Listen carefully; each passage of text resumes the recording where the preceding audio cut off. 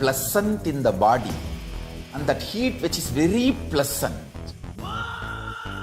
And I tell you, when you meditate on this light and this heat pleasant, you just lose sleep on that Shivaratri night.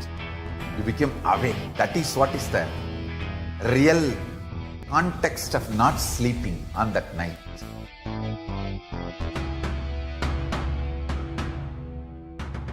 வான்வரையிலும் வளர்ந்த ஜோதி ரூபனே, தேன் சுவை தரும் தமிழின் தலைவனே, மான்மழுவினை ஏந்தி நிற்கும் ஐயனே, கைலாசம் தந்த நித்யானந்தனே. நித்யானந்தம் நித்யானந்தம் அண்ணாமலையே சிவரூபமாய் வீற்றிருக்கும் குரு நித்யானந்தனே. நித்யானந்தம் நித்யானந்தம் அண்ணாமலையே சிவரூபமாய் வீற்றிருக்கும் குரு நித்யானந்தனே. நித்யானந்தம் நித்யானந்தம் அண்ணாமலையே சிவரூபமாய் வீற்றிருக்கும் குரு நித்யானந்தனே. நித்யானந்தம் நித்யானந்தம் அண்ணாமலையே சிவரூபமாய் வீற்றிருக்கும் குரு நித்யானந்தனே.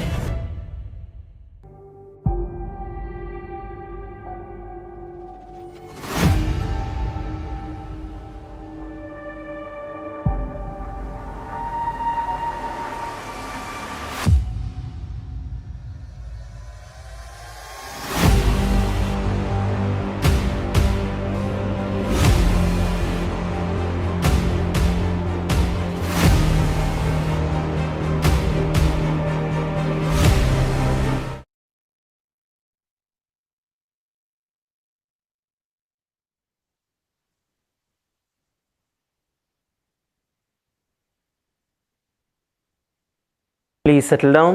We have another minute to get started. Please sit straight with your head, neck and spine in a straight line. Settle down.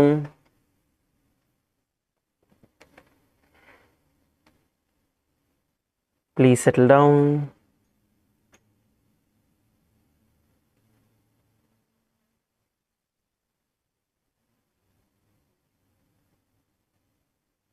Bring your awareness to your Anandagandha, to your heart center.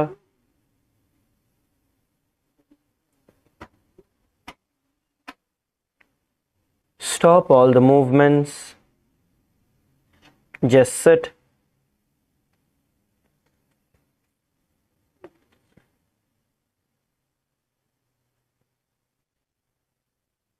Now visualize Swamiji in your inner space. And let's begin with the Sadguru Vandanam. Nityanandam Paramasukhadam Kevalam Jnanamurtim Dvandvatitam Gagana Sadrisham Tattvamasyaadhilaksham Ekam Nityam Vimalamachalam Sarvadi Sakshibhutam Bhavatitam Trigunarahitam Sadguruntam Namami.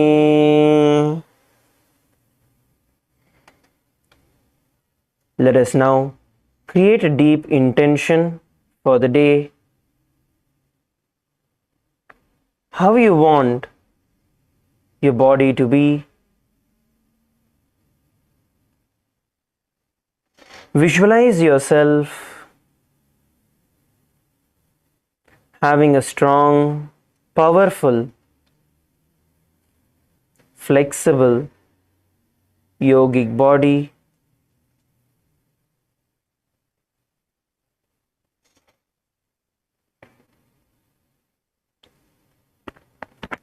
Visualize yourself as a pure channel to manifest Paramadvaita,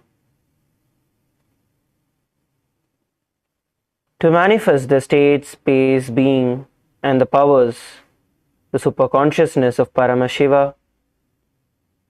Every initiation that Swamiji is giving, directly becoming an experience in each and every one of our life.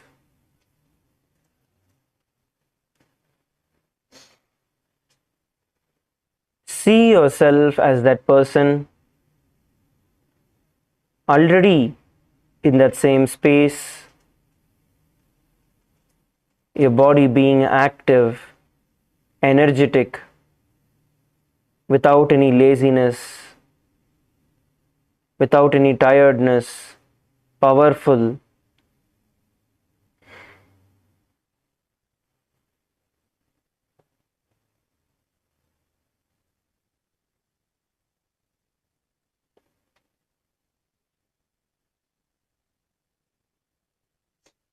Being in this space, let's chant the Shiva Mula mantra internally 11 times.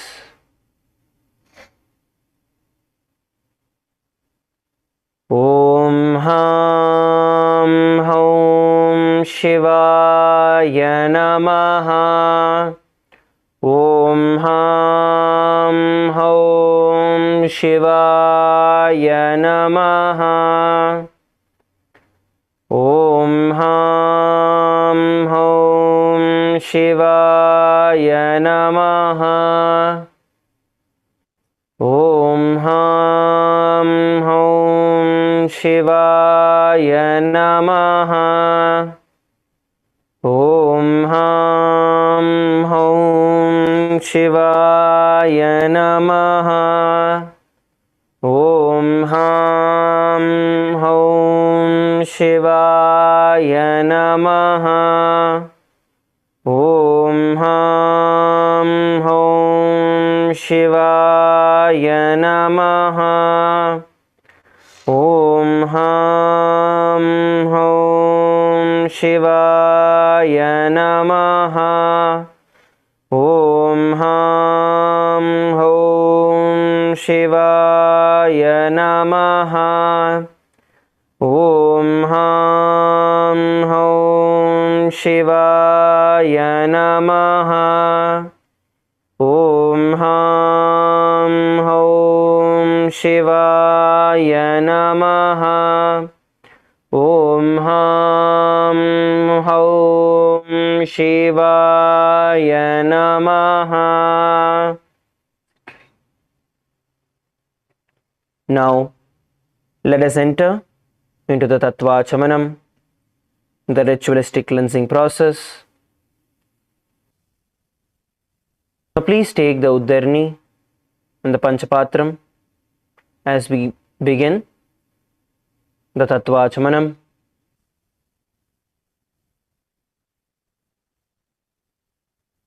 Keeping your right hand in the Gokarna Mudra as the Acharya is demonstrating, take an Uddarni of water into your right palm. Sip the water as we chant the following mantras.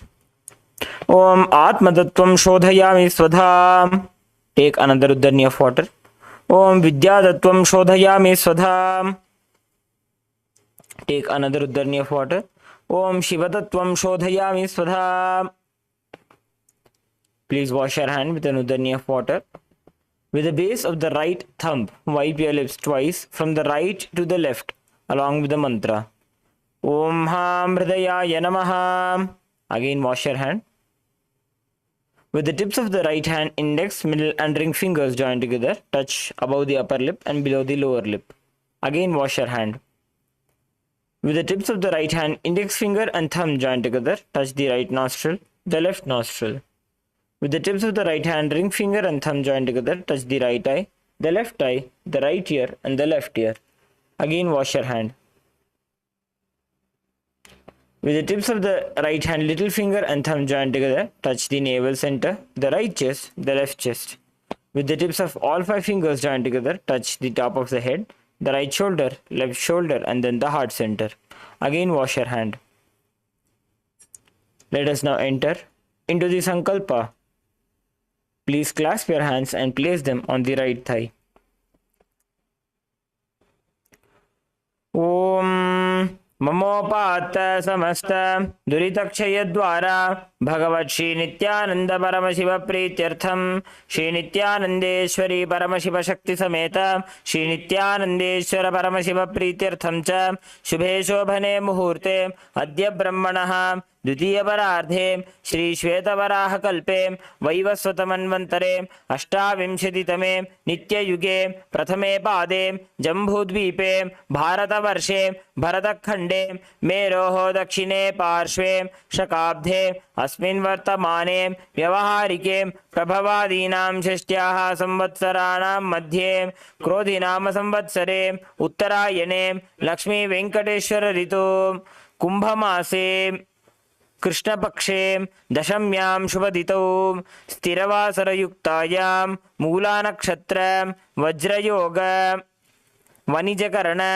एवं गुणविशेषणविशिष्टायाम् अस्यां शुभतिथौ श्रीकैलासोन्नतद्वादशान्तश्यामलापीठारूढ श्रीमीनाक्षी सुन्दरेश्वराभिन्नस्वरूप परशिवपुत्ररत्नकुमार गुरुमण्यतुल्यावतार श्रीपार्वती संज्ञपानलब्धदिव्यज्ञानविश्रुत सकलनिगमागमसारभूत द्राविडवेदप्रवक्तृ श्रीमत्परमशिवकरुणासमधिगतमुक्तामयचतुरश्रयाण गीयमान छत्रचामर श्रीचिह्नकाहलादि समस्तबिरदावल्यलङ्कृत ज्ञानविज्ञानचक्रवर्ती सर्वजनसङ्ग सद्यो निर्वाण दीक्षा व्यापवर्गवर्ष विश्रानजीमूत परमदकल्पकेसरी शैव सिद्धांत स्थापनाचार्य श्रीराजाधिराज पांड्य महाराज गुरु श्रवणशाक्यादि महांधकार निवारण ज्ञान भानु वीक्षणा नरहर ध्वजोच्छेदन पूर्वक श्रीमदर्षभध्वज स्थापक शैव समय कर्त्रे सर्वज्ञ पीठारूढ़ श्री जगद्गुरु श्री ज्ञान संबंध देशिक स्वामी वागीश सुंदर माणिक्य वाचक स्वामिनाम अवतार भूत श्री ज्ञान संबंध स्वामी पुनरुद्धृत श्यामला पीठ सर्वज्ञ पीठ तृणवद्युत्तर द्विशततम गुरु महासन्निधान योगीश्वर परंपरागत अरुणाचल सर्वज्ञ पीठ गुरु महासन्निधान कैलास परंपरागत सर्वज्ञ पीठ त्रयस्त्रिंशदुत्तर द्विशततम गुरु महासन्निधान नित्योत्सव नित्य मंगल नित्य कल्याण नित्य रचित कैलास परंपरागत आदि कैलास नित्यानंद पीठ महासंस्थान महासिंहासन पीठ कर्त्रे साक्षात् श्री परमशिव समुद्भूत कैलास परंपरागत वैवस्वतमनु इक्ष्वाकु हरिश्चंद्र भगीरथ श्रीरामचंद्र शूरसेन इत्यादि अनवच्छिन्न सार्वभौम चक्रवर्ती परंपरागत चतुष्षष्टि योगिनी मंडित चतुष्षष्टि संप्रदाय प्रवर्तक मनुधर्म शासन सूर्यवंश प्राप्त सर्वज्ञ पीठ सुरांगी साम्राज्य मूर्धाभिषिक्त चूड़ामणि साक्षात् श्री परमशिव समुद्भूत कपिल महागुरु पुनरुद्धृत महानिर्वाणी पीठ अष्टोत्तर सहस्र श्री महामंडलेश्वर साक्षात् श्री परमशिव समुद्भूत श्री महागणपति समारंभ अनवच्छिन्न पीठाधीश्वर गुरु परंपरा प्राप्त अटल पीठ अष्टोत्तर सहस्रतम अष्टोत्तर सहस्र श्री अटल पीठाधीश्वर धर्म मुक्ति स्वर्गपुर स्वर्ण पीठ त्रयोविंश गुरु महासन्निधान कैलास परंपरागत आदिपीठ सर्वज्ञ पीठ जगद्गुरु श्री कैलास पुनरुद्धारक श्री कैलास परमाचार्य श्रीमत् परमहंस परिव्राजक सच्चिदानंद प्रणव स्वरूप श्रोत्रिय ब्रह्मनिष्ठ श्रीमद् जगद्गुरु श्री लक्ष्मी भगवत श्री नित्यानंद परमशिव श्री ज्ञान संबंध देशिक परमाचार्य स्वामिनां प्रीत्यर्थम तेषां पादारविन्दयोः भक्ति सिद्ध्यर्थम गुरुकृपा कटाक्ष सिद्ध्यर्थम क्षेमस्थैर्यवीर्यविजय आयुरारोग्य ऐश्वर्यानाम्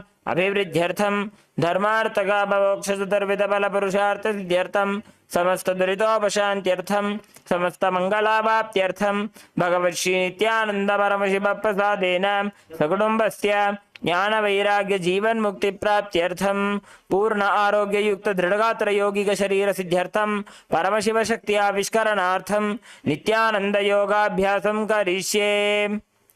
Please wash your hand with an uddharni of water. Om upasprishya.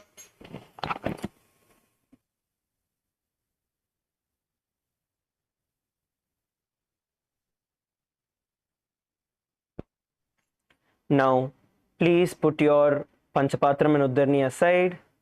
Let's get ready for the skeleton dance. Put your jackets, put your Panchapatram, Uddharni, phones, devices, everything aside so you don't trip over them. Have enough space between each other. Let's get ready for the skeleton dance.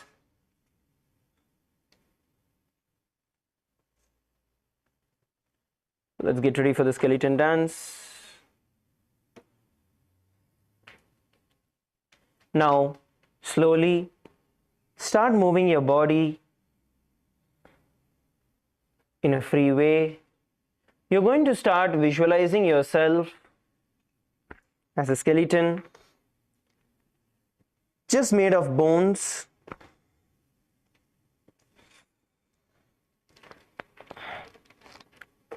And each bone independently moving in each direction.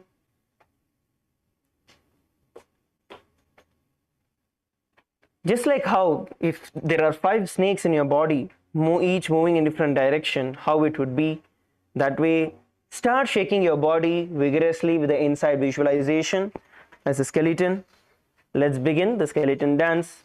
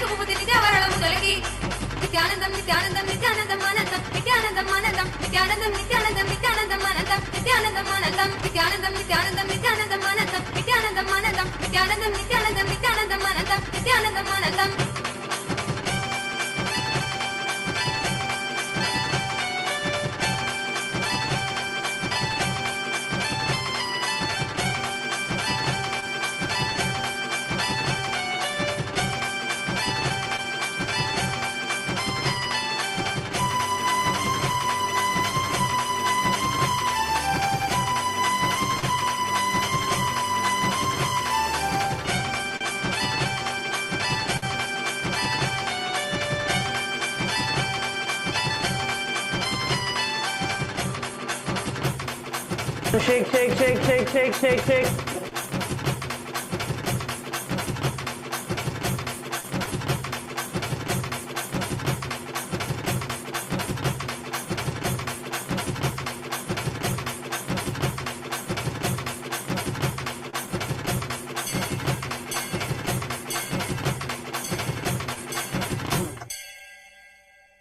Relax.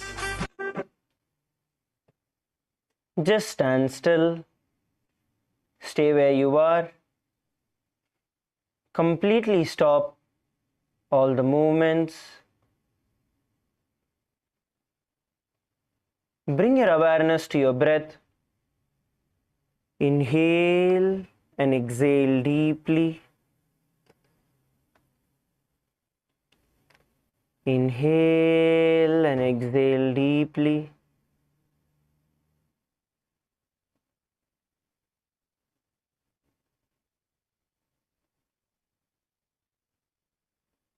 See the tips of your fingers, your toes pulsating with energy.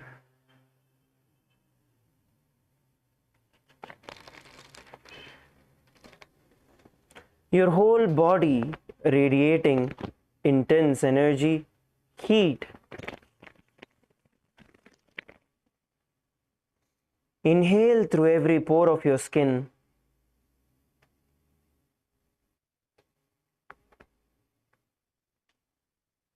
See the prana entering through your entire body, diffusing directly into your blood, purifying your blood, oxygenating your blood.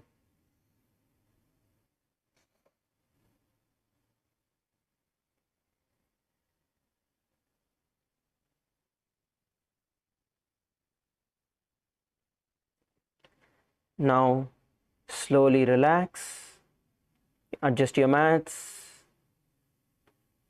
and settle down.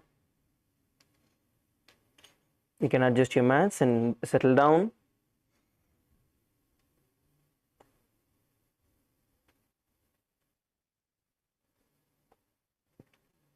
Please settle down.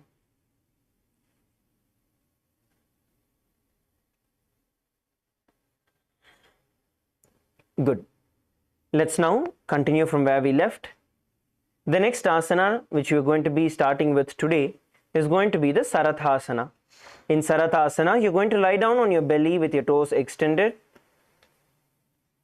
Lie down on your belly with your toes pointed out. Place your hands beside your shoulders. Place your hands beside your shoulders. Your chin on the ground. Now contract your lips, making a sound like a flute, whistling while inhaling. Let's all perform the Sarathasana. All of you lie down on your stomach. Kailasa Bolivia team, lie down on your stomach.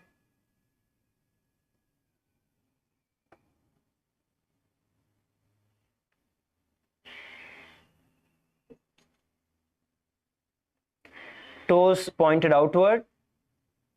Toes pointed out.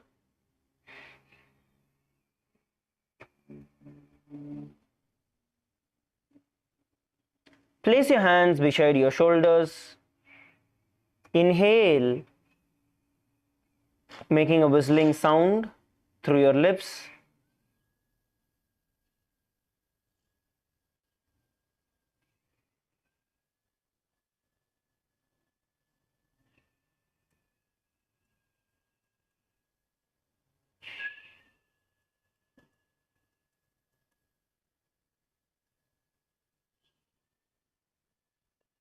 Now, visualize yourself as carrying warriors into a battle for Dharma on your chariot back. The internal japa, Om Nityananda Paramashivoham. नित्यं शयनं कृत्वा नाभिं भूमौ निधाय स्तम्भध्यस्ताभ्यां भूमिं वष्टभ्य ओष्ठौ निमील्य वेणुवत्सं कृत्य तिष्ठेत् सरथासनं भवति. Now, from this asana, let's move to the next. The next asana is going to be the Hellulanganasana. In the Hellulanganasana, from the existing position, lift yourself up into a plank position. Lift yourself up into a plank position. Lift yourself up into a plank position. Now, from here, you're going to jump your legs forward in between your feet and jump back again. You're going to repeat this again and again, jumping forward, placing your feet in between your hands and jumping backward into a plank position. Let us perform the Hellulanganasana. Jump forward and jump backward. Jump forward, jump backward. Try to jump back as slow as possible using the strength of your core. Jump back as slow as possible, holding your body in the midair as long as possible. While doing this, visualize yourself as Swamiji in your inner space. Feel yourself going beyond the body and mind and perform the internal japa, Om Nityananda Paramashivoham. हस्तद्वयं बद्ध्वा तन्मध्यचरणद्वयम् उड्डानैव बहिरानीय अथ नयेत् देहल्युल्लङ्घनं भवति. Relax. Now stand up in front of your mat. Now stand up, come to a standing position in front of your mat. Come to a standing position in front of your mat. The next asana we are going to be performing is going to be the Jatyasana. In Jatyasana, from a standing position, you're going to bend down and forward, placing the hands on the mat. Now, walk yourself back and forth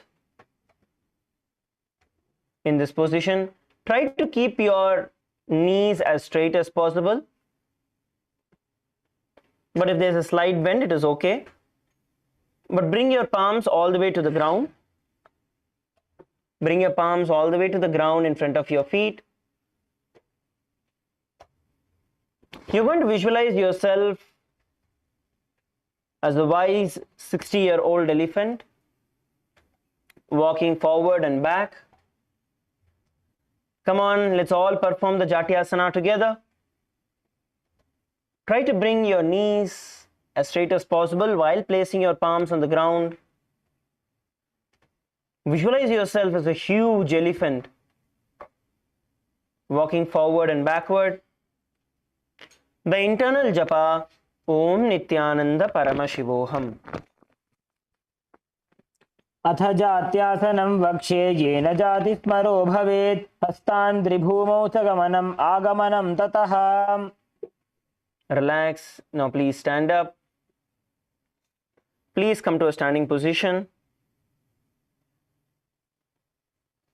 The next asana we are going to be performing is going to be the Lolita Karana.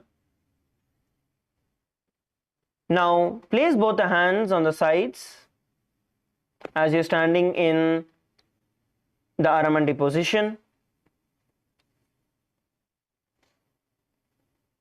Now we are going to be bringing our elbows and hands at the chest level and swiftly move the arms across the body, bringing it back to the center.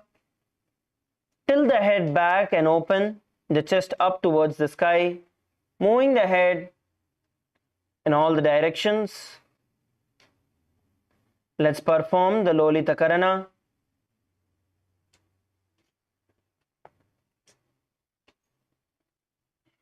Bend backward and roll your hands all the way around,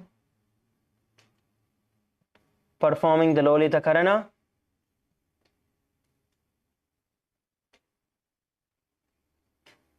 Relax. Now stand straight, feet together. Visualize your feet tied together with a rope, standing erect as a rod, arms by your sides, hands touching the hips, spine straight, hands touching your hips. Visualize your Kundalini Shakti raising and curling upwards around your body. Visualize your entire body being engulfed in the Kundalini Shakti, which is being intertwined around your body.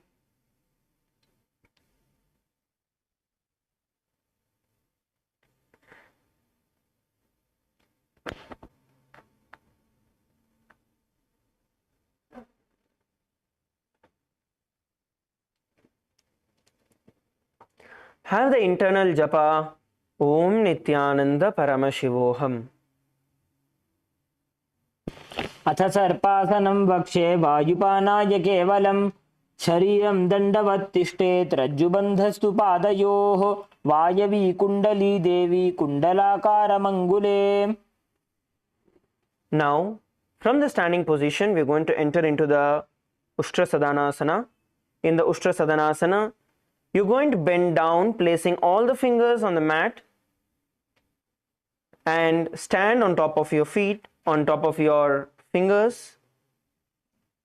Stand on top of your fingers.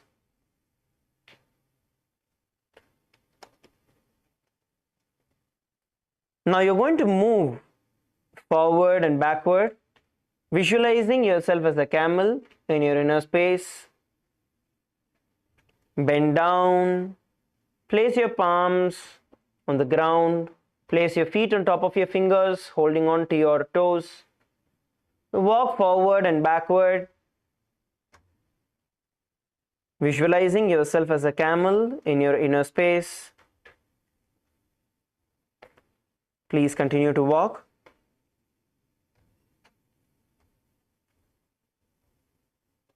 Have the internal japa Om Nityananda Paramashivoham. मुष्टिकनिष्ठिका प्रदेशेन भूमो निधाय उपरिपादतले संस्थाप्य उष्ट्रवत् उष्ट्रसाधनं भवति. Now slowly get up, stand up. The next asana we are going to be performing is going to be Ashwasana. In Ashwasana, once again you're going to bend down and you're going to hold on to your feet from the side. You're going to insert your hands from the side. Earlier we had inserted our hands from the front. This time we are going to insert our hands from the side. Please insert your hands from the side. Bend down. Try to keep your knee as straight as possible. Have a slight gap between your feet and start moving forward and backward, visualizing yourself as a horse in your inner space.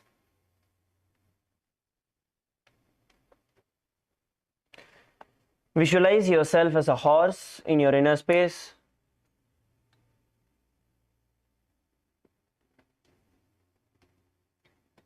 Move forward, move backward. Hands, palms under your foot towards the side.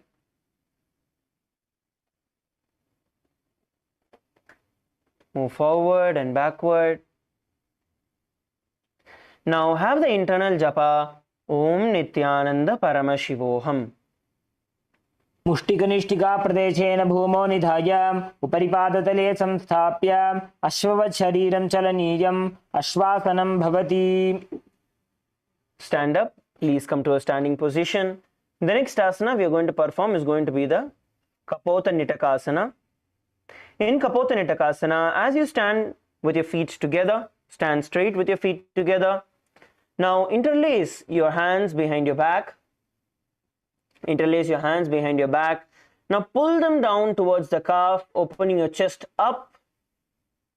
Opening your chest up, bending backward. In the Kapota Nitakasana, interlace your fingers and pull them all the way towards the ground. Visualize yourself as a soaring bird that is diving into the water in your inner space. You can perform, come back to a standing position and again go back. Stretching your back out, opening your chest wide, bending towards the back. Have the internal japa Om Nityananda Paramashivoham. पादतले भूमौ निधाय पृष्ठभागेन हस्तौ जङ्घापर्यन्तं नीत्वा कपोतनिटकं भवति. Relax. Now come back to a standing position. We are going to be performing the next karana, which is going to be the Tala Pushpaputam karana.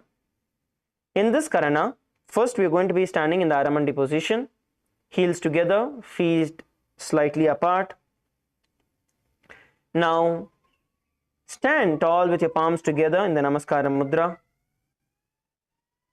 Gently bend the knees, keep the toes pointing outward in the Aramandi position.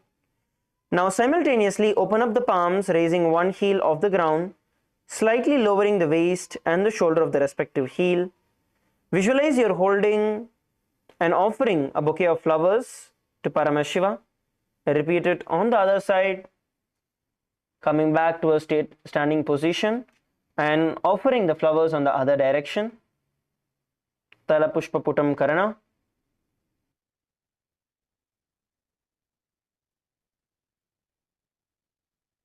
Knees are slightly bent.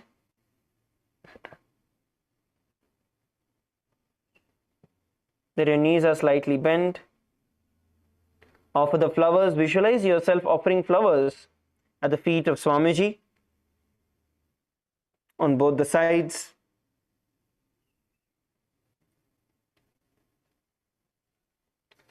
Relax.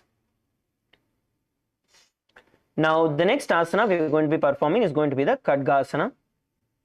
Now for entering into Khadgasana, all of you please begin by laying down on your stomach. All of you lay down on your stomach. Hands beside your shoulders. Lay down on your stomach, hands beside your shoulders.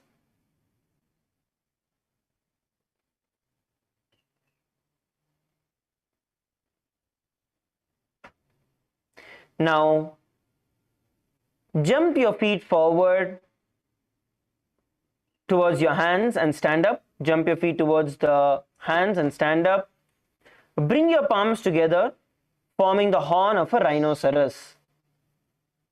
Slightly bending forward, your palms together, elbows as close as possible.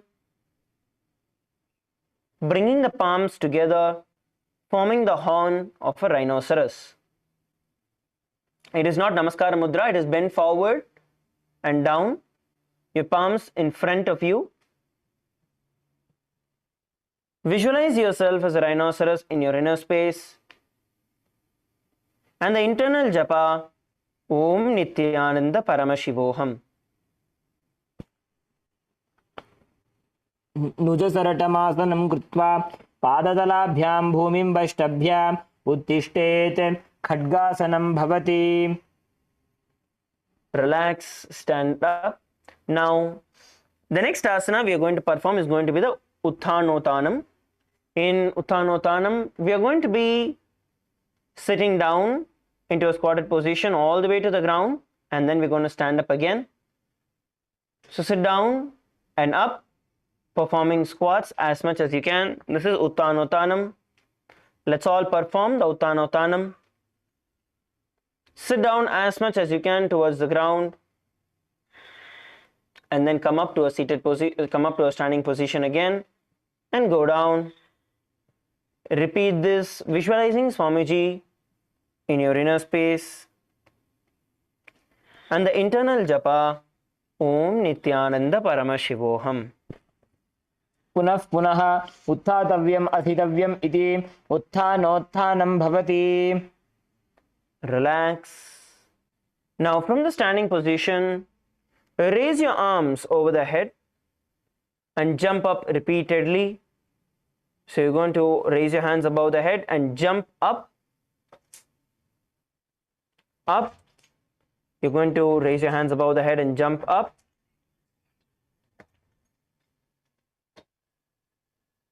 Visualize yourself as a mace in your inner space in Musalasana. Jump up as high as possible, stretching your spine up towards the sky.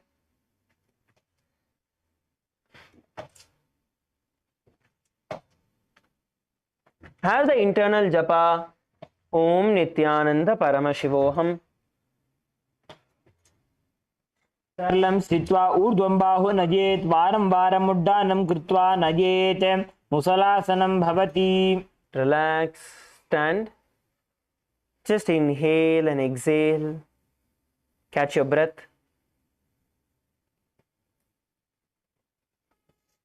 Breathe all the way from your knees. Visualize your breath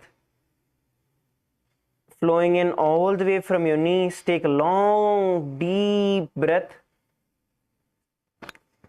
Keep your mouth closed. Inhale through your nose. Nice and deep breath. Slow and controlled. And exhale. Keep your mouth closed. Breathe only through your nose.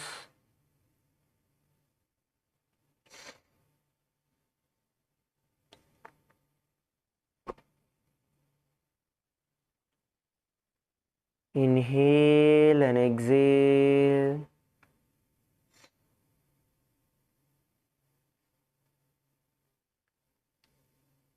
Inhale and exhale. Catch your breath.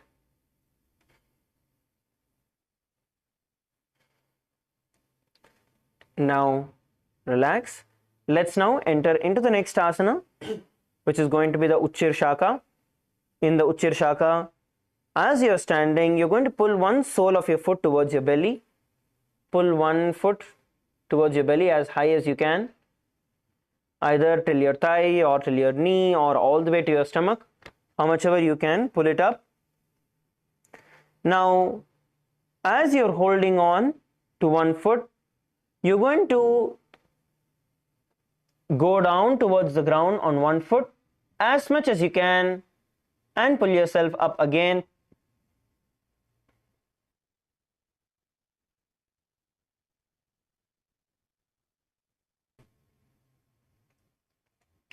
Try to go down as much as you can and come up and repeat it on the other side.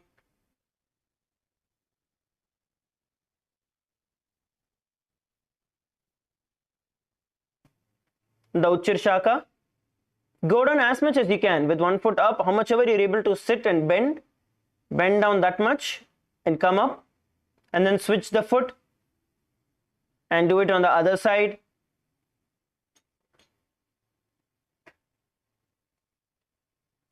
Let's all perform the Uchchir Shaka. Visualize Swamiji in our inner space and the internal japa Om Nityananda Paramashivoham. एकैकं पादतलं कुक्षौ निधाय तिष्ठेत् उत्शीर्षकं भवति. Relax. The next, we are going to be performing the Parshvajanukarana. In Parshvajanukarana, as you stand in Aramandi position, bend and lift the opposite knee towards the chest, pointing the toes downward. Keep the arms holding the knee with the hand pointing outwards in a closed fist. You're going to tighten your fist. Let the opposite hand hang down on top of the thigh. The wrist twisted and fingers pointing towards the center of the body. Let's perform the Parshvajanukarana and repeat it on the other side.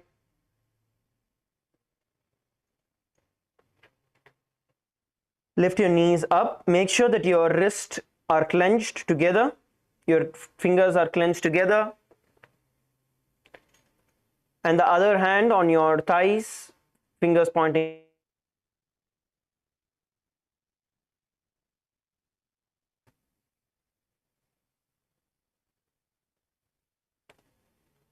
Please perform the Parshvajanukarana on the other side.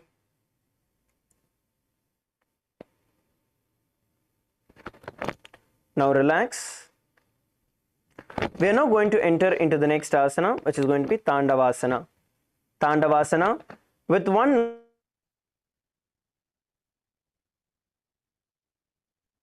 lifting the leg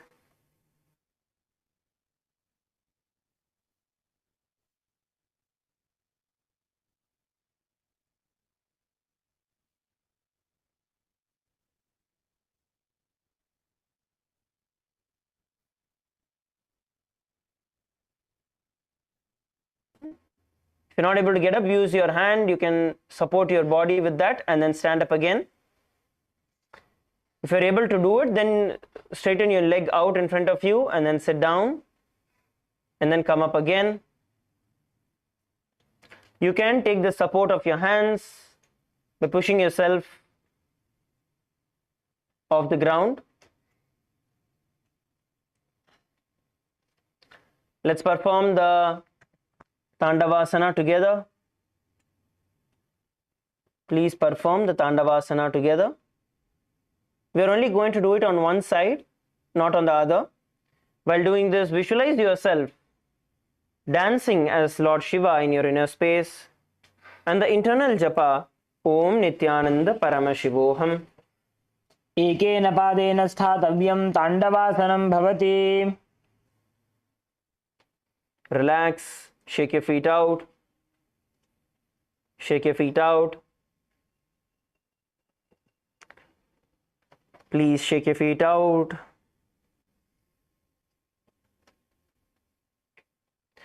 Now let's perform the next asana. The next asana is going to be the Brahmanasana. In Brahmanasana, the feet that you had stretched out earlier, you're going to place it on the opposite thigh, the inner thigh. Place your hands by the sides. Place your hands by the sides. Now visualize yourself being blessed by Lord Brahma in your inner space. Stand still. Perform the Mula Bandha, which is contracting your perineum, which will give you stability.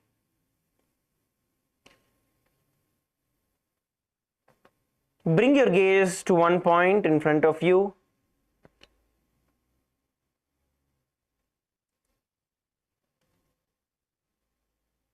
And hold.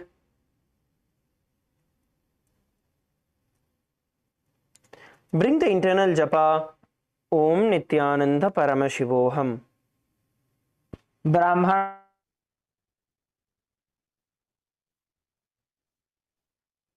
तिष्ठेत् दण्डाकृतिर्भुवि. Relax. Bring that feet down. Now, the next asana we are going to perform is going to be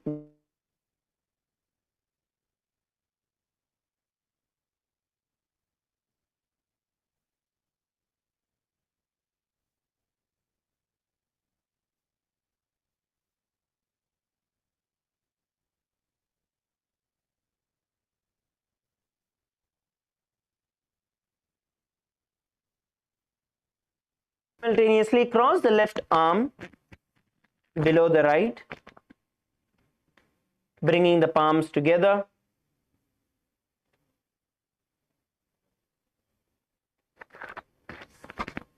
Performing the Garudasana. Cross your legs and then cross your arms. Visualize yourself as Lord Garuda in your inner space and the internal japa Om Nityananda Paramashivoham. उत्तानकूर्मपीठं च संहस्गारुडमेव च वातायनं गोमुखं च भारद्वाजं त्रिविक्रमम्. Relax. The next asana we are going to be performing is going to be the Ekapadasana. Now, as you are standing straight, place the left foot on top of the opposite thigh. On top of the opposite thigh. Hands relaxed by your knees. Hands relaxed by your knees. Bring your gaze to one point in front of you.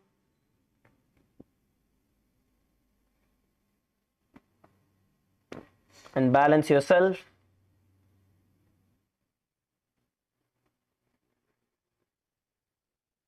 Have the internal japa Om Nityananda Paramashivoham.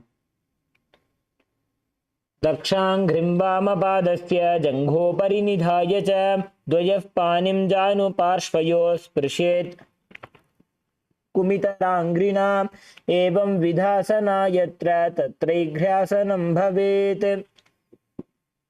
Relax. The next asana we are going to be performing is the Dhruvasana, where you stand on your right leg, hold the big toe of the left foot with the respective hand, straighten it out to the side and rotate your body quickly on one standing leg. Stretch out and start rotating on one leg. Let's all perform the Dhruvasana. Hold on to the foot. Try to stretch it out as straight as possible and rotate. Come on, every one of you. Try to straighten out the knee as much as possible and rotate.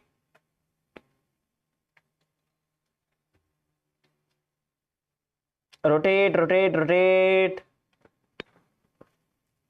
Visualize yourself as the pole star in your inner space and the internal japa Om Nityananda Paramashivoham.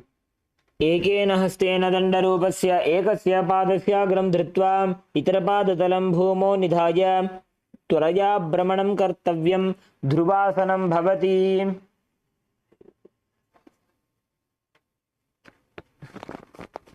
Let's now enter into the next asana. The next asana is going to be Trivikramasana. In Trivikramasana, as you're standing on your right leg, you're going to lift the left foot and bring it all the way behind your neck. Bringing it all the way behind your neck and standing. Let's try this. Those of you who are able to do it, you can. Those of you who are not, try to bring your knees as high as possible towards the neck. Try to bring it as much as you can. Either you can pull it up all the way to your hand, all the way to your elbow, to your shoulder.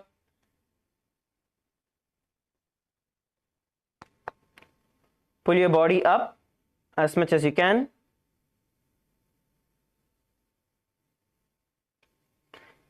Yes, come on, let's all try. Pull your leg up as high as possible towards your shoulder and hold in the position. Balance. Bolivia team, everyone is bouncing. Balance. Bring your balance. Hold up. Pull your leg up and hold. LA female team, all of you lift your foot and hold. Hold as high as possible. Lift and hold. Visualize yourself as Mahavishnu in your inner space. And the internal japa Om Nityananda Paramashivoham. ग्रीवायां पादं संस्थाप्य स्थातव्यम् उत्थातव्यं त्रिविक्रमासनं भवति. Relax. Now we are going to be performing the same sequence of asanas on the other side. Let's perform the Parshvajanu Karana first. In the Parshvajanu Karana, as you are in the Aramandi position, you're going to lift one foot, this time the other foot, knee all the way to your shoulders, to your chest. Clasp onto it with its respective arm, the fists clenched. Place the other hand on the hip, fingers pointing inward. Come on, pull your knee as close as possible to the chest. Pull your knee to the chest. Make sure that your fingers are clenched. Yes, fingers are clenched. And pull.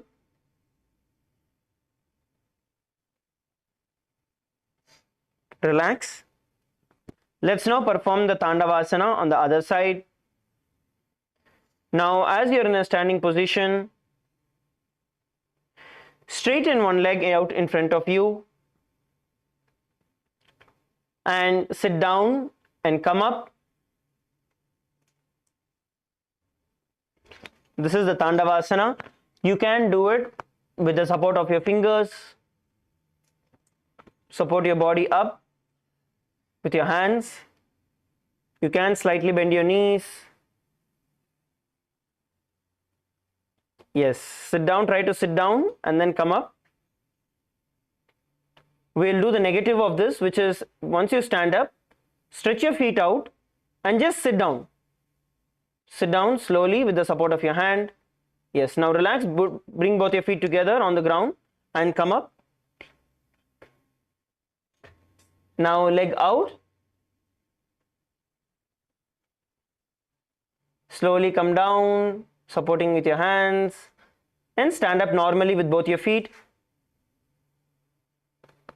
Let's perform the Tandavasana. Every one of you, come on, do it together.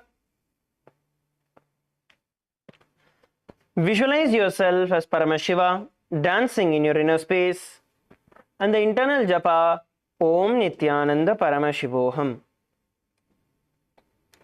एकेन पादेन स्थातव्यं ताण्डवासनं भवति. The next asana we're going to perform is going to be the Brahmanasana. Now place the right foot on the inner thigh, the left inner thigh. Stand straight. Stand erect like a rod. Hands by the sides. Bring your gaze to one point and hold.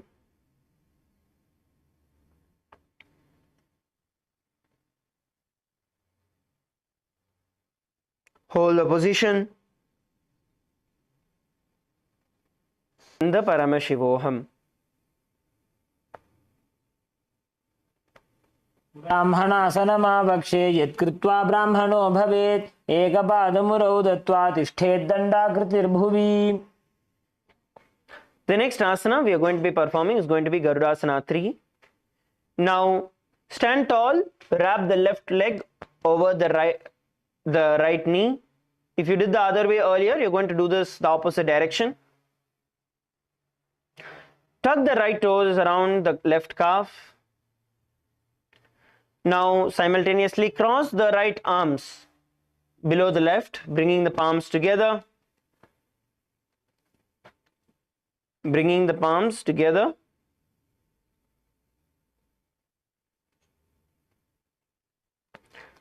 Let's all perform the Garudasana 3. Visualizing yourself as Garuda in your inner space. And the internal japa Om Nityananda Paramashivoham.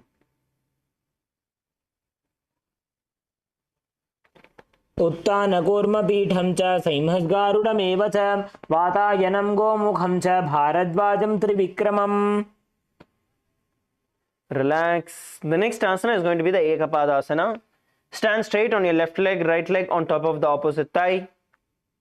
And hands relaxed by your knees.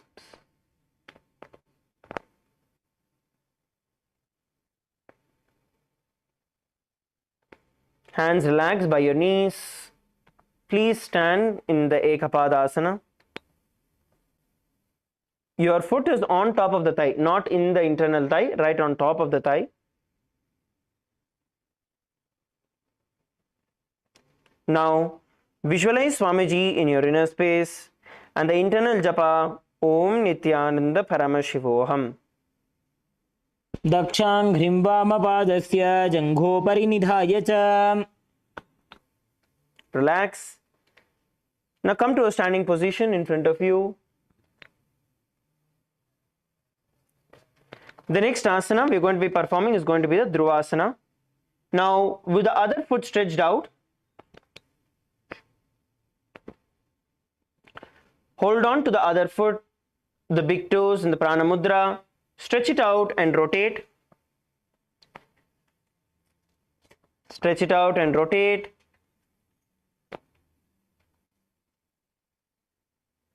Let's all perform the Dhruvasana.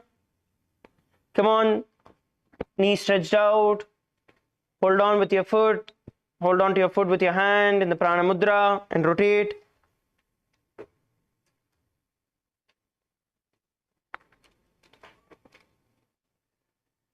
While rotating, visualize yourself as the North Pole star in your inner space and the internal japa Om Nityananda Paramashivoham. एकेन हस्तेन दण्डरूपस्य एकस्य पादस्याग्रं धृत्वा. Relax. The next asana we're going to be performing is going to be the Trivikramasana.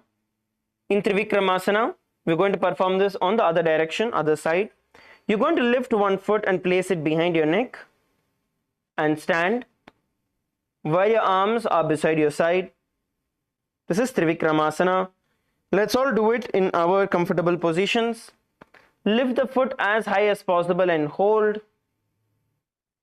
Lift the foot as high as possible towards your neck and hold.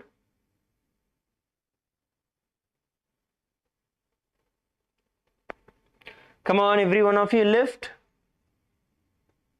All of you please lift. Physically pull your feet up as much as you can towards your neck.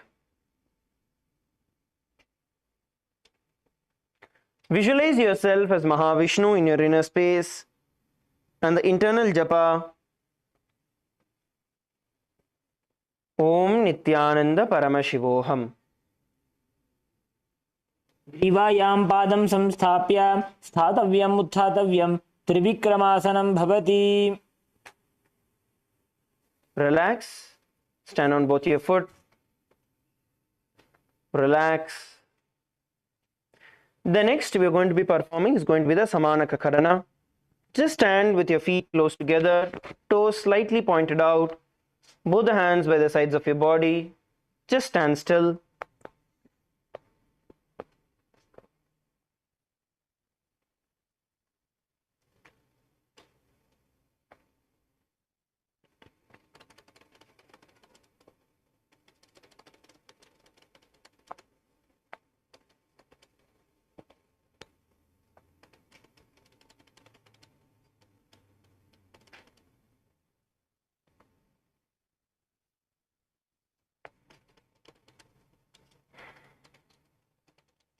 Just stand still.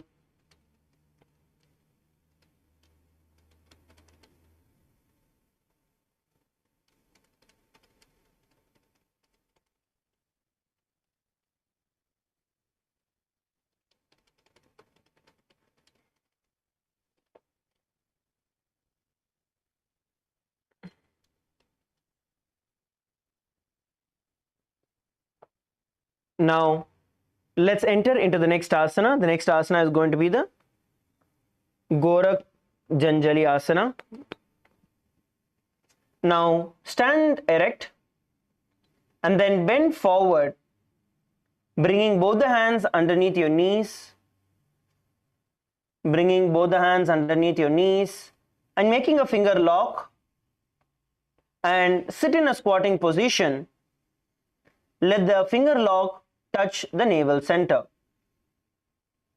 Let's do it together. All of you stand up. Stand up, stand up, stand up. Let's do it together. Now bend forward from a standing position. Interlock your hands behind your feet, under your knees, and sit down in a squatting position, bringing your interlocked hands in front of your stomach.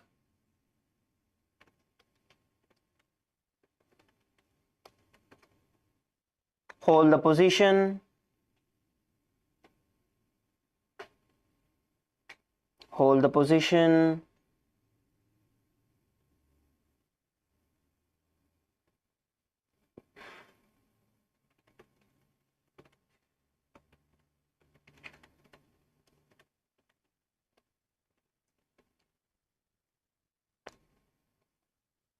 Hold the position.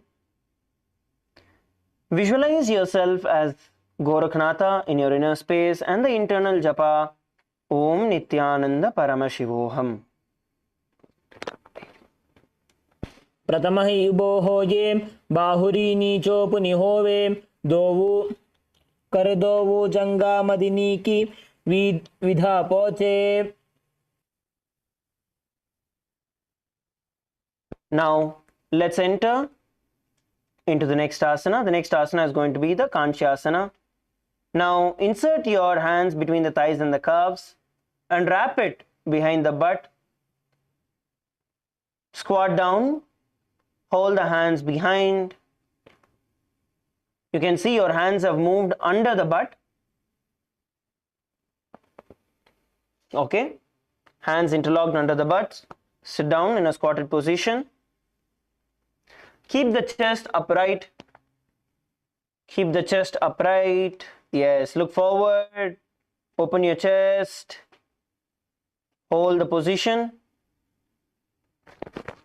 You're going to visualize Swamiji in your inner space and the internal japa Om Nityananda Paramashivoham.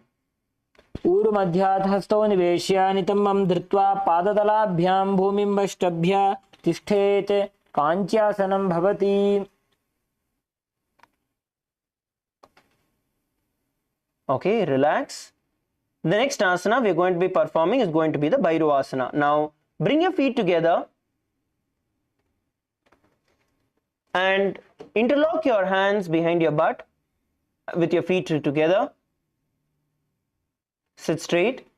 Now look down, gaze at your navel center in the Bhairavasana. Feet together, bring your feet together.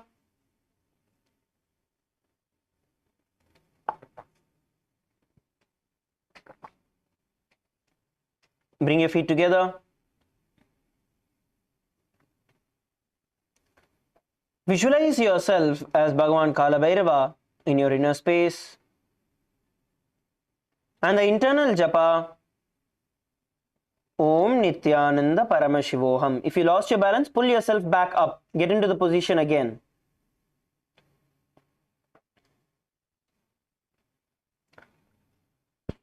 दोवु पग की थलिया की माहिली core मिलाई फना पानी उकड़मड़ वैसे.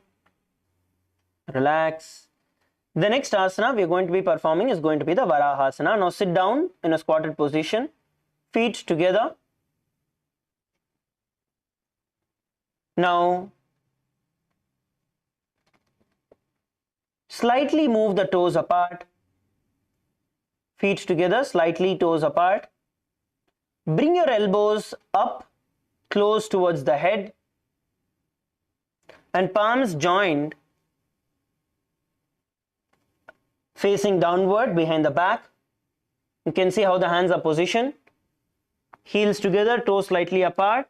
Squat down and you're going to bring your palms together, place them behind your head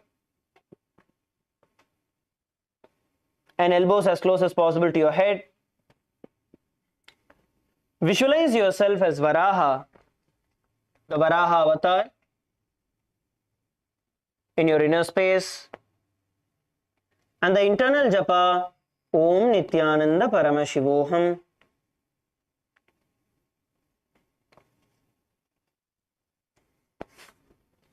पागथली की माहिली कोरमिलागी फना पानी उकड़ बैसे AD मूल द्वार नीचे राशे जंगा छिद्र गोलिया चारि अंतर हाथ दो वो कंधा परि आनी मोर हथेली अंगुली काठी लगावे हाथ जोड़ी लगे राशे दृष्टि नासा अग्र आसन को गुण अधित बन अधिदे जाय.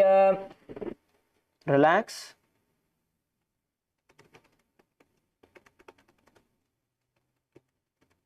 Relax. Just settle down. Straight your feet out.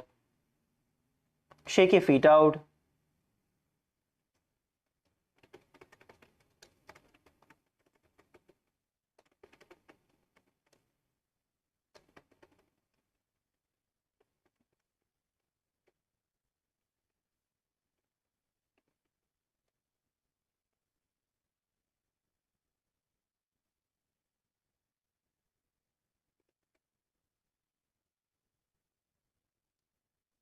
Just shake your feet out, shake your knees out.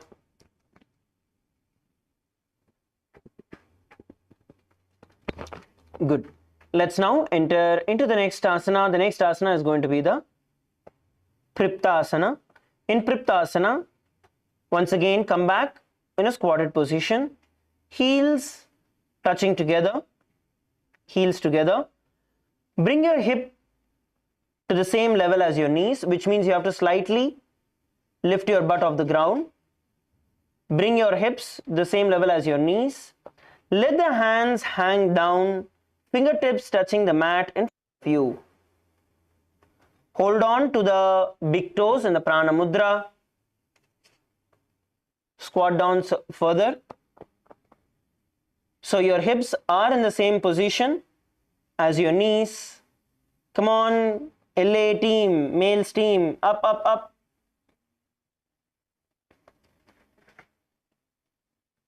So you're going to be in a 90-degree position in the Priptasana.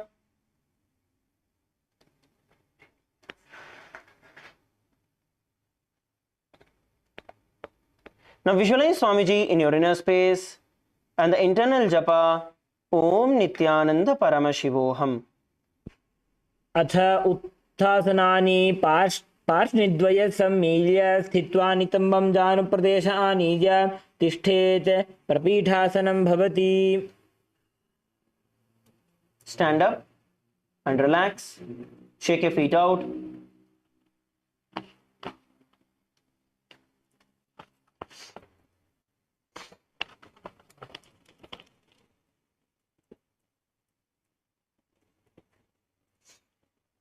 Shake your feet out.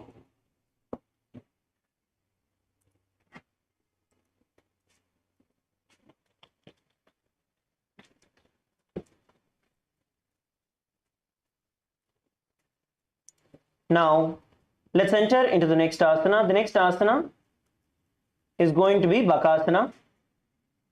We are going to be performing Bakasana. Now, place your hands on the mat with your fingers wide, stretched out nice and wide.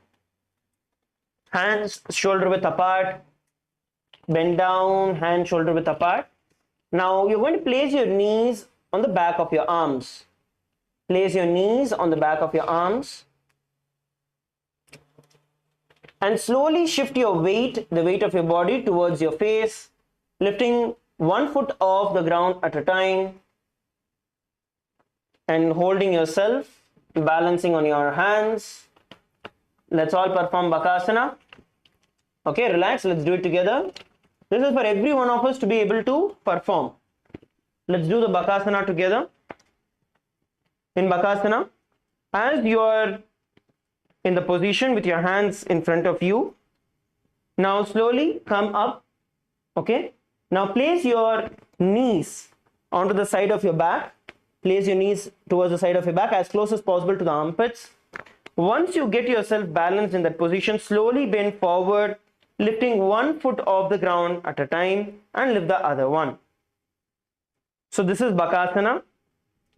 As we did earlier, there is another variation of this where you can place your hands inside your thighs. Okay, so you're going to be seated in a squatting position. Place your hands inside your thighs. such that the back of your thighs are supported by the back of your arms. Now slowly you're going to bend forward and lift one foot off the ground at a time in Bakasana. Okay, let's all do it together. At the count of 3, let's all lift off the ground. Come back to a ready position, a position where you're ready to lift. Ready, 3, 2, 1, lift. Visualize yourself as a crow in your inner space and the internal japa Om Nityananda Paramashivoham. हस्ताभ्याम अवनिमवष्टभ्य जानुद्वयं नाभौ सम्मील्य जङ्घा ऊरोनि संस्थाप्य तिष्ठेत् बकासनं भवति. Slowly relax, come down. Relax, come down. Shake your wrist out.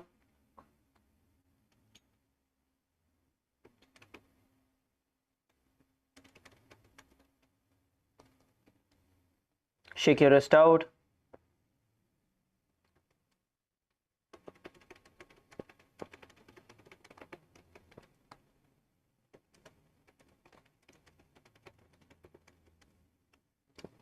Okay, the next asana we are going to be performing is going to be the Sustaga Kapali Asana. In the Sustaga Kapali Asana, we are going to be basically entering into a headstand and the legs in Padmasana. So let us, first we will show you how to do, then we are going to do this along with our partners. We're going to take good amount of time practicing the asana. So kneel down and place your head on the ground. Spread your palms to the side for support. Raise the body on top of the head, which is raise your feet off the ground, go on top of the head in Kapali Asana. And from here, you're going to place your legs, bring your legs into Padmasana. So one leg in and the second leg in at the same time. This is the Suptaga Kapali Asana. Let us now perform this together. I request every one of you to get into your partners. Please find partners. Let us do it together. Please find partners.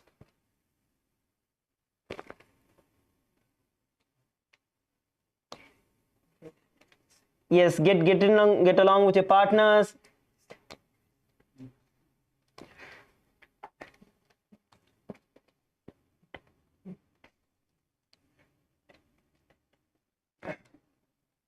Get along with your partners. The partners can support each of you to lift and hold.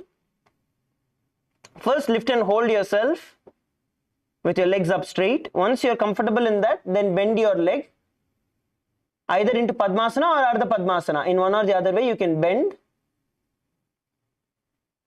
and hold the position. Yes, let's all do it together. Let us all do it together. Come on, every one of you start. Support each other. You can take 2 people's help if you want. 1 person, 2 person, how many ever people you want for support. Please take support of the other partner and lift.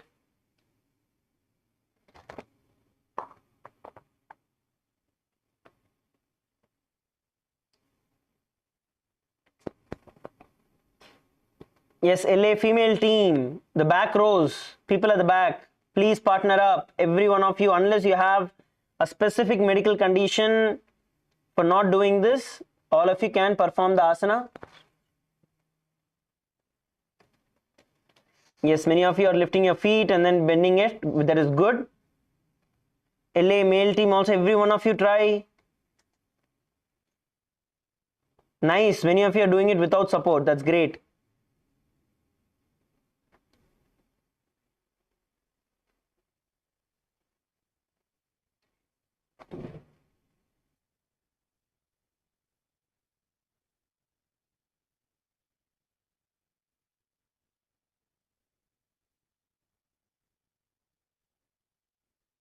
Unless you have any specific medical condition, you can do this. If you have a medical condition, then please do not. Let us switch partners. Please switch partners and let's perform the asana. Please switch partners. Let's perform the asana. Come on, every one of you. Place your hands in front of your head. Okay, you want to place your hands in front of your head, not beside your head.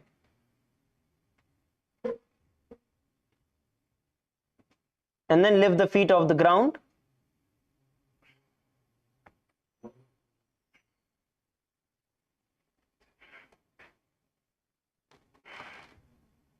LA female team, the back rows. People seated at the back, find partners. Let's do it together.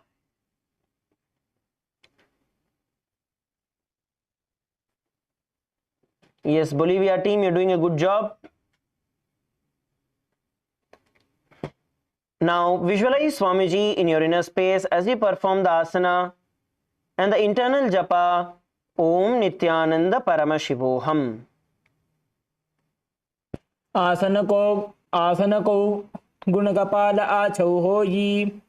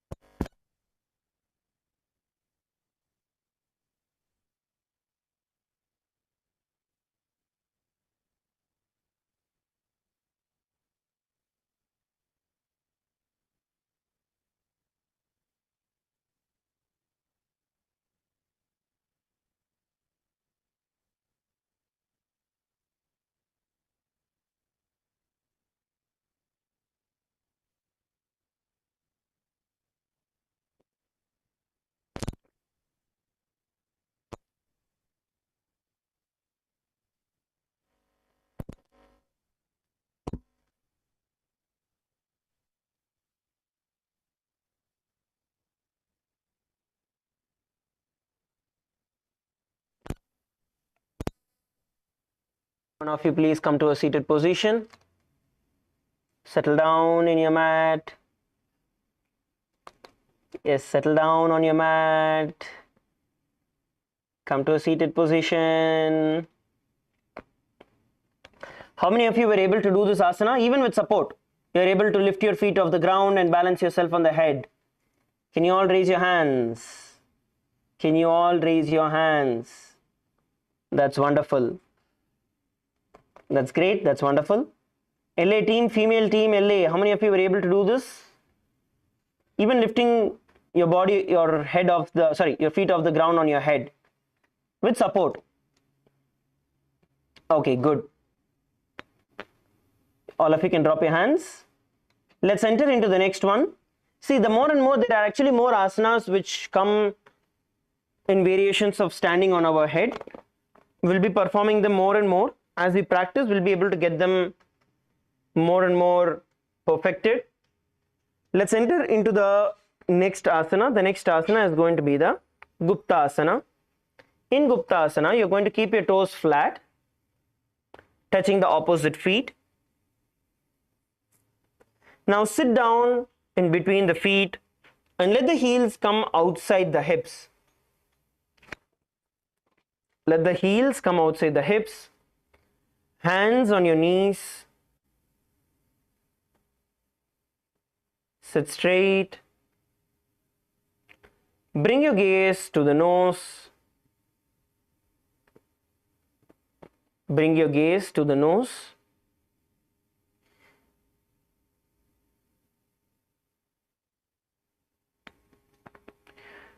Visualize yourself as sitting on the lap of Paramashiva in your inner space.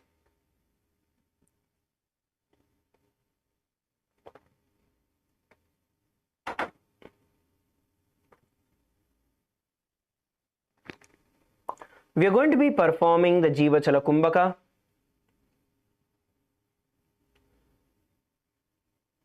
Where once you inhale, you're going to move the prana that you have inhaled through all the various parts of your body, Visualize that air that you have inhaled moving all through your body,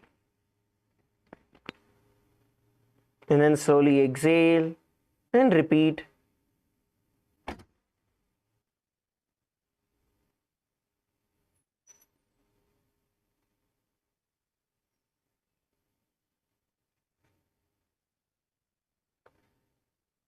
Let's perform the internal japa. Om Nityananda Paramashivoham.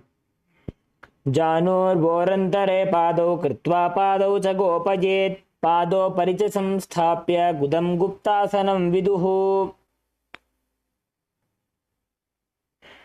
Let's now enter into the next asana. The next asana is going to be Vrikshasana 2. Vrikshasana 2 is basically handstand, standing on your hands. We are going to be performing this with our partners. Once again, if you have any medical condition, please do not perform this, but otherwise you can perform this.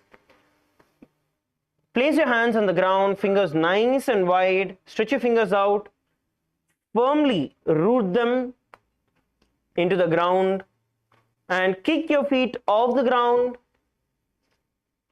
Kick your feet off the ground towards the partner in front of you, and let your partner help in holding the position. Come on, let's all of us do this together. Find yourself your partners, get along with your partners, and kick yourself up. You can do this in front of a wall also. Bolivia team, you can do this on a wall, but LA team, you wouldn't be able to do this because there are Swamiji's photos all over on all the walls, so you cannot really do this. You need to do it along with your partners. You can do it along with your partners as well. Kick your feet up, and the partner can hold your foot, support you. Come on, let's all perform the Vrikshasana together.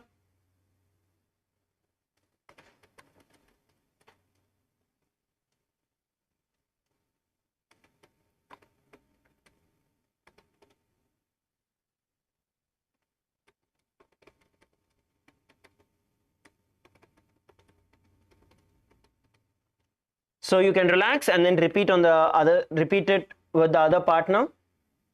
Hold as comfortably as possible. You can come down and then go back up again. But let's all do it together. Come on, every one of you support each other. Let's do it together. Don't worry about falling down. It's okay. Even if you're able to hold there just for a few seconds and then your feet comes down, that is fine.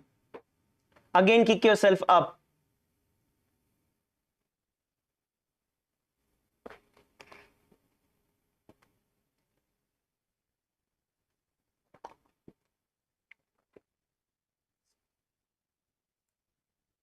Let's all perform the Vrikshasana. When you're able to hold up in a position, the supporting partner can slightly release the support.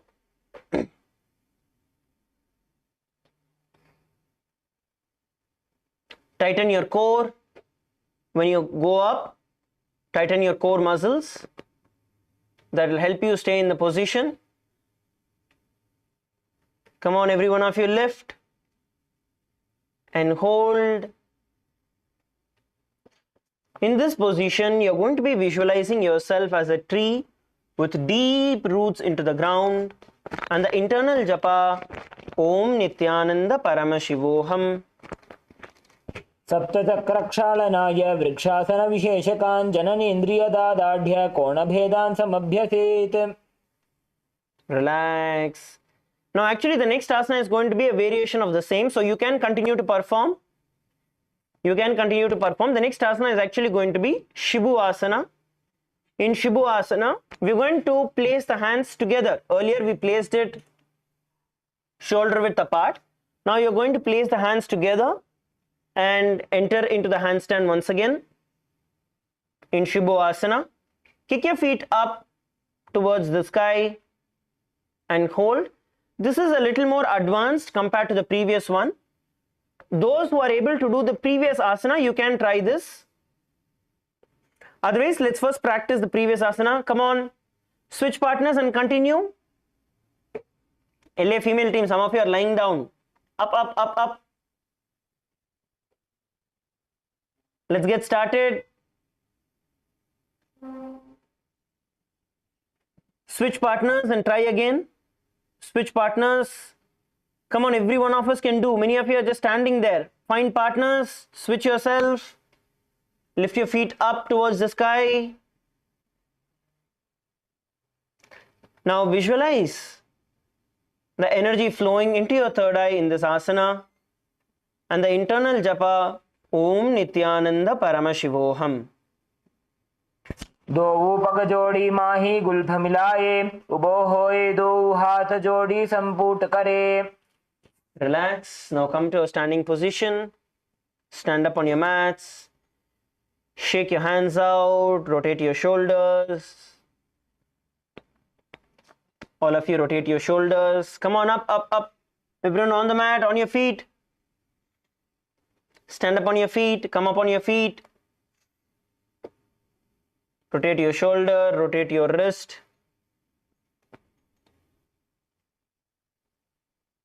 Rotate your wrist. Okay, relax. Let's now enter into the next asana, which is going to be Matsyasana. In Matsyasana, you're going to be in a plank position and you're going to go down towards the ground and lift yourself up, performing the push-up. You can place your knee on the ground and do the push-up. For those of you who need a little support, you can place your knees on the ground and push your body up and down towards the ground.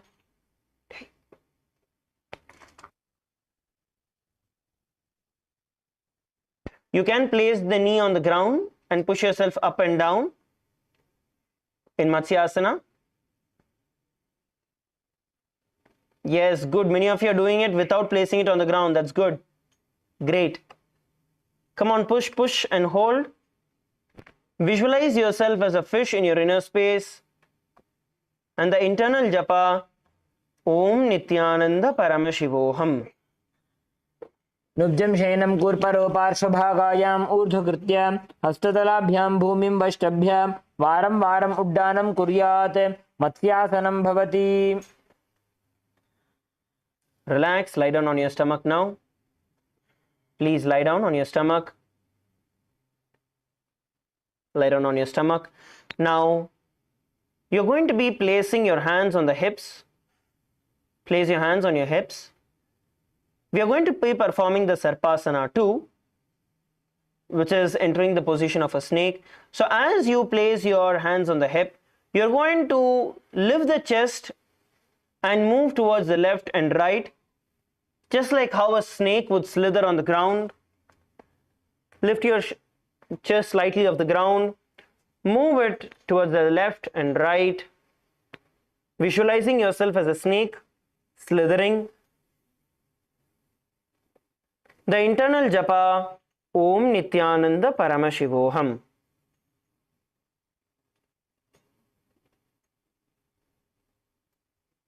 नुब्जं शयनं कृत्वा हस्तौ नितम्बं संस्थाप्य पादौ दीघीकृत्य सम्मीलयन् उरसगन्तव्यं सर्पासनं भवति. Relax. Let's now perform the Niralambasana. In Niralambasana, as you're lying down on your stomach, place your hands in the Padma Mudra, holding your chin. On your elbows, lift your shoulders up, chest up. Place your hands under your chin. In Niralambasana, legs straight, feet together, toes pointed outward. Toes pointed outward, feet together, LA team, female team, feet together. Yes, bring your feet together. Yes, good. Toes pointing outward.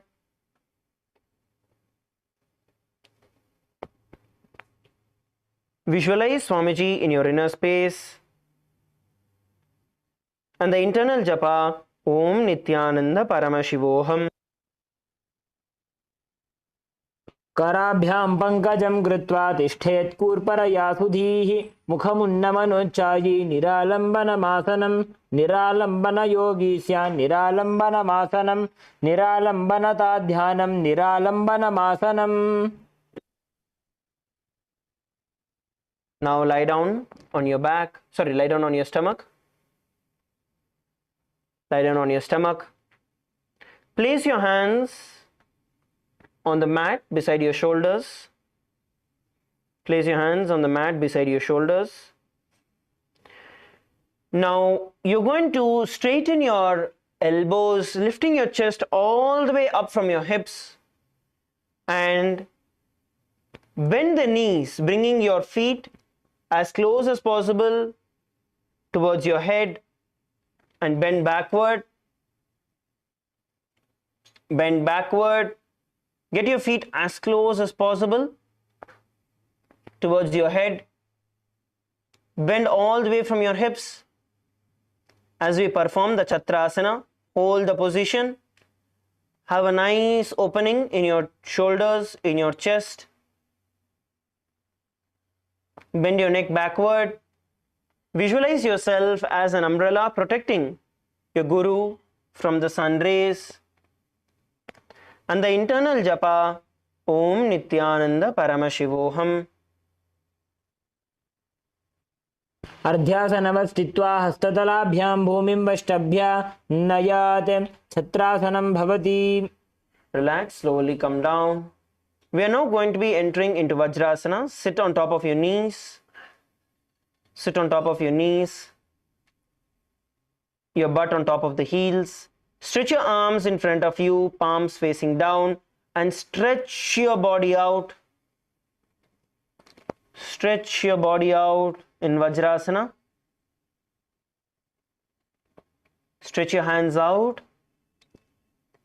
Stretch your hands out, palms facing down. Place your forehead on the mat and stretch. Consciously pull your body forward,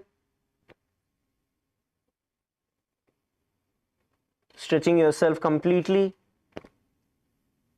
Now round your back, bringing your forehead all the way as close as possible to the knee. Bring your forehead as close as possible to the knee, rounding your back. All of you round your back. Round your back, bringing your forehead as close as possible to the knee, like a ball curled up.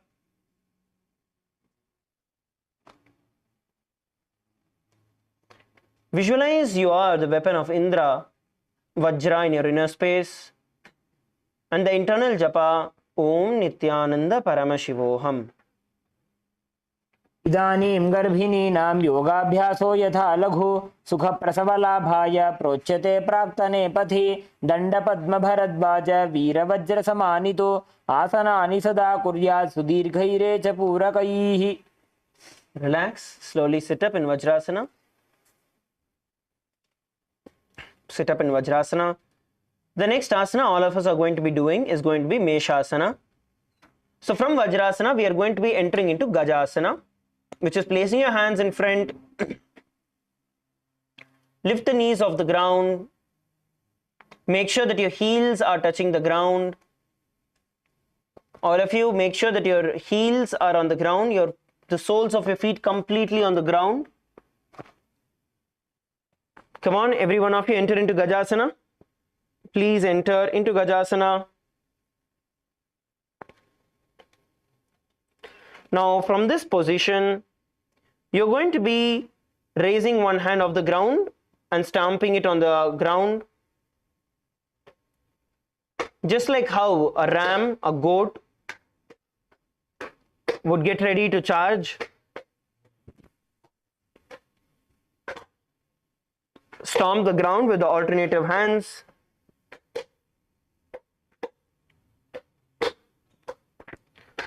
Visualize yourself as a powerful ram in your inner space.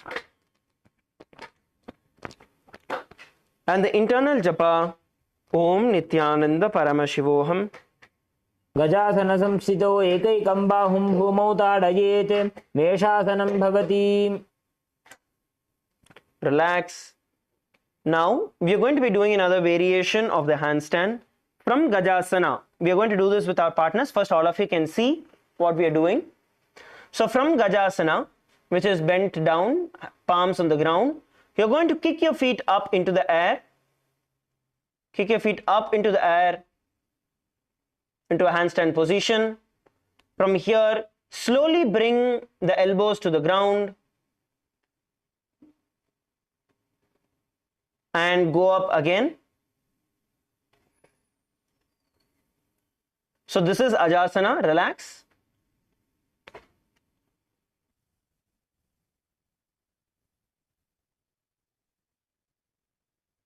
Okay, let's find partners together. All of you get along with your partners. It's very similar to handstand push-ups. Come on, do it with your partners. The partners can help pulling your feet up into the air.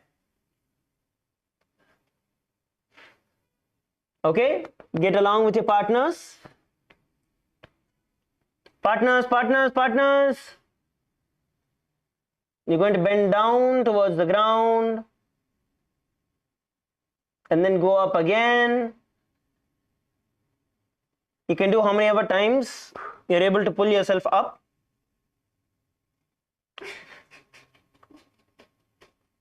Let us do it together with our partners. Come on, get your partners. See, even if you're not able to go down, that is fine. Get on top of your hands and try staying there. And even if you're able to do one, you can relax and come up again. Yes, let's see, let's all do it. Come on, LA male team, yes. Come on, pull. Go down and up. You can switch partners and do. You can switch partners and do it. Please switch partners and do it.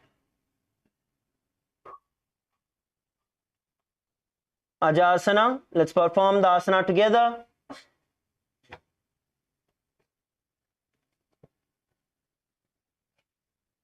Go down and up. Come on, up, up, up. Now, visualize Swamiji in your inner space and the internal japa Om Nityananda Paramashivoham. गजासन संस्थितो पादद्वयमन्तराळे कृत्य मस्तकेन भूमिं स्पृशेत् अजासनं भवति. Relax, relax, relax, relax. Yes, relax. Okay, all of you come back, sit on your knees, sit on top of your knees. In Vajrasana, sit down on top of your knees, come down, sit down on your knees. We are going to be performing the next, which is Dantarasana. As you sit on your heels, legs together, interlace your fingers around your toes.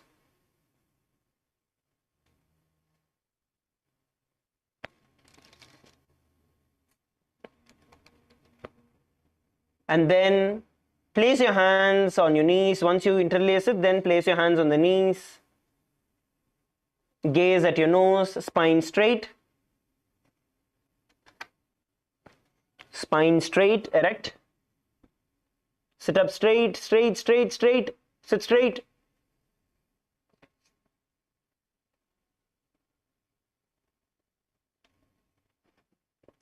This is Dhanantarasana.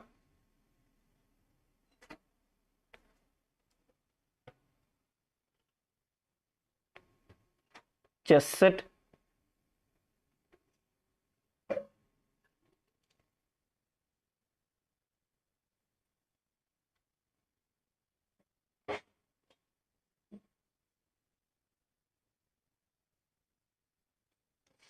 Visualize Swamiji in your inner space and the internal japa Om Nityananda Paramashivoham. पुरव विधि परिहाता की काकसी स्यो फणा शरा मोड़ी पगा की अंगुली अग्रिमेढ़ लगावे. The next is going to be Angamotanam. Interlace your fingers in front of you and then behind you. And stretch your arms in all the directions, giving yourself a full stretch.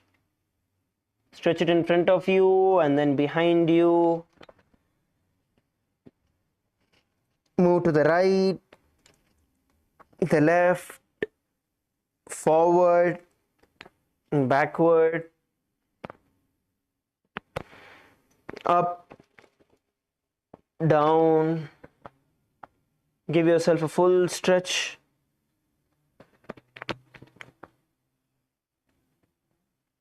Stretch out all the joints in the hands, the back, shoulders.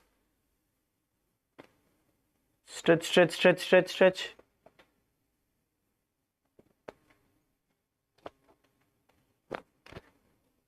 Relax.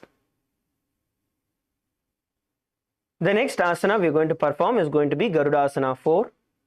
In Garudasana 4, as you sit on top of your heels in Vajrasana, you're going to turn the feet out towards the sides and sit down, having your feet out towards the sides. Sit down. Keep your spine erect. Try to open the feet outward, not just back, out. Yes, even if it is a little uncomfortable, it's okay. Try and hold in that position so it starts becoming comfortable. See yourself as Lord Garuda flying with Mahalakshmi and Mahavishnu on your back. And the internal japa, Om Nityananda Paramashivoham. जङ्घोरुभ्यां धरां पीड्य स्थिरकायो द्विजानुनां जानु परिकरद्वन्द्व गरुडासनमुच्यते. Relax. The next asana we are going to be performing is going to be Ananda Mandirasana. In Ananda Mandirasana, as you sit with the legs folded back, open your knees nice and wide. Open the knees nice and wide. And place the buttocks onto the ground. Place the buttocks on the ground in front of your feet. Now hold on to your calves towards your ankles with your hands at the back. Hold on to your ankles at the back with your knees wide out.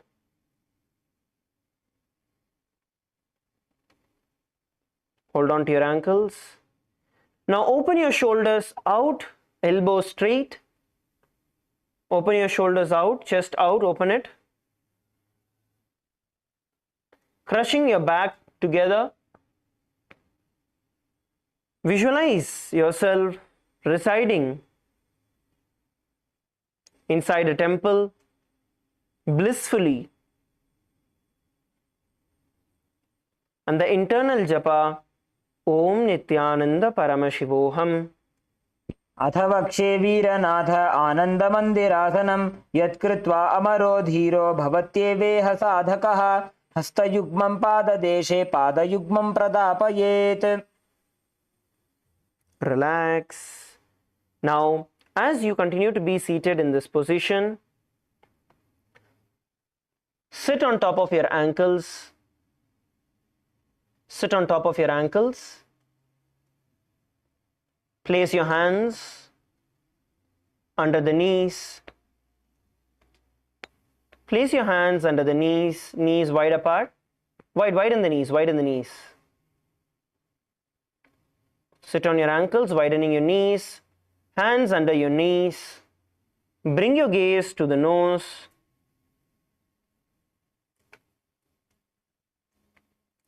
Bring your gaze to the nose. You're going to visualize yourself as a frog in your inner space. And we are going to perform the Uddiyana Bandha. So inhale and exhale fully. And pull your stomach in and up. Pull your stomach in and up into the Uddiyana Bandha.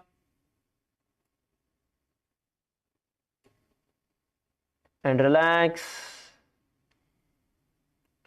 Repeat it again. Inhale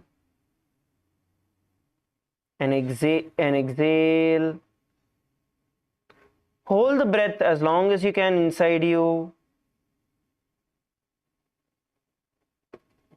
And relax from the Uddiyana Bandha. Let's repeat it another time. Inhale and exhale. Now pull your stomach in and up, holding it as long as possible inside. Visualize yourself as a frog in your inner space and the internal japa Om Nityananda Paramashivoham.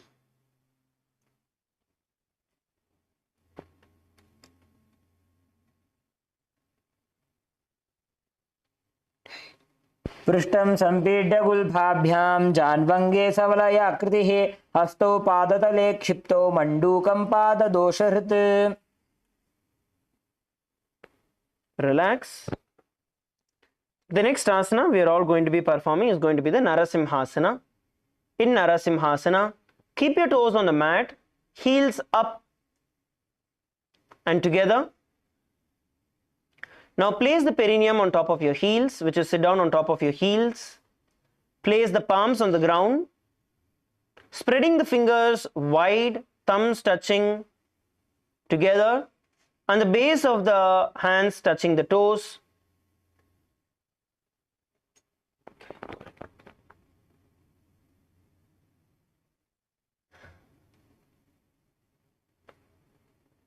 Now bring your gaze to the nose.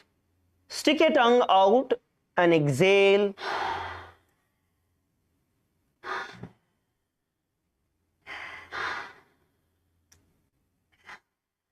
Please perform the Narasimhasana. Visualize yourself as Lord Narasimha, one of the 10 avatars of Mahavishnu in your inner space, and the internal japa Om Nityananda Paramashivoham. तो वो फणा पाणी होए वैसे AD mail रघुदानी वैसे समशरीरनी काट हरावे NASA अग्रदृष्टि को ल्यावे. Relax. Relax. The next asana we are all going to be performing is going to be the Bhisrakasana. Now sit on top of your toes. Place the perineum on the heels. Separate the knees. Place them on the ground. Have a good amount of gap. Place them on the ground. Now make a hollow of the palms and place on the mouth. Keep the thumbs under the teeth and close the lips, bringing your gaze to the nose. We'll show you the hand position once again. First, make a hollow of your palm, cup your palms together, place it on the mouth, and then keep the thumbs under the teeth, under the above teeth, upper palate. Close the lips and bring the gaze to the nose.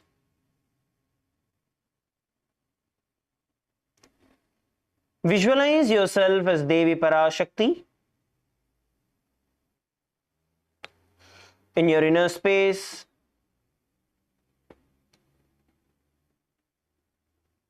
Now we are going to be performing the Bhisraka Pranayama, which is inhaling and exhaling through the mouth.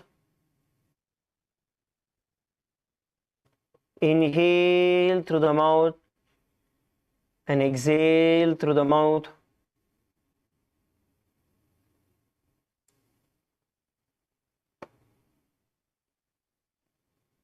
Continue to perform the Bhisraka Pranayama.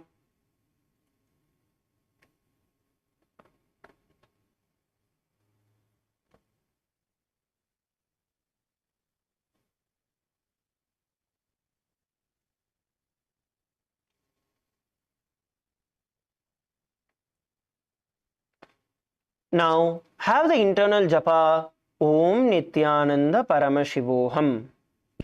दो पगाखी AD Joji गोड़ा फनो बाण पुनिहोई गोड़ा जंग अधर करी राखे आड़े वाह इसी विधि दाखे. Relax. The next asana we are all going to be performing together is going to be the Makadasana. In Makadasana, soles together, top of the feet on the ground. You're going to sit on top of your heels. Sit on top of your heels, bend your elbows, bringing your fingers to the armpits. Imitate a monkey, scratching yourself. Bring your gaze to the third eye. Let's all perform the asana together. This is Makadasana. Imitate yourself as a monkey, making the sounds of a monkey, behaving like a monkey. Of course, do not disturb others. Stay within your mats. But imitate yourself as a monkey in your inner space. And the internal japa, Om Nityananda Paramashivoham. दोवु पगथली संपुट आने तिनिगी बिष्टि भूमि परिठाने मूल द्वार एड्या परिल्यावे मूढ़ा हाथ ऊंचा ठहरावे. Relax. Now slowly lie down on the ground in Shavasana. Lie down on your back. Keep your palms to the side. Keep your palms to the side.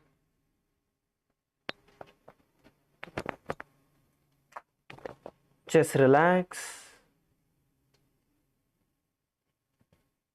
Feet slightly apart.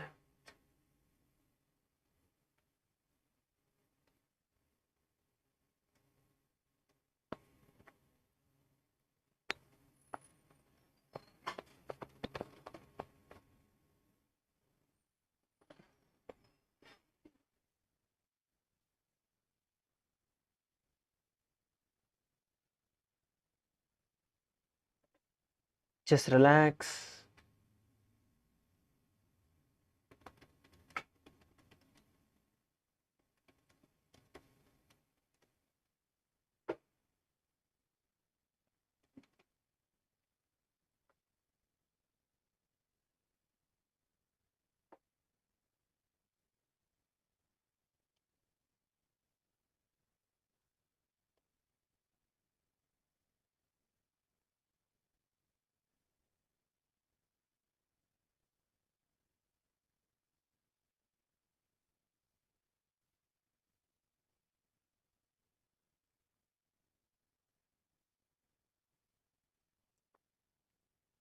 Just relax.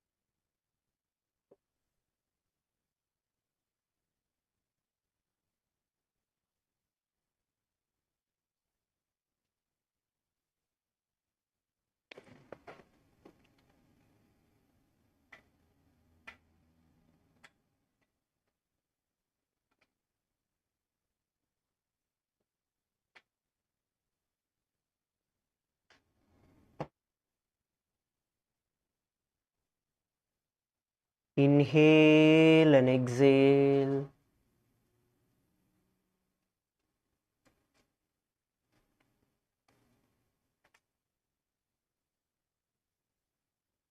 Inhale and exhale.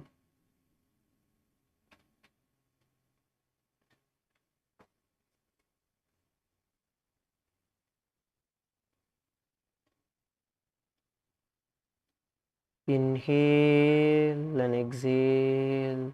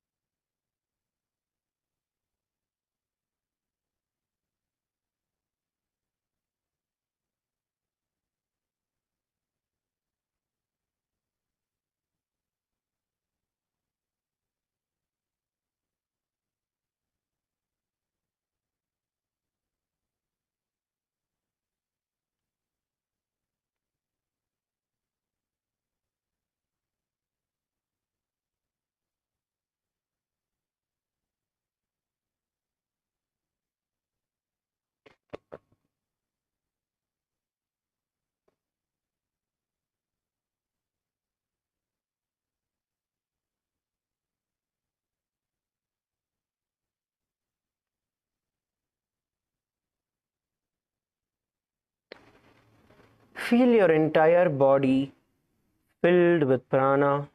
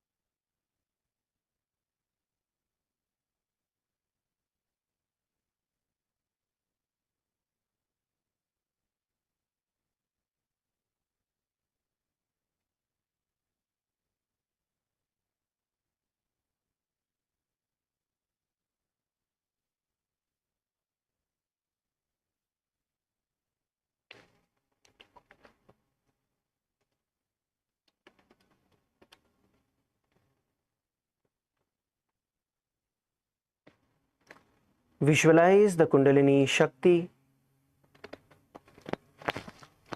flowing up through your spine towards your Sahasrara Chakra.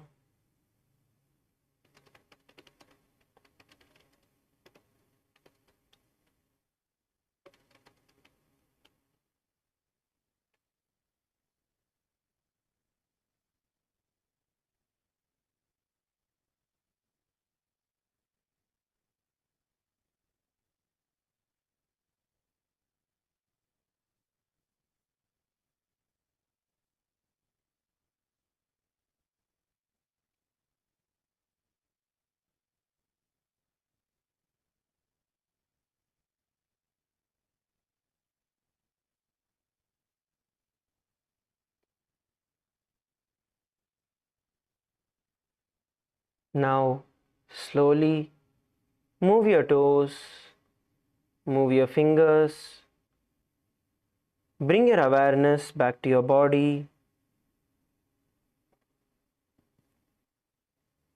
Bring your awareness back to your body.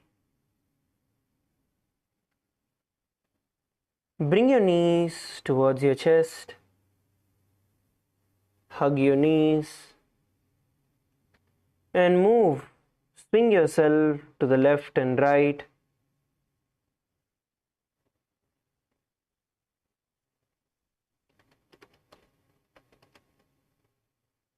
Swing yourself to the left and right.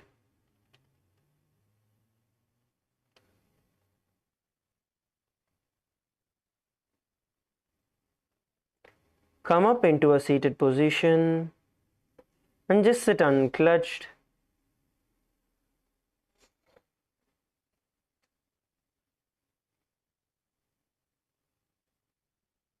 Sit unclutched.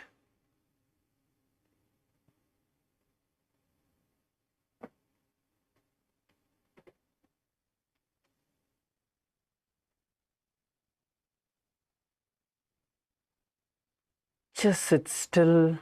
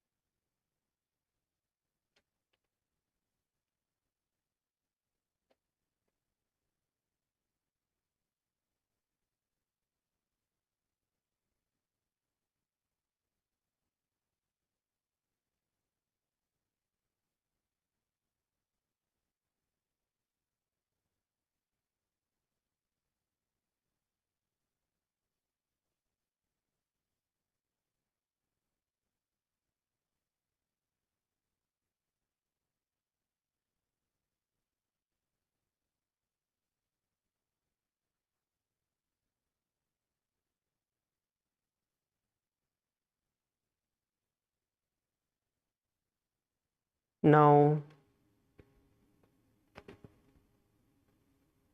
bring your hands in front of your heart in the Namaskara Mudra.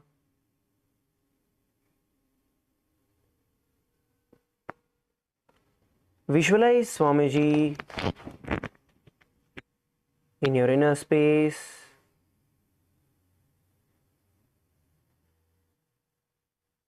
Let us offer our gratitude to Swamiji by chanting the Purna Mantra. Om Purnamadav Purnamidam Purnat Purnamudachyate Purnasya Purnamadaya Purnamevavashishyate. Om Shanti Shanti Shanti Harihi Om Tat Sat. Sarvam Bhagavat Shri Nityananda Paramashiva Padukarpanamastu. Om Nityanandam. Thank you, everybody. Let's all gather back for the next session in 15.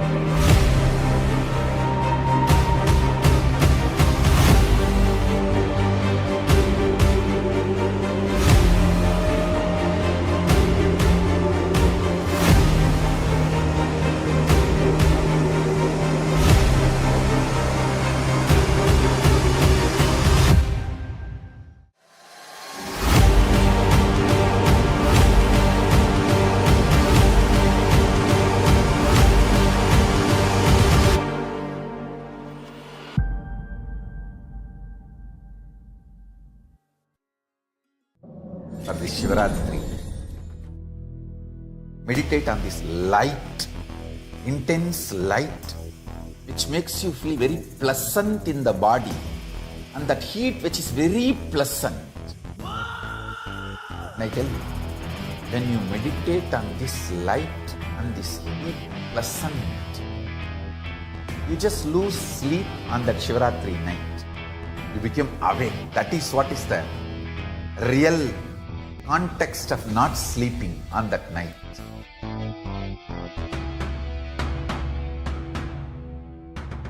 வான்வரையிலும் வளர்ந்த ஜோதி ரூபனே, தேன் சுவை தரும் தமிழின் தலைவனே, மான்மழுவினை ஏந்தி நிற்கும் ஐயனே, கைலாசம் தந்த நித்யானந்தனே.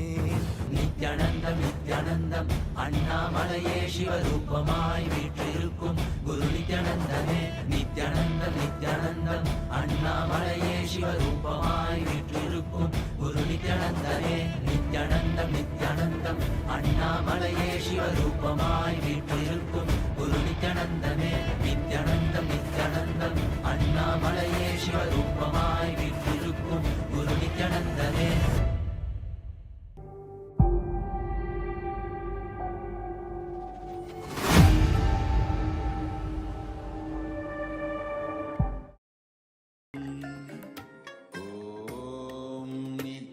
नित्यानन्द परमशिवोऽहम् ॐ नित्यानन्द परमशिवोऽहम् ॐ नित्यानन्द परमशिवोऽहम् ॐ नित्यानन्द परमशिवोऽहम् ॐ Nityanand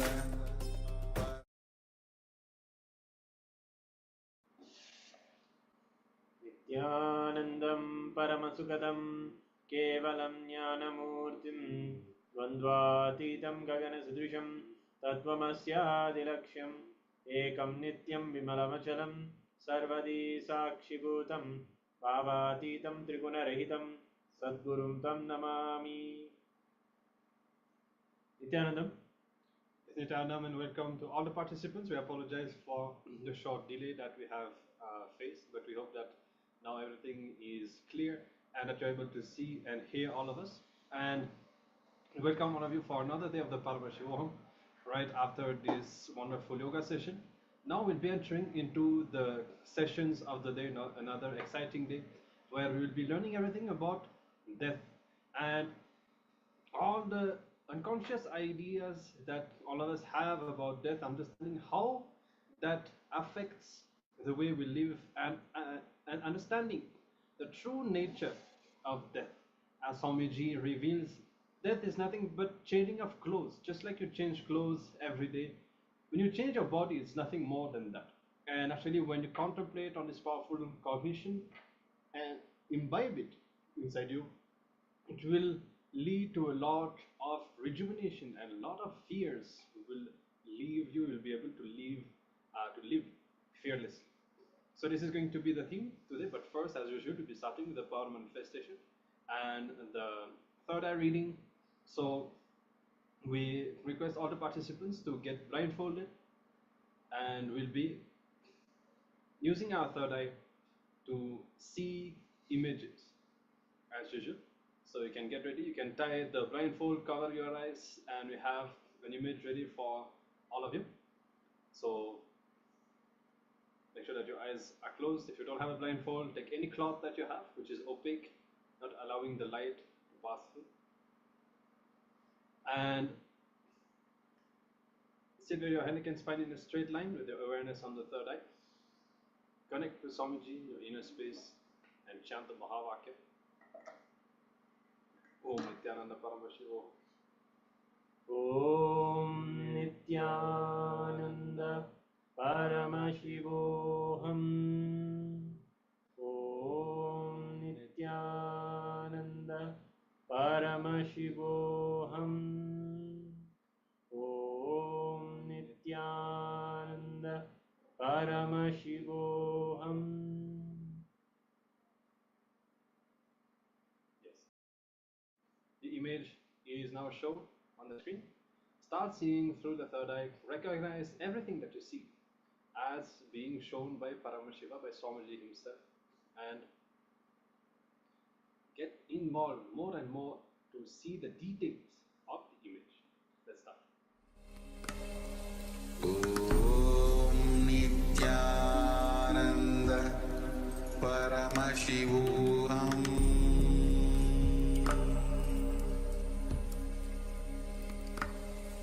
Om Nityananda Paramashivoham.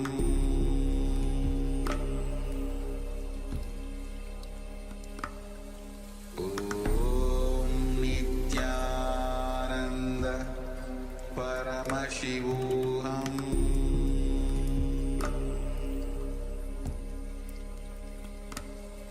Om Nityananda Paramashivoham. Paramashivoham.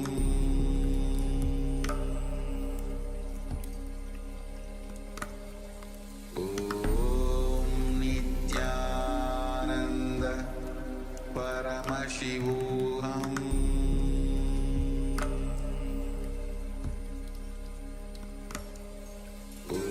Om Nityananda Paramashivoham.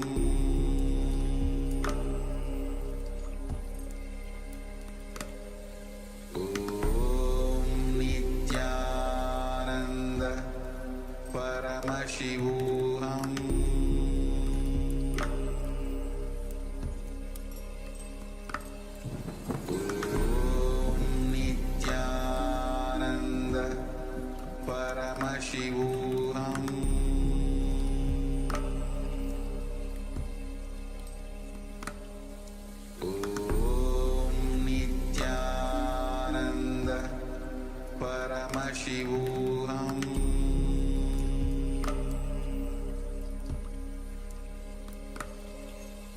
Om Nityananda Paramashivoham.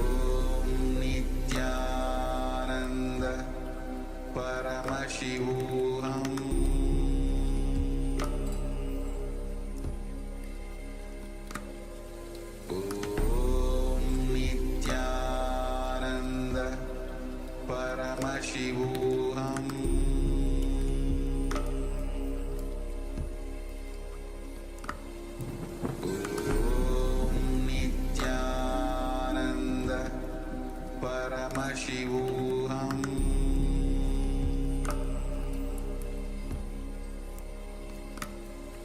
Om Nityananda Paramashivoham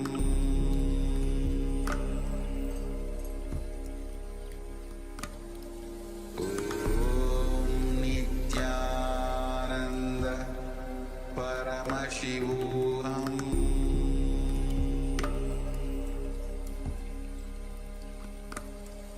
Om Nityananda Paramashivoham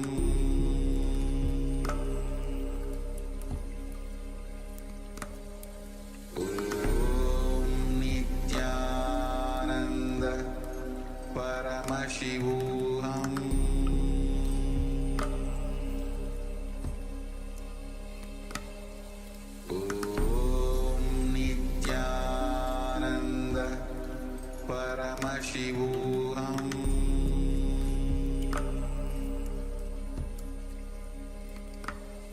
Om Nityananda Paramashivoham Om Nityananda Paramashivoham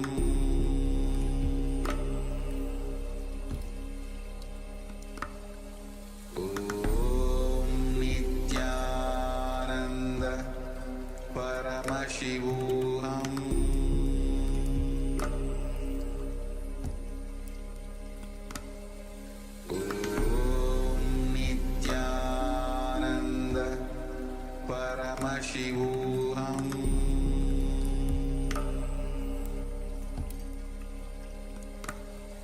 Om Nityananda Paramashivoham Om Nityananda Paramashivoham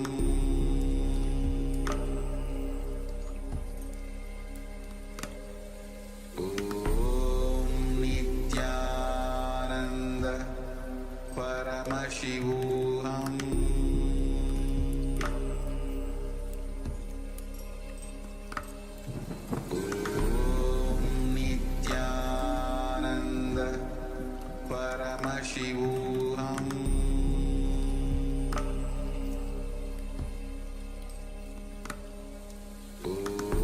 Om Nityananda Paramashivoham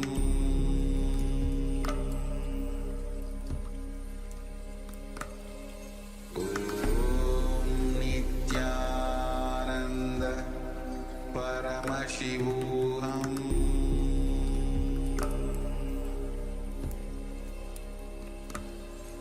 Om Nityananda Paramashivoham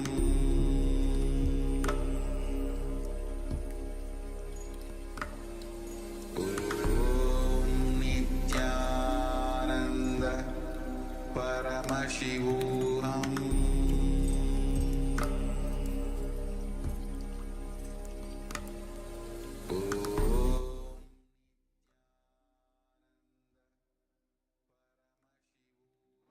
Yes, Nityanandam, you can slowly open your eyes, slowly. Remove your blindfold.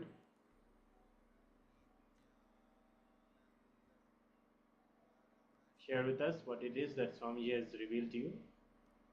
As you also write, remember Swamiji and give your gratitude to him for revealing whatever he showed you during the power manifestation.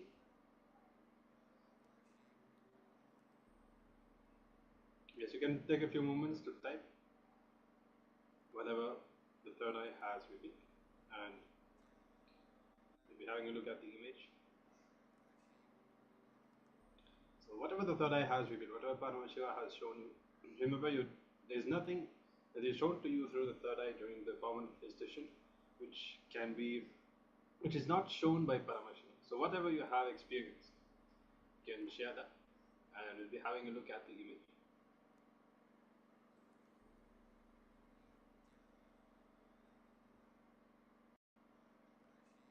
Just giving a few moments to see what your results are.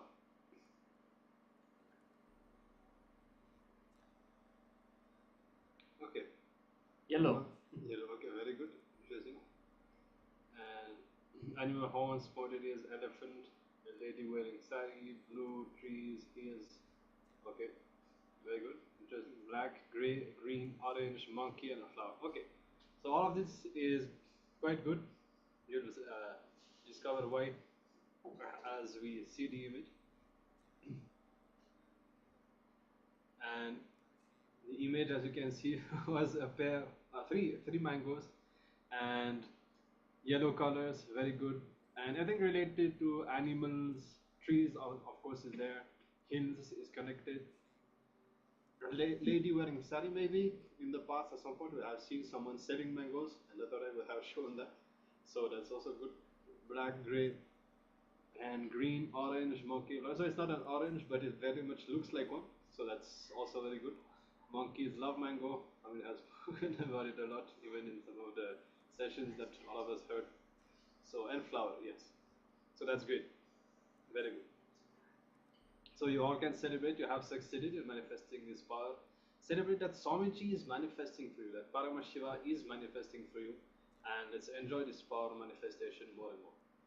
So thank you all for participating, and now we'll be entering into the first session. And so see, now we're going to learn how the perception we have about death decides the way we live our life, because Swamiji says that we do not experience death only at the end of life, but we experience death every day in so many different ways, in the form of every loss that we experience. For example, if somebody leaves us, is no more part of our life, it's a loss, it's a form of death. Even the old cells leaving our body, or even something as simple as shaving, this is a form of loss, because it is a form of death, because it is a form of loss. So all of these things, even as simple as change, like you changing the location of your office or your house, is a form of death. So the cognition that you have about death itself, about leaving the body, that decides how you will experience each of these moments in your life. And sometimes you get completely panicked when there is change. That is because unconsciously there is a deep-rooted fear of death. So when you contemplate on death, understanding, having a higher understanding about death, you will go through life without these kinds of panic moments, sudden fears, unconscious fears hitting you again and again, feeling only rejuvenated by change, confident about it. So let's come to the space of listening. We'll be entering into the first session now, and let's start to understand more about the nature of death.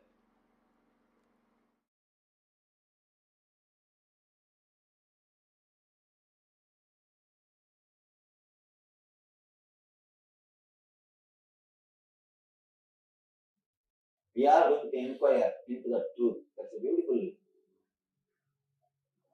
line, sutra, with which Brahma Sutra starts. Atato Brahma Jinyasa. Let us inquire into the truth. Let us inquire into the reality. Let us inquire into the Brahman. Brahman means truth, reality. Now, we have decided, let us inquire into the truth. It means what? We will have the courage to work with the truth. We will have the intensity to go behind it. One more thing, truth is so dangerous. Please be very clear. The moment you understand, it transforms your life, even if you don't want. So anybody who is afraid of transformation, still you have time. Because it will start haunting you. It will start straight away working on you. The ultimate truth never waits. The moment you understand, it starts working on you. The moment you understand, the process starts. Here, we are going to work on the ultimate truth. Truth about our life, truth about our death. Let me tell you a small story. It's not even a story, it's a history incident happened. How this technology or this formula happened to me. This whole 2 days program is a formula.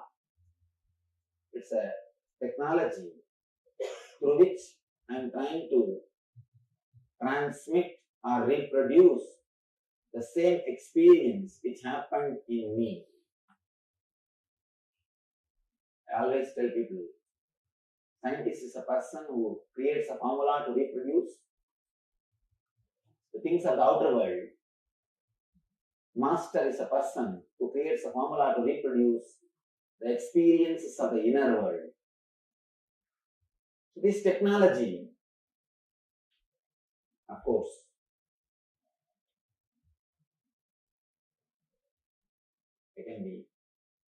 I'm happy, I can be a little proud. This works, the technology works. At least 1 million people have took these meditations. At least 1 million people have experienced the transforming power of these meditation techniques. This technology to reproduce the same experience which happened in me. That's what I call Nityananda Spurana. How this technology happened to me. How I designed. I was staying in Varanasi. Varanasi is a headquarters of Hinduism, practically. Every Hindu is expected to visit Varanasi at least once in his life. And every day floating population is 7 lakh, 700,000 people. Every day go inside the city and come out. 700,000 floating population. I was staying in Varanasi. There was an elderly monk, sannyasi, was sick. I was attending him. He was sick. I was taking care of him. Usually these sannyasis, they take care of the other swamis. Young swamis are expected to take care. The elderly swamis are sick. North India, the whole tradition is alive. Somehow I don't know what happened to South. Anyhow, North, the whole thing is alive. I was taking care of him. That time, I can say unfortunately, I had to see one person dying in the ICU. I was in the ICU, intensive care unit. At the time, I was not enlightened, but I could see how that soul is leaving the body. That suffering, that struggle I was able to see. First, the tremendous pain, the whole being was filled with pain, tremendous pain. It's like if you cut half an inch your finger, how much of pain you feel. This being is cut 6 feet long. Completely the being and the body is disconnected. The tremendous pain. I could feel very clearly what is happening there. What was happening there. The pain was too much. I thought that I should not stand there and see the whole scene. I wanted to escape. But I cannot run because this Swami, I have to take care of this Swami. Any moment he may pass away. He may die. So I have to take care of him. I have to stand there. Not only the pain, after a few moments, I saw suddenly the being fell into the coma, unconsciousness. Actually, coma is automatic painkiller mechanism. If the pain becomes too much, unbearable, automatically you fall in coma, so that your being is, at least your being doesn't feel the pain. Being has fallen into coma, unconscious state. The moment being fell into the unconscious state, the worst thing is all the samskaras, the engraved memories opened. See, as long as you are conscious, you can balance your mind and live. The moment you fall into the dream state, what happens? Simply those thoughts comes up and your dream is not under your control anymore. You are not the leader in your dream. Simply a dog chases you in the dream, or elephant chases you, or a snake is trying to attack you. Your own dream, but you are not the master. Whatever you suppressed, whether your fear or anger or desires, it just comes up and it is moving this side and that side. Your dreams are not under your control because you are unconscious. The frequency of thoughts is more than the frequency of your consciousness. The number of thoughts is too much. So naturally, your dreams are not under your control. Of course, if at all our dreams are under our control, what types of dream always you will have? We know. Of course, the dreams are not under our control. Same way, the moment the being slips into the unconsciousness, the thoughts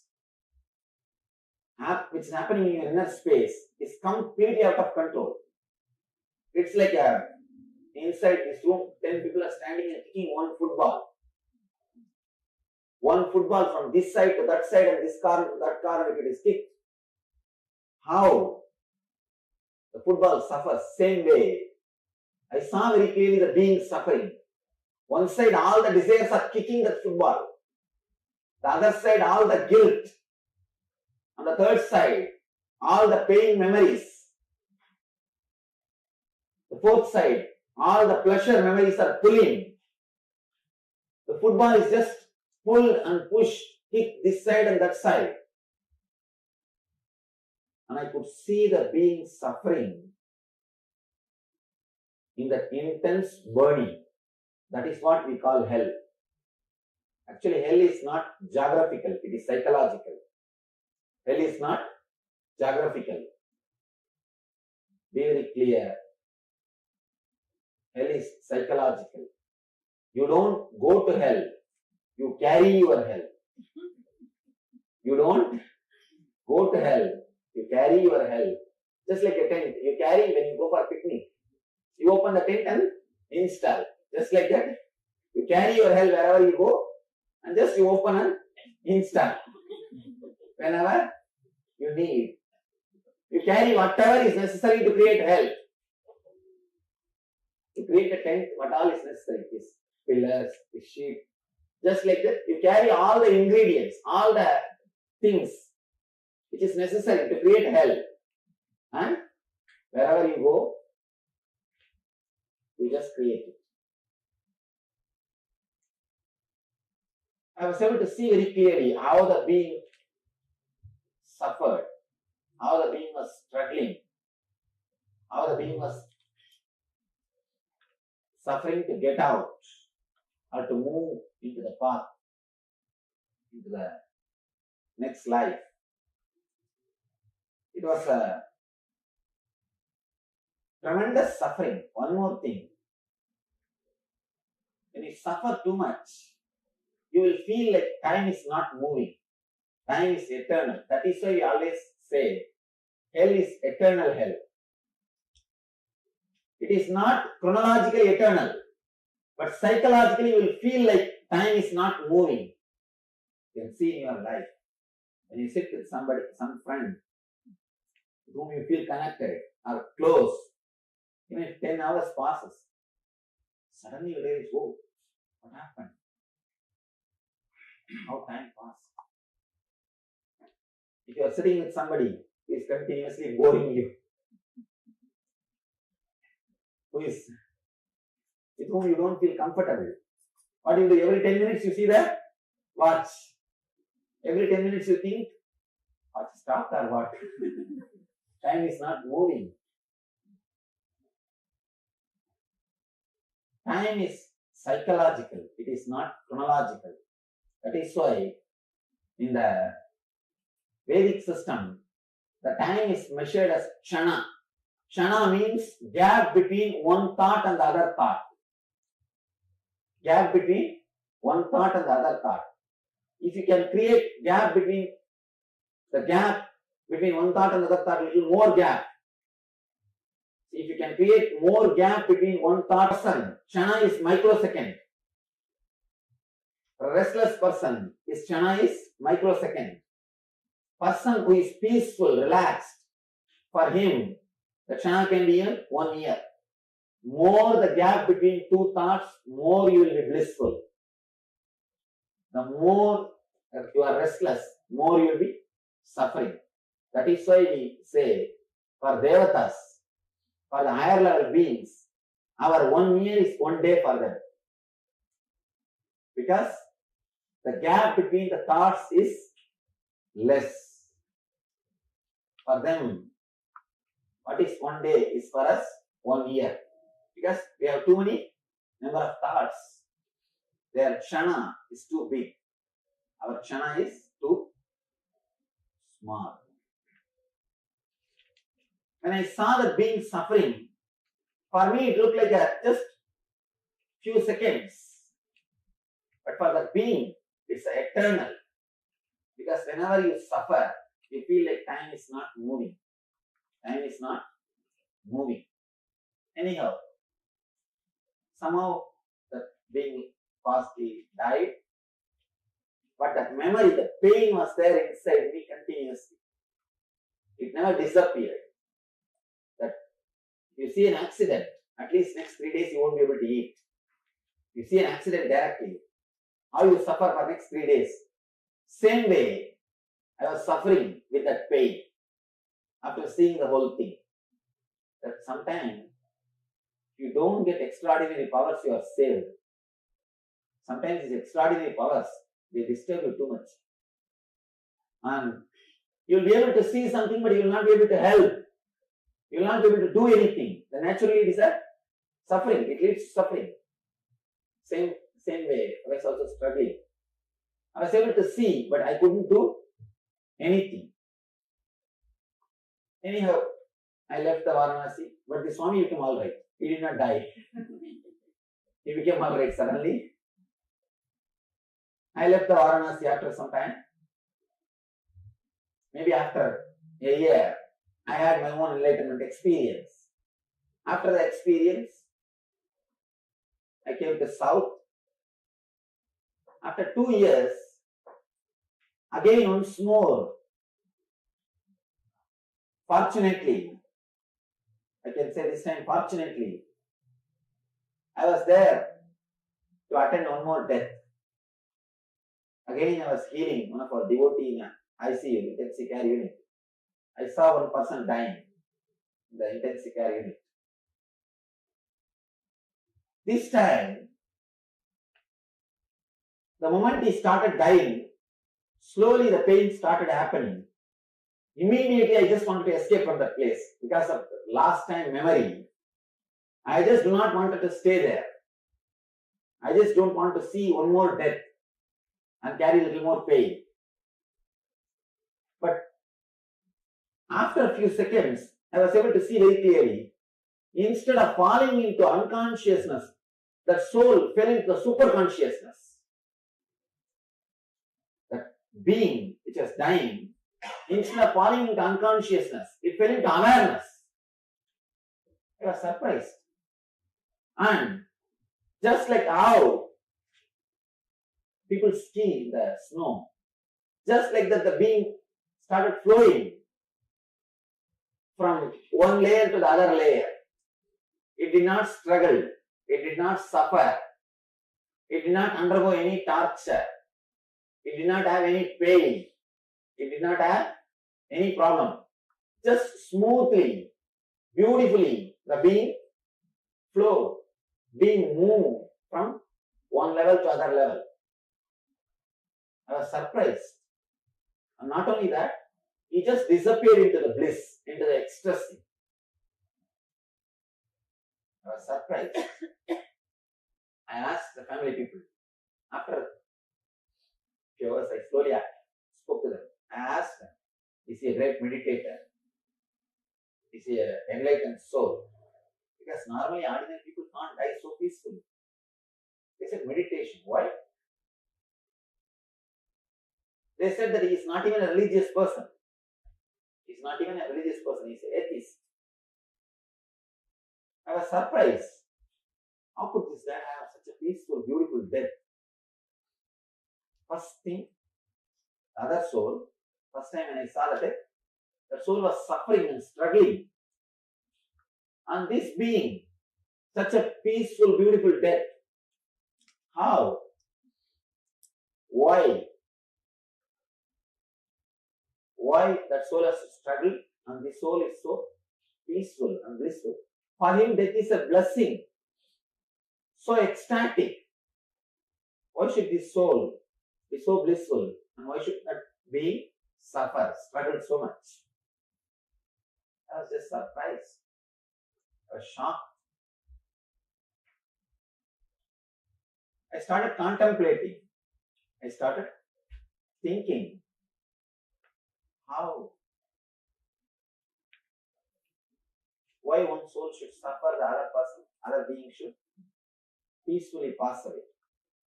After the contemplation or a deep meditation, the knowledge which descended on me, or knowledge which happened to me, or the technology which happened to me is this whole NSP. The Nityananda Spurana is the knowledge or the formula which happened to me after the deep meditation of these two deaths. After the deep contemplation, this technology happened.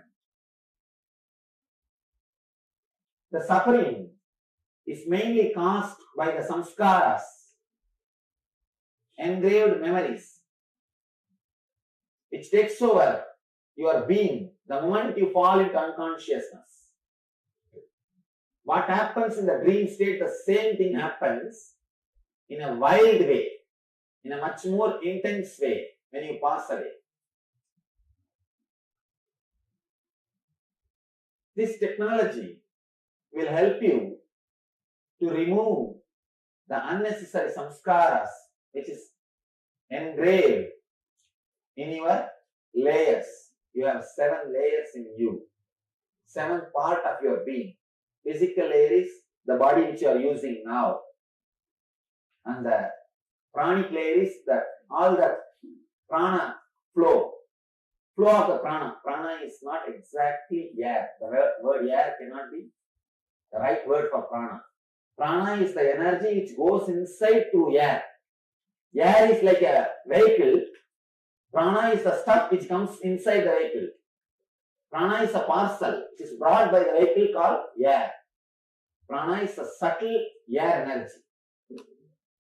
Pranic body is the air circulation or the prana circulation which is happening inside you.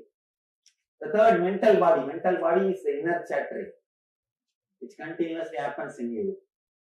The fourth is etheric body. All your collected emotions is called etheric body. And fifth, causal body is the deep sleep. The deep sleep, what state you fall, that's called causal body. And cosmic body is all your joyful memories. The nirvanic body is your pure consciousness. 7 layers you have. In all these 7 layers, so many unnecessary engraved memories, samskaras are inscribed. Only these samskaras continuously create more and more and more trouble for you. They continuously create more and more misunderstanding. They continuously create more and more trouble. This technology will help you to get those engraved memories out, to make your inner space pure, to make your inner space clean. As of now, it's like your inner space is completely occupied with all your furnitures. You sleep outside the house. You put all the furnitures inside and you are sleeping outside. Now here, I am trying to remove few unnecessary furnitures so that you will have a place to sleep inside the house. This whole 2 days program is a technique or technology to remove the unnecessary engraved memories from your inner space, so that when you live, you can live blissfully. When you leave, you can live peacefully. Person who doesn't have engrams or the samskaras, for him, death is liberation and celebration. Now I have given few concepts. I know for sure it's very difficult to digest whatever I spoke now. That's why it's so dry actually. It looks like dry. No other way. Sometimes truth is dry and straight.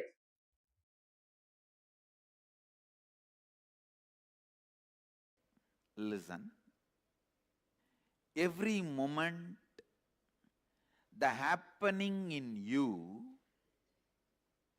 means your life. Listen carefully. Life.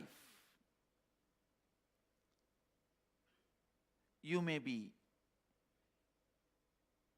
marching towards your goal to achieve something in the outer world or inner world, or you may be just confused and stuck. Whatever. But life is happening to you. Please understand, even feeling confused and getting stuck is life happening. Sometimes people feel you are not even letting us live in confusion and depression a little bit. Understand? Even confusion and feeling stuck is life happening. Life happening. So, in this happening of life, whenever you change the game, like the rules with which you need to play with matter, if you play it with consciousness, the rules with which you need to play with consciousness, if you play it with matter. I'll give you an example. A ship is very safe, most secured in the port when it is docked. What do you call it? Decked or docked? Docked. Whatever. But it is not created just for that purpose. Understand? If you always decide based on law of life, if the ship is parked or locked in the port, it is very safe, most secured. Yes, no doubt. But the purpose of ship is not just being docked in the port. Law of life is only teaching about the most secure things. Flow of life is exciting, adventurous, innovating, opening up different possibilities.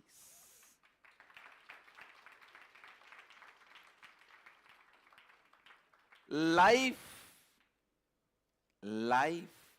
happening to you every moment. That's the first statement. Even if you feel you are stuck, life is happening. Second statement. Listen. Second statement. When you change the games, when you change the rule of life, when you play law into flow, flow into law, what you go through is pain. Listen. When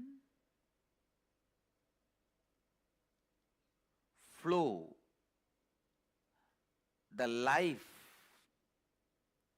is restrained by the misunderstanding of law, pain is caused. Wherever you need to follow the law of the matter, you try to break it Because of your over-enthusiastic flow, suffering is caused. Listen to the third statement. The constant life happening, when you approach it with agitation, every moment the purification process which is happening in you becomes painful. Listen, purification means more and more understanding of which is law, which is flow. Letting the flow to be, letting the law to protect. Dharma to protect, yama to enjoy. Listen, dharma to protect, yama to enjoy.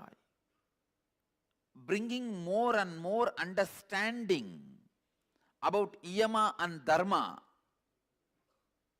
is life, and that process is constant death and constant rebirth. Understand?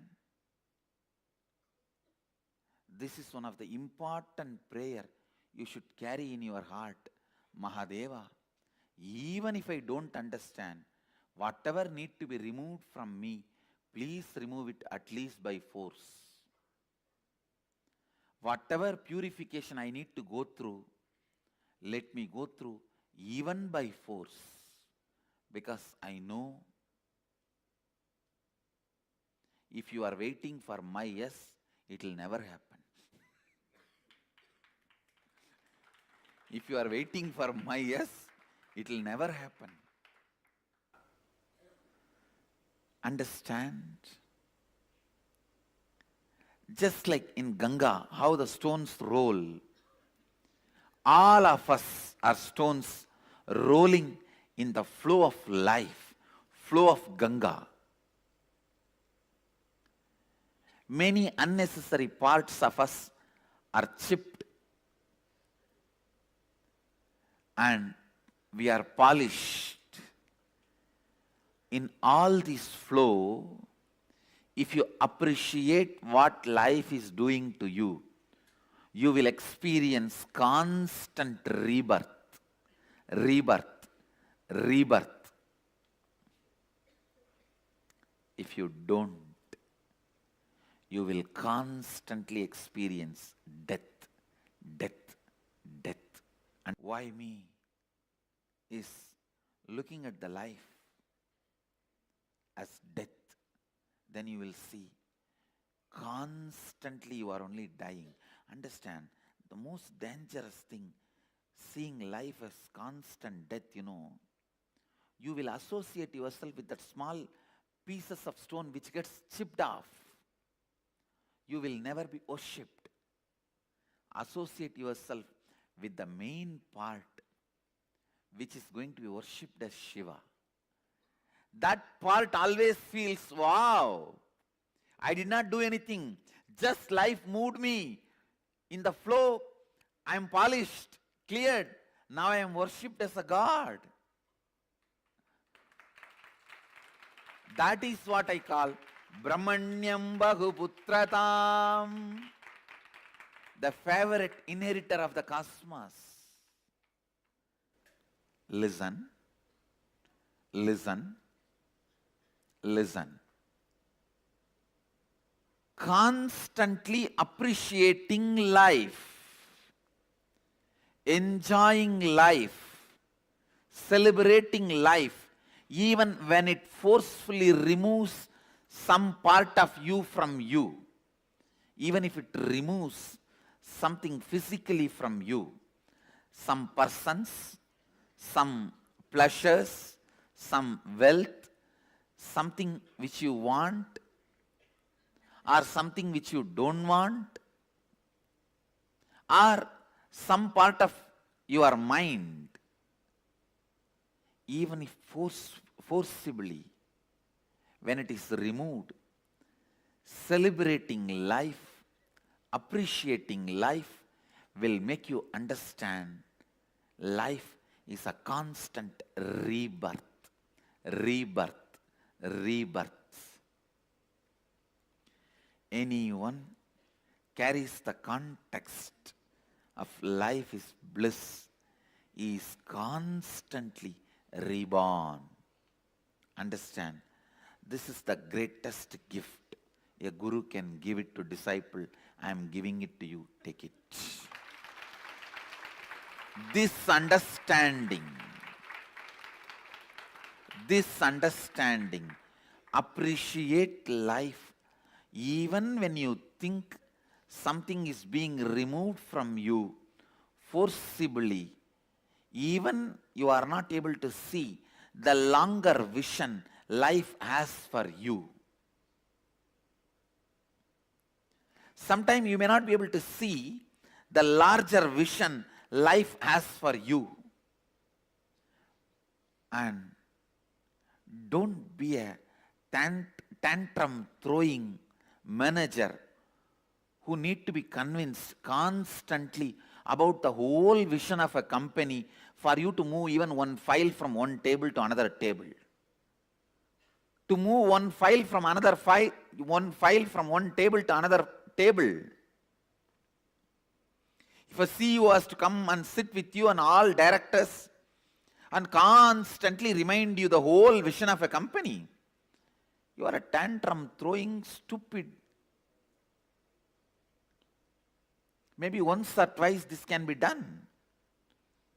After a few days, they only have to decide to carry on without you being part of them. You are forcing that. Same way, even with life, don't drop the context again and again. Throw tantrum. Don't miss the larger vision of life again and again and throw tantrum. Your tantrums with the life are not going to be responded in any way. Come up, retain, remain with the larger vision of life and appreciate what is being done to you every moment. Many things which you yourself may not renounce is getting renounced, taken away forcibly. Many polishing which you may not do it on your own is getting done naturally.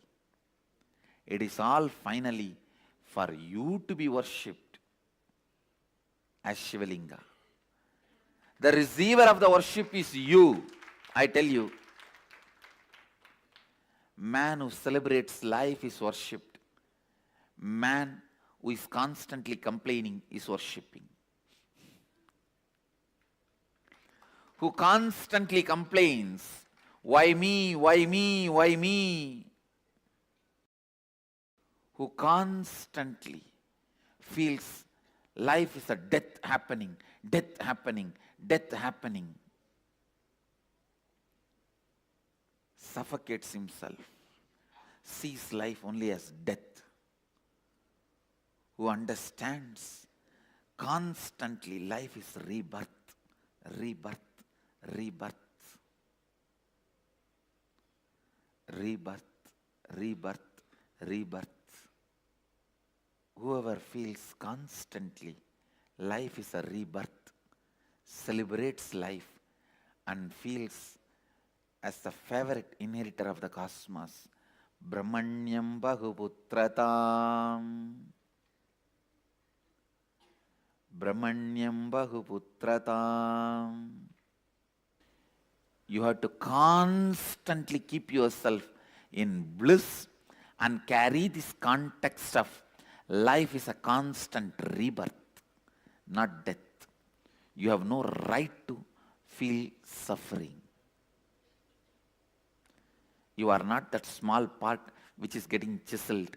You are the bigger part which is getting polished. You are not the small part which is getting chiseled, chipped off. You are the bigger part which is getting polished. If you feel you are the small part which is getting chipped off, why me? Why me? Why me? If you feel You are the larger part which is getting polished. Wow. Wow, me. Wow, me. Wow, me. Wow, it's me. Wow, it's me.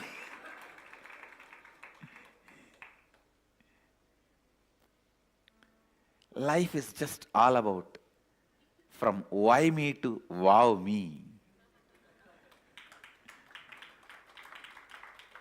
Understand, I tell you one more thing.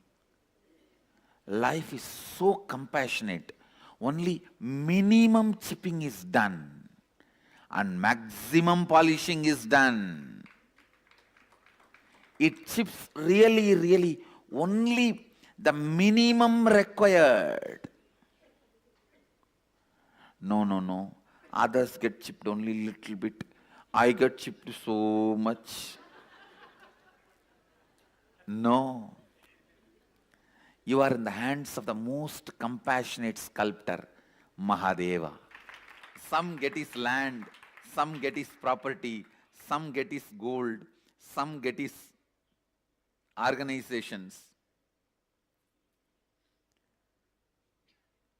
Whatever, whoever wants, they grab those things with their hands. But to stand without grabbing anything, with folded hands or holding his feet, he picks them up to keep on his shoulder. Understand, blessed are those who get him as Guru.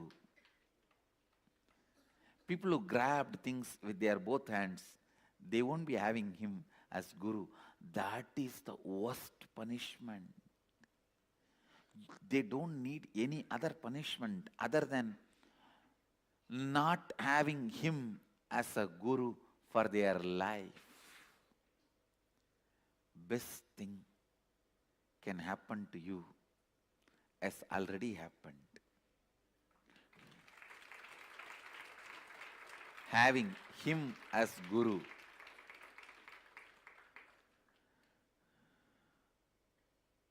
Listen. The conclusion statement I am making is actually same as first statement, but step by step I have presented how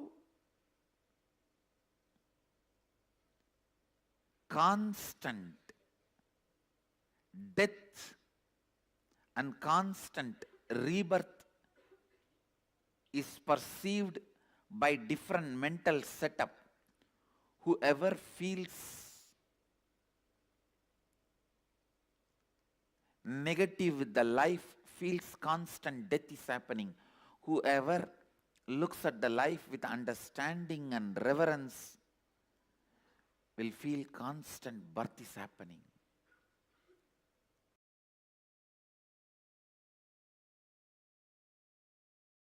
You have said that we are going to be learning your experiences with death and Yes. Now I am going to put you literally into that. Whatever can happen to your psychology due to death will be happening to you now. So you will not be physically dying. Your heart will be functioning. Your other basic organs will be functioning. But your brain will go through a death. All of you are able to catch it? So literally there will be few seconds where, I don't want to say few seconds only, at least few seconds. It can vary from few seconds to even 20-30 minutes, where you will be unclutched from the body, where you will not remember the identity you are carrying.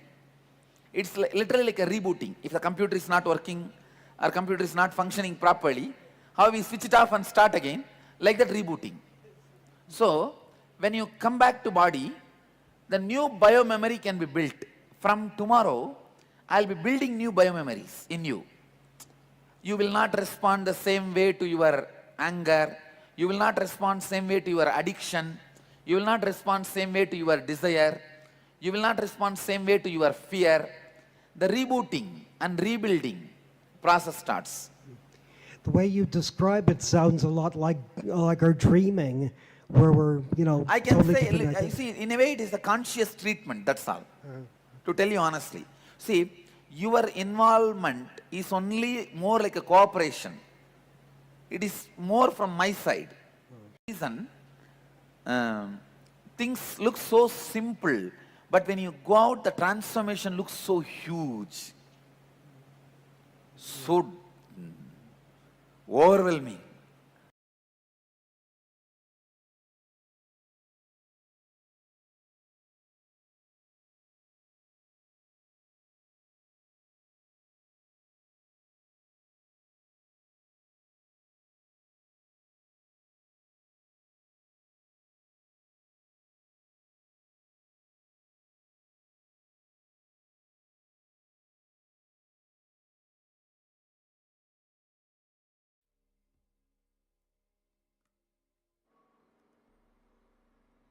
Yes. So this is the first set of understandings that we need to have, how to approach, how to respond to the ever-changing nature of life. Swamiji says you should always celebrate change. Don't focus on the part that is dying. Let's say, for example, that you have to change your job, for example. Don't look back, say, oh, for so many years I was doing that and now it's going to change, I don't know. With this cognition, you will be going through death. Only if you celebrate change, feeling that life is auspicious, life is doing this, Paramashiva is doing this for my own good, for my expansion to enrich my life, then you will be continuously, you never go through death in life. Only change will bring only auspiciousness, will bring only good things to you. And so this is how we go through the death in our daily life. Whenever change happens, whenever we resist the change, focus on the part that is dying, that is being chipped, as Swamiji says. Even this chipping is only done to the minimal level, and even that is only to make us as Shivalinga. So have this understanding always in mind every day. And now we'll be continuing to learn more about it. We have actually a second video segment where Swamiji will be revealing more about the fear, how the unconsciousness and the fear that we have, the unconscious understanding that we have about death leads to all the fears, strokes, and all these kind of attacks that we go through in our system on in our daily lives. So let us understand more about these so that we can move into a further understanding and exploration about the true nature of death. Phobia means, see, fear itself is a illusion. Illusion square is phobia. Illusion about the illusion is phobia. Listen. For example, if you are seeing a snake and shaken, become powerless, it's a fear of snake. And you imagine there is going to be a snake and get into the same mood of powerlessness and frightened, then it is phobia. Means square of the fear is phobia. All phobia is compulsive attitudes, compulsive mental thought currents, compulsive mental attitudes.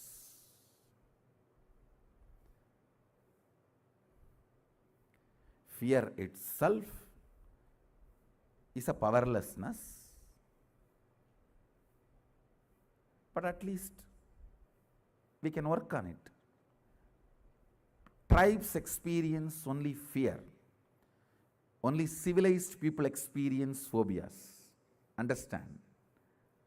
The tribal people, people who live in forests, villages, grounded, they experience only fears. People who live raw life, they experience only fears. But people who live sophisticated lives,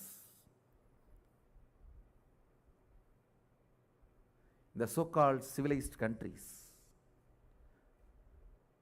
so-called developed countries, they experience phobias. You will never see a phobia in a tribal village. Among the tribes, you will never see phobias. Actually, a person who has never seen snake closely only will have snake phobia. If you see snake, snake phobia will disappear. Snake fear may be there. Fear is 1,000 times more healable than phobia. Understand? Fear is healable. Phobia is only treatable, not curable or healable. Everything which can't be treatable, everything which can't be treated or cured is phobia based. Whether it is your blood pressure, diabetes, whatever Western medicine claims can't be cured or healed permanently, is phobia pattern based. Listen carefully. I am connecting now whatever statements I uttered together.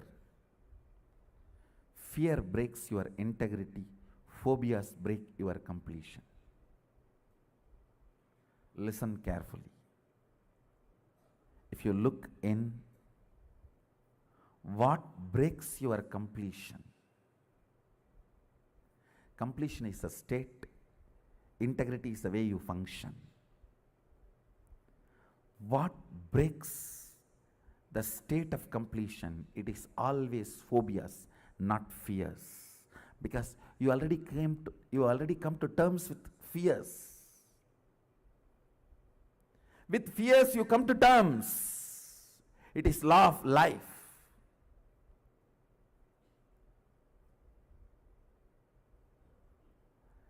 Anything which agitates you, disturbs your completion, unclutched space or the Sadashivatva or inner peace, your inner silence, anything which disturbs is phobia. Look in. It is not fear.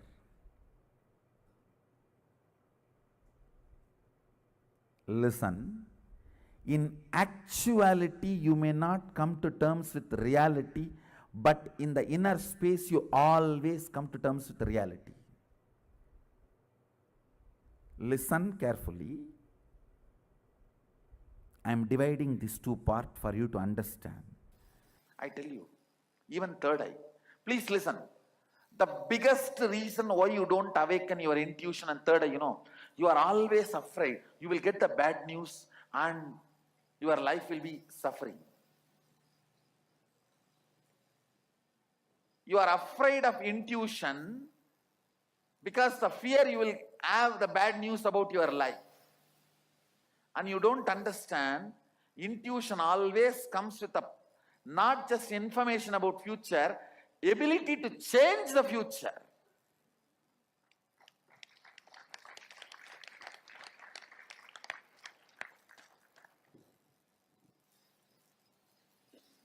It is your own pains and hurting.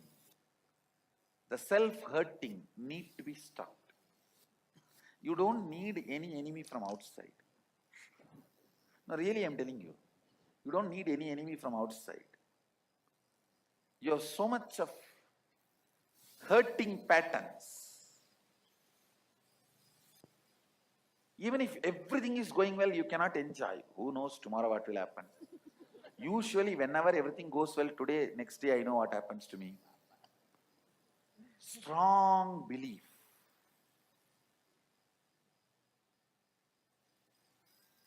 When things go bad, you are very comfortable. When things go good, you feel, this cannot be my life. Looks like somebody else's life.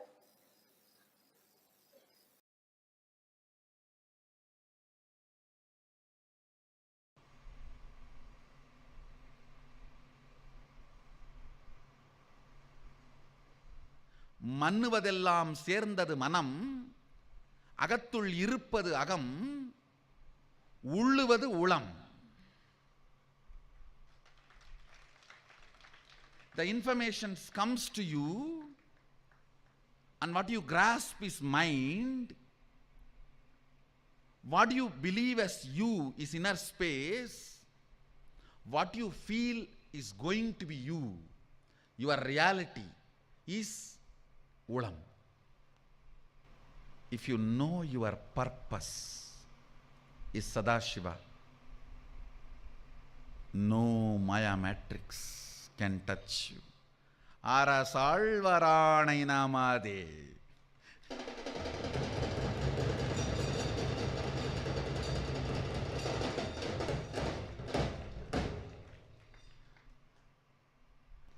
வெஞ்சின அவுணரோடும் உருமிடியும் மின்னும் மிகையான பூதமவையும் அஞ்சிடும் நல்ல நல்ல அவை நல்ல நல்ல அடியாரவர்க்கு மிகவே. A vivid description of all the possible problems without even having one iota of the fear. That is what is actually the definition of courage is. Not absence of fear, powerfulness where fear cannot make you powerless is courage. Absence of fear can be sometimes absence of information, ignorance. No. Courage means not absence of information, inability of the informations to make you powerless is courage. Listen to this word. Marana smarana. What it kindles in you is your natural organic existence. Listen. Marana smarana. What it kindles in you is your natural organic existence.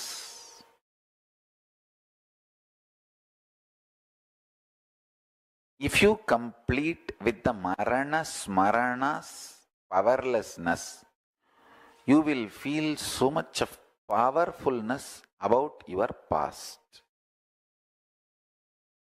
The concepts, cognitions, ideas you carry about death will naturally, intensely reflect on your past. Listen carefully. Paramashiva beautifully reveals the Kala. Listen. Kala is time. That wheel gets the bump whenever you have undigestible, intolerable, negative possibility. For example, some people, they can tolerate anything in their life, even the poverty, but not sickness. Some people, they can tolerate anything in their life, even sickness, anything, but not poverty. Some people, they will tolerate anything, but they don't want to lose their husband or wife. Some people, they will tolerate anything, they just don't want to lose their son. Some people will tolerate anything, but they can't handle the prison or even the fear of jail. Some people can tolerate anything. No problem about no fear of jail, no fear of disease, no fear of poverty, no fear of losing the house, no fear of losing the spouse, no fear of losing even the kids. They just can't handle a morning without a cup of coffee. Understand, something which triggers anxiety, panic,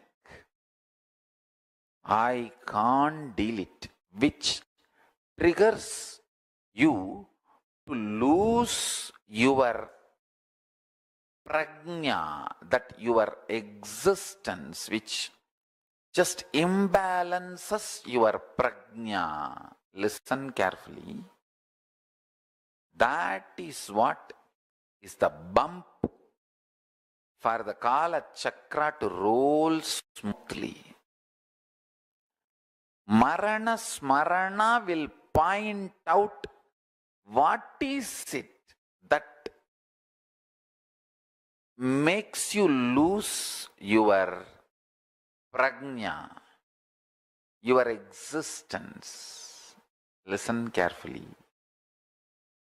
There are some people who are ready to lose anything, but not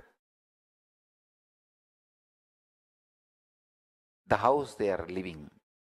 There are some people who are ready to lose everything, but not any parts of the body in accident. There are some people who are ready to lose anything, but afraid of getting imprisoned, jailed.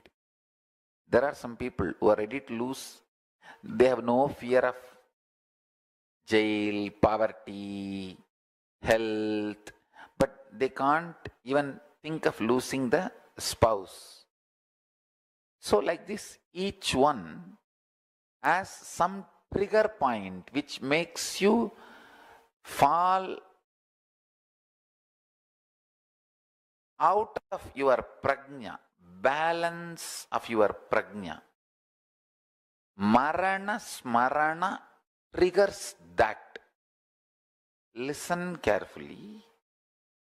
You all should do Marana Smarana and trigger that pain point and heal it once for all. You just have to poke that tumor and pus should come out. What can be done? Nothing can be done. If the pus is taken out, even if you are collapsed, even if you collapse for 2-3 days, nothing wrong. But don't go for any other alternative, diverting, addictive methods. Face the Marana Smarana with boldness and courage. So, when you do the Marana Smarana,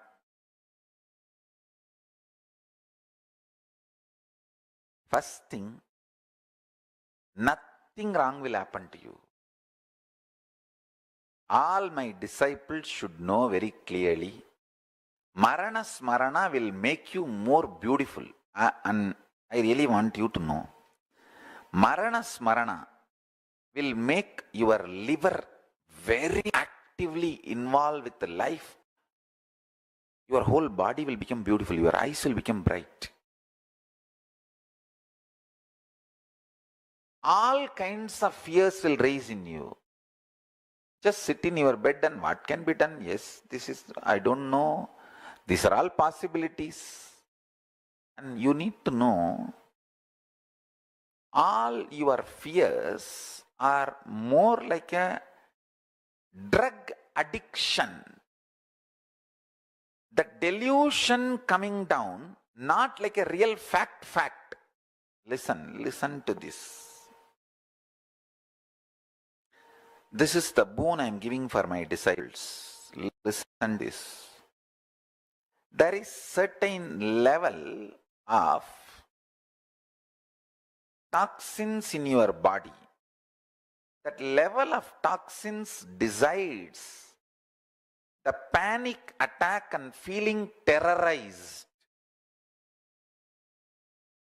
As long as the quantity of those toxins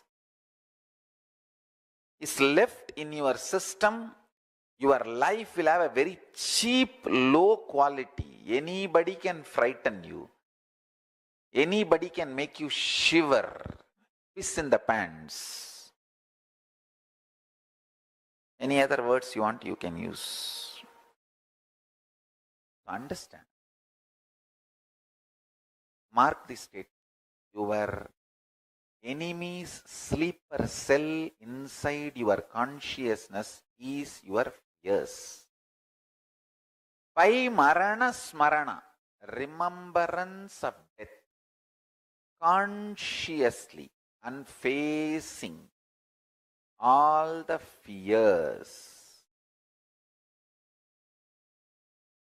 you will change altogether the quality of the metal out of which you are made.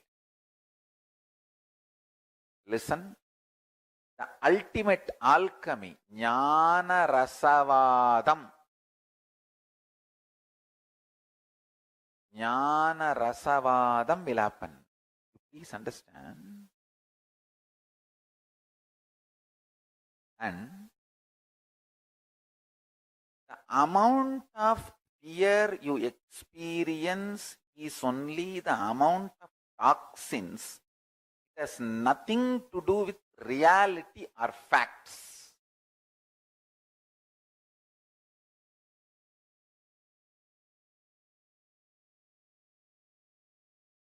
How much of possibility is there snake biting you? Almost 0.000000000%. But how many people see snake in dream, waking state, all the kind of states? Even when they are scrolling the Facebook, if there is a snake photo on the Facebook, people will not touch that. They will scroll in the side. They will not touch that photo of snake in the Facebook screen, in touch screen also. They will not touch the photo of the Facebook. Photo of the snake in the touch screen. How many of you are like that? Even if it is a snake's photo in the touch screen, you will not touch that photo in the touch screen. What is fear? Emotional shit. What is fear? Emotional shit.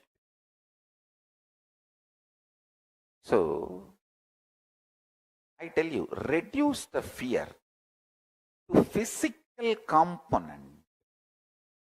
Don't give the fear the psychological power.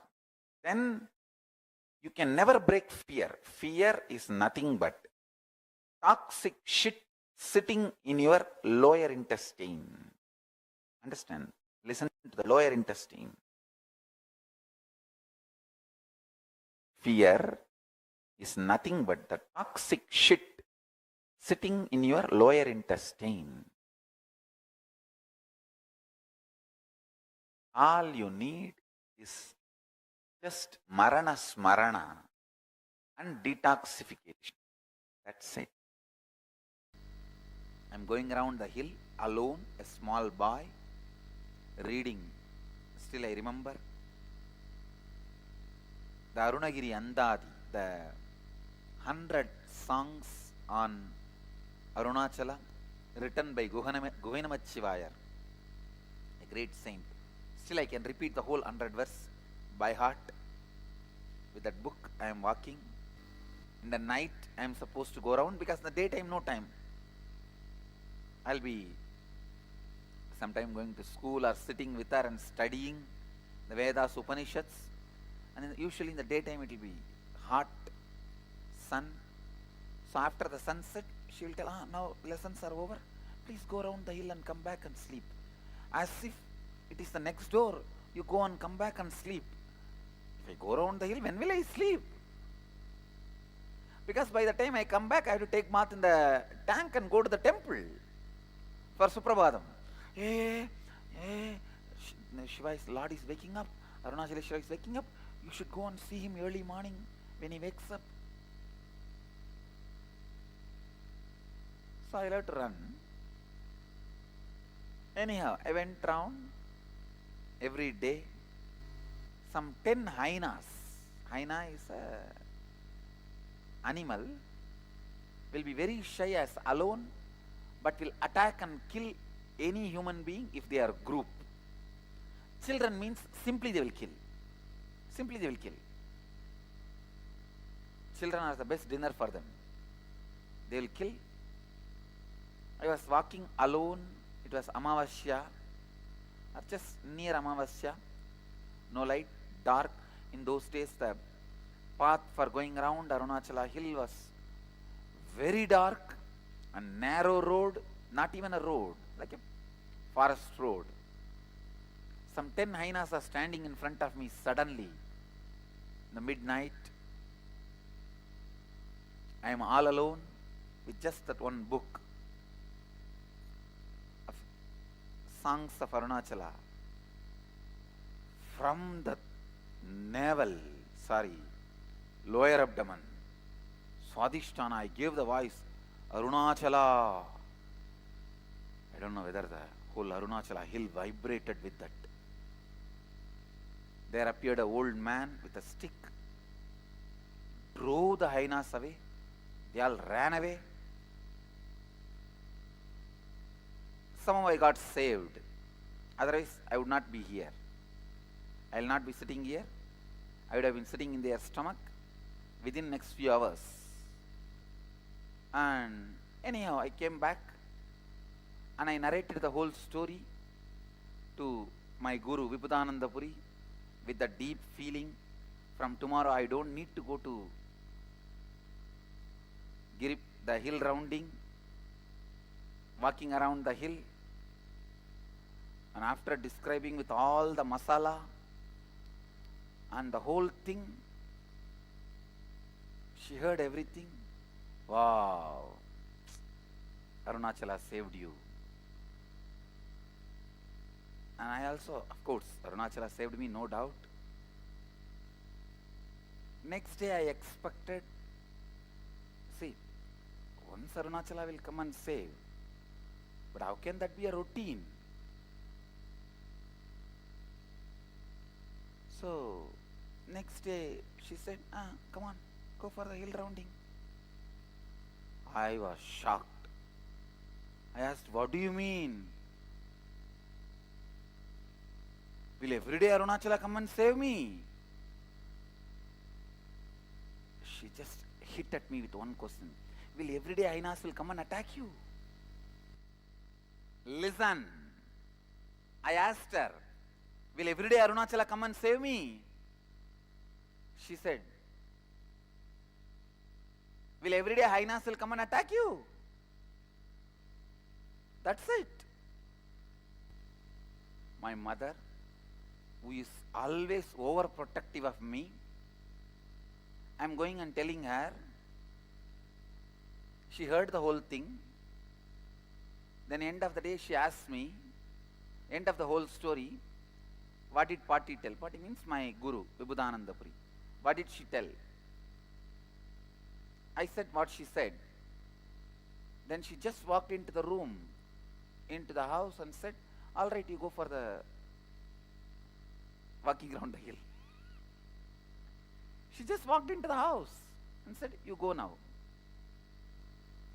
Really, I am telling you, it was a hit on me. Yes, will everyday hyenas come and attack me? Then she said, if everyday Arunachala will also will come, go. I tell you, even now I am seeing it in my life. Whenever hyenas come, Arunachala comes and protects me.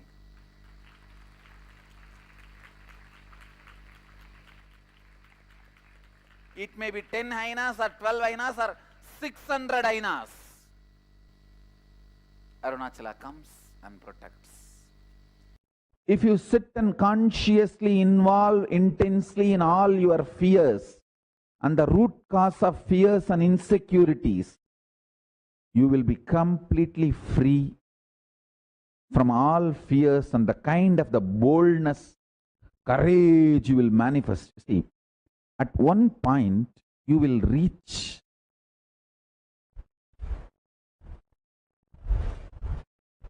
the source of your fears. You will feel everything is over. From this moment, whatever way life happens is a bonus. That's all what can be done.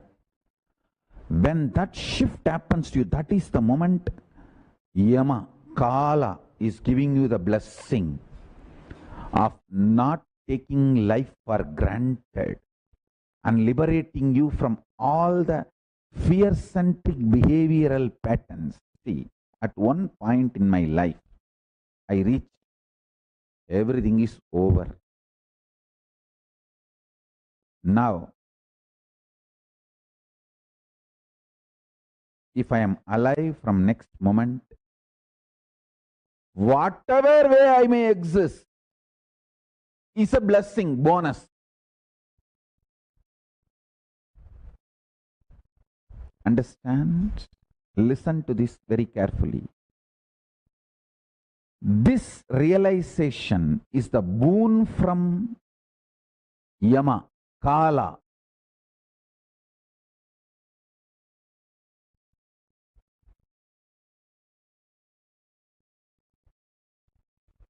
Decision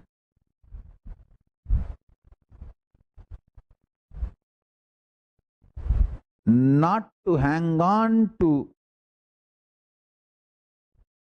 our fantasies about life and our fears about our fantasies. Understand? Whenever your mind involves, your fears become fantasies and fantasies becomes fears. These are the statements you need to meditate very deeply. When there is an obsessive compulsive behavior, your fantasies become fears and fears become fantasy. Romance become perversion, perversions become romance. War becomes love, love becomes war. Listen carefully.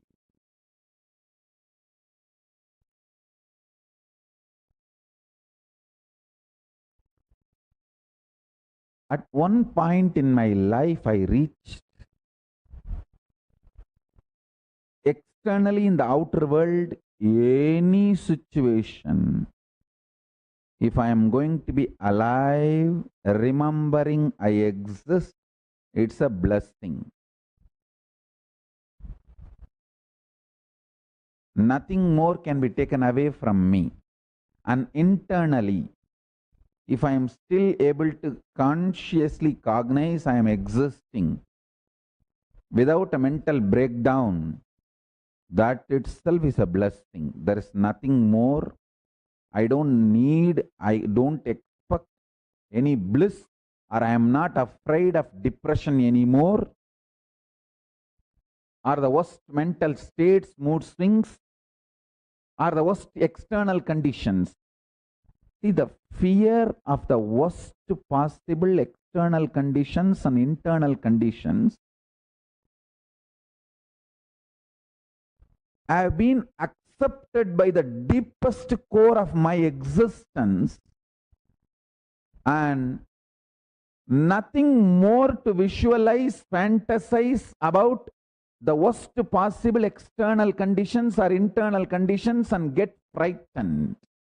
There is nothing more I need to visualize and get frightened. It's all over. That moment, something broke in me.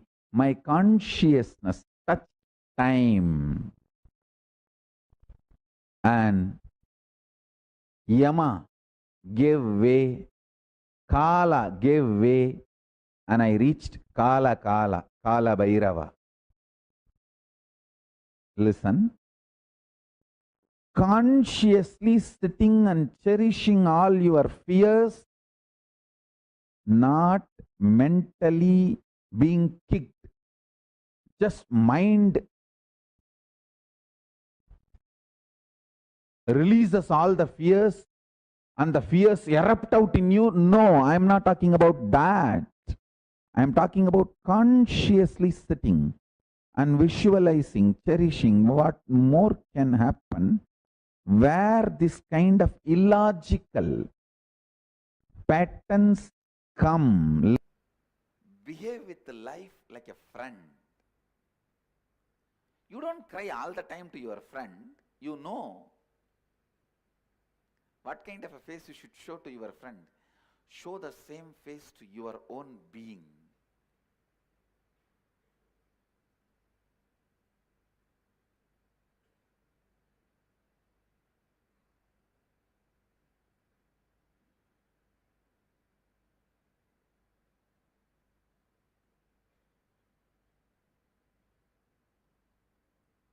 even to yourself. Don't be a constant frightened child to yourself. Complete with it. Get rid of that identity. Build yourself authentically.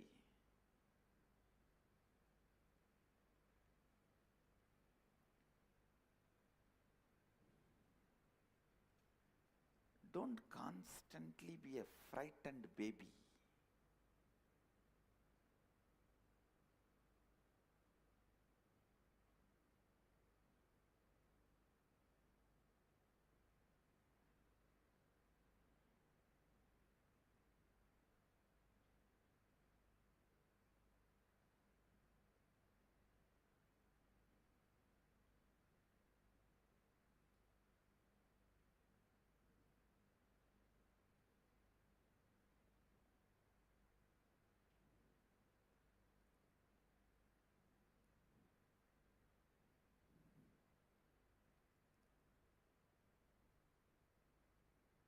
The first step in living Advaita is to get rid of the... Please understand, your fear is not cute. It is nothing but your own violence which you don't want to accept as violence, because you thinking you have violence is too much. Fear is a coat, sugar coat done on violence.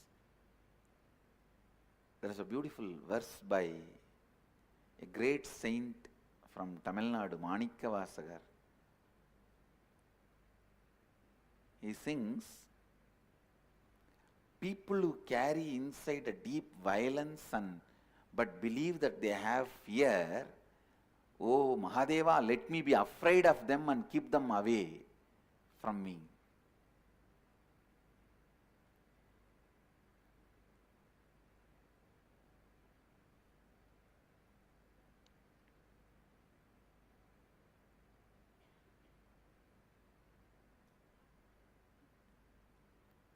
First, complete with that frightened child inside.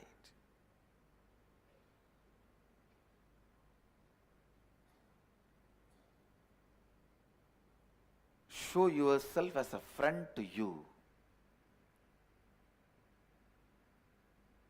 Let you seeing you bring tremendous confidence to you. Life does not demand you to deal too much of informations or too much of stress and the load and fear and insecurity. First, understand that your life needs only simple decisions from your Paramashanta Swarupa. For example, when you are thirsty, water bottle is there in front of you, just pick up the bottle and drink.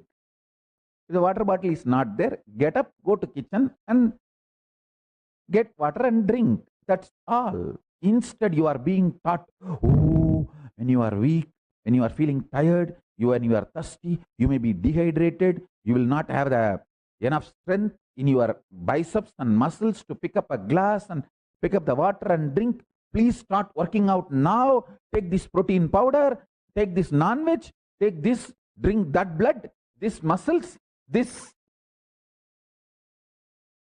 flesh, and build your body. So when you are thirsty, you can just get up and without any dehydration, difficulty, you can start drinking water. And to substantiate the statement we are making, we have thousands of studies, researches done on people. Let me now come back to today's message.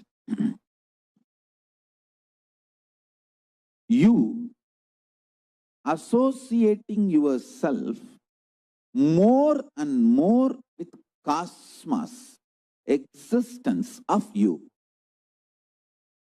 As I told, you have 25 faces. One face is your body. That's only one dimension of you, one face of you. Your cosmos is one more face of you. I tell you.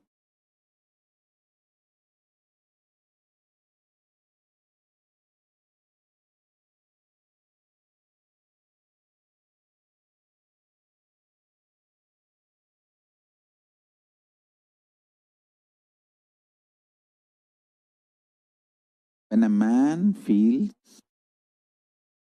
insecure, his first reaction is sexual activity. When a woman feels insecure, the first reaction is frightening, terrifying, fear, and destroying everything, doubting everything around her due to that fear. Understand? In both situations, you just need little bit of unclutching and relaxing into the truth you are cosmos.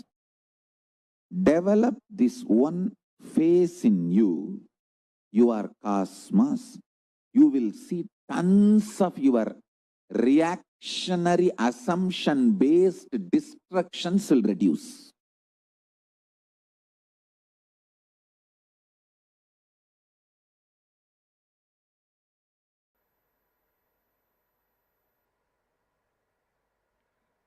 Love exposes your blind spots to you.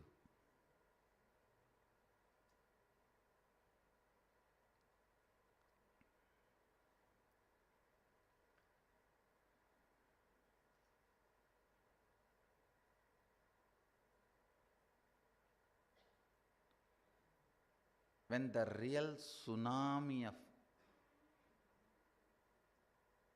love happens in you,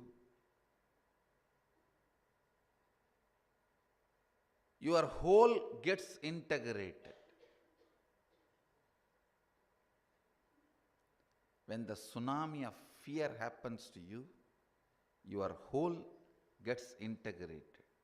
That is why when there is a survival threat, you express so much of energy, whether to fight or flight, for both. The speed with which you fight or the speed with which you run away, both will be extraordinary when there is a survival mode, because it integrates you completely. Same way when you are in love, it integrates you completely.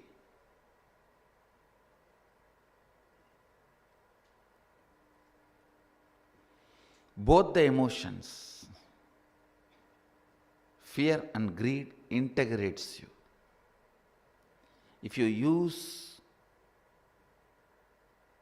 your love to integrate you and make your declaration reality, you are a bhakta, devotee, path of devotion you are traveling. If you use your fear, integrate you, and make your declarations into reality, you are using the path of renunciation.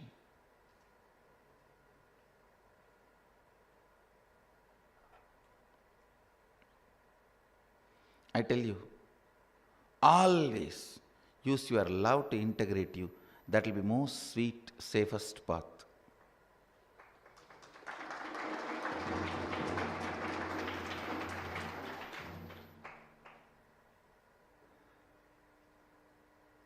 Declarations are sweet, declarations are tasty, declarations are powerful when love becomes base material. When the love is a lubricant, will is so powerful. Fear need to be used like a pickle wherever required. Not more than that. If you know how to use fear as pickle, you know the realistic threats and unrealistic lies. And the life can never cheat you, life will never cheat you. You will never be cheated.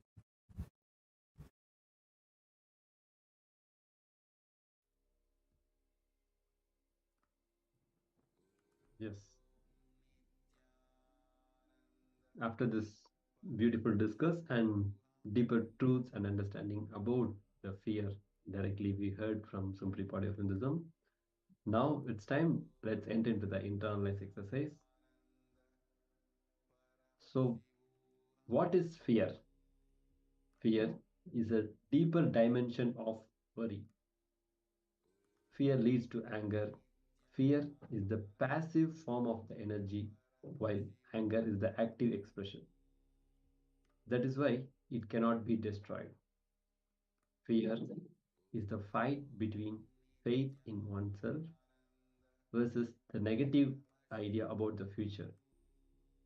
You have faith in oneself, and you'll be fighting with the negative idea about the future or future with what will happen. You may not know clearly about the future. You have negative idea about the future. So constantly you'll be having fight between your faith and the negative idea about future. So that is fear. And self-fulfilling negative prophecy is fear. Now let's enter into the internalized exercise. Please start completing all the fear patterns you develop. The fear of losing your name and fame, and fear of losing your health, fear of losing your wealth, your loved ones and your relatives, your friends, and the fear of unknown. These 5 fears, complete with all the fears step by step. Relieve and relieve, relieve and relieve all the incidents. So we are going to enter into the completion process.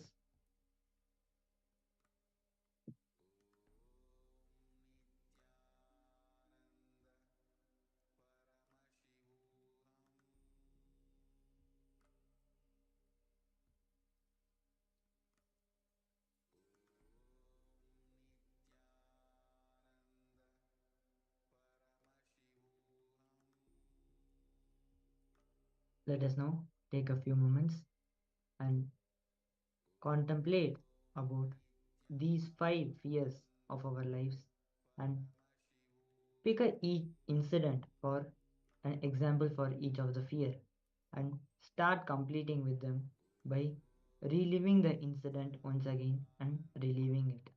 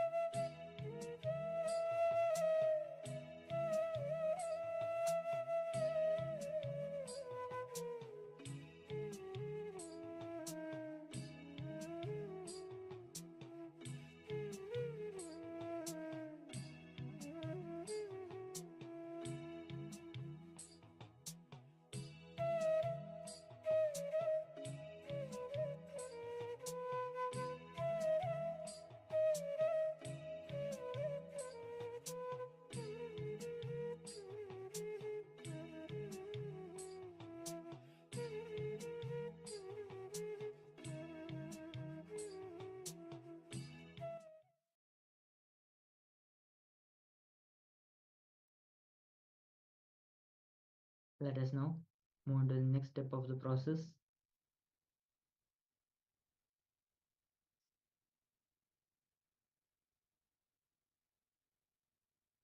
Your own experiences of the fear or the experiences which you observed others going through, or the majority of the fears that we experience in our lives. More than our fear, it is the others' fear that we pick up from others. Like example that you don't know that fire will burn you, but you seeing another person getting burnt by fire, you starting the fear in you. This is what is called picking up the fear from others.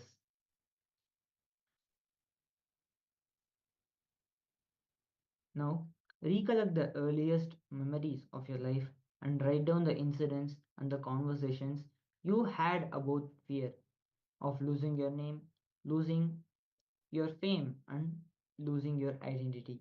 Example, when your mom shouted at you and said, "You're a bad boy," you would have felt that sudden fear coming inside you that if I do this, my identity is being damaged, my name and fame is being corrupted by others. So these are all the small fears that has started. Recollect the earliest memories of your lives and write down the incidents and conversations you have had about losing your physical health, fear of losing your mental health, and other fears of incidents. Let us take a few moments to write them down.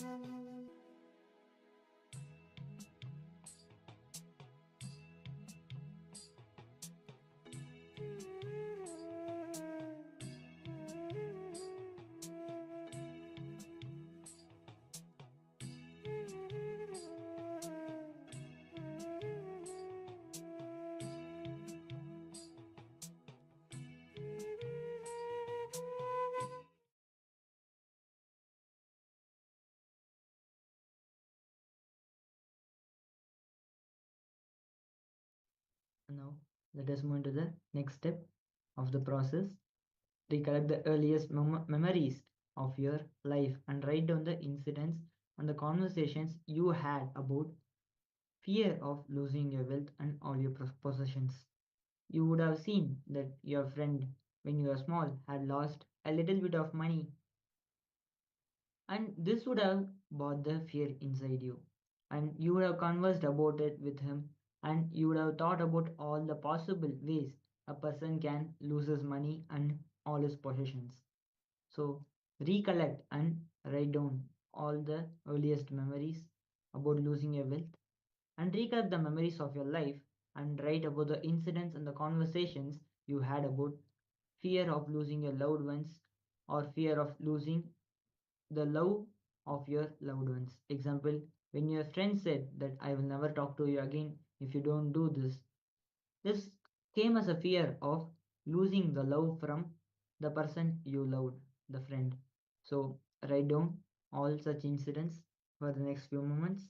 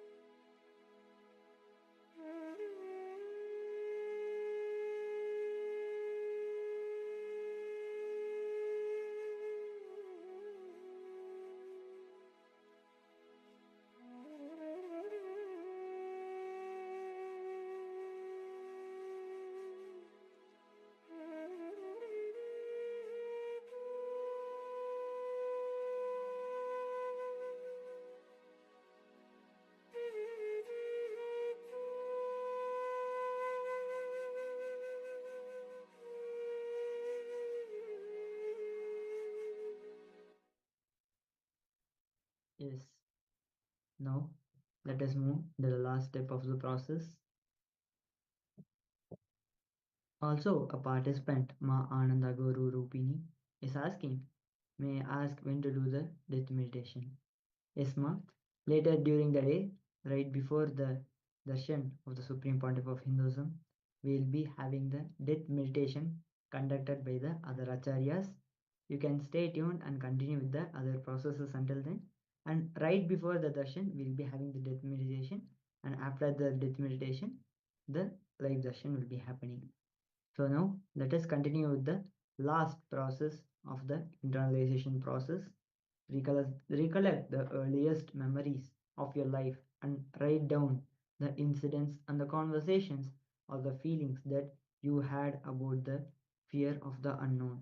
For an example, it could be of ghosts, darkness, or even God. You didn't know what God was at the such engage and you had fear of it. So even it can be a God. So in this we'll be writing our fear of unknown, what we didn't know and we started fearing about even before we could know the full information about it. So let us take a few moments and pen down all such incidents.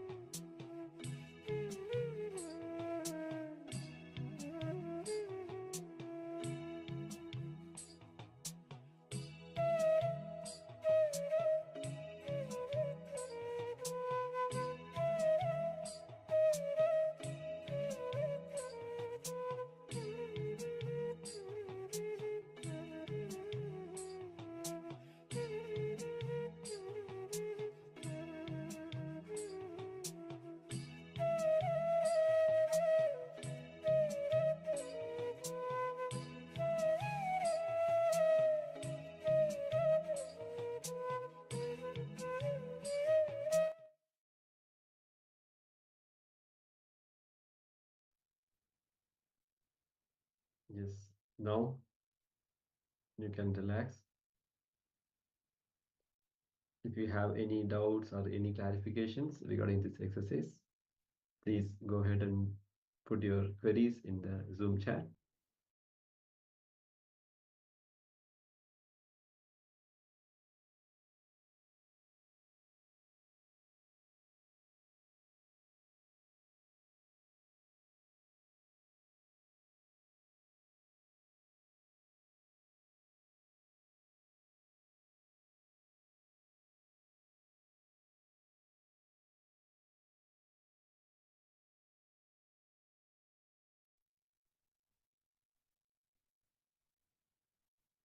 Yes. So with this completion process, now let's enter into the meditation.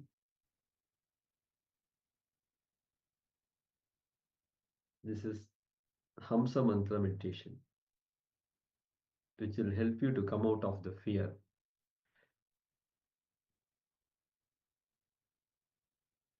This is for our Swadhisthana Chakra awakening meditation. It will awaken the Swadhisthana Chakra. So Swadhisthana Chakra is the chakra which gets blocked due to the fear pattern. So once we do the completion, now we'll be doing this meditation to awaken the Swadhisthana Chakra in us. So this is a very powerful technique to overcome fear that can be used 24 hours a day. Whenever you are attacked by fear, or you feel that you have been attacked by fear, just sit back and relax. Put your awareness only on your exhaling breath. Repeat the word silently as you exhale, that is with outgoing breath.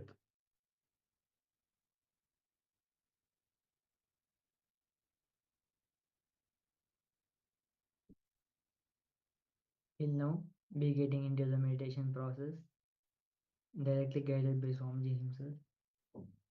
Let us all get into the deep meditative state and into a space of deep listening to receive Swamiji and to practice this meditation.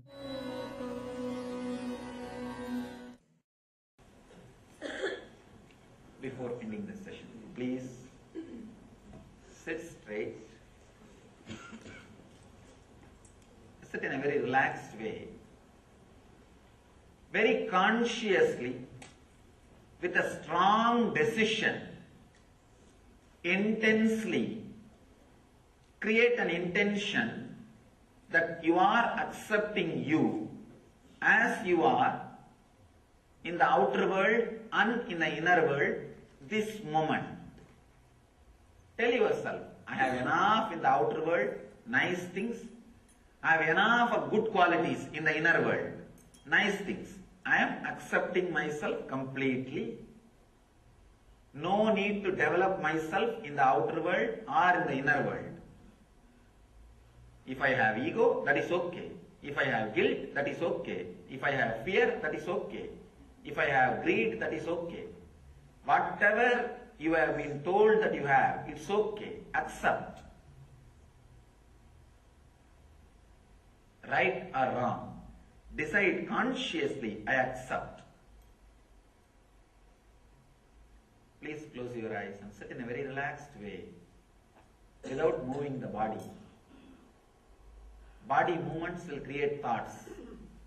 So if your body is stable without movement, it can take you to the deeper silence.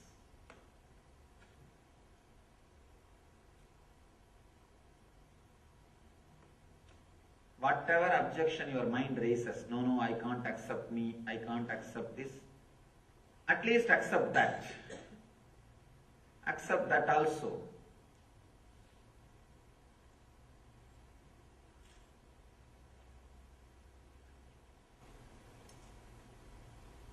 Accept the present moment. Accept all the future moments. Whatever your mind thinks as the worst thing can happen to your life, Accept even those moments. If it happens, you cannot avoid. It is inevitable. Understand the inevitability and accept it.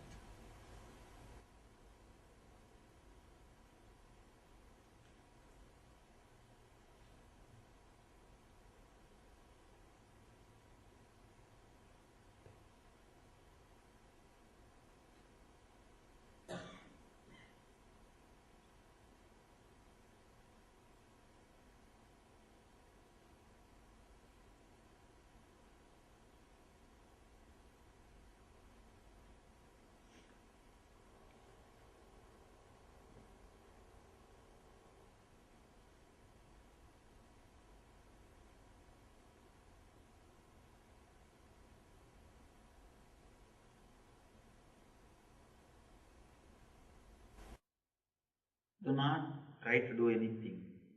There's no need to repeat any mantra. Just sit with this acceptance. Automatically you will see your breathing flows with the deep sound of that hum sound. Just you become silent. You will hear that mantra which is getting repeated constantly, continuously in you.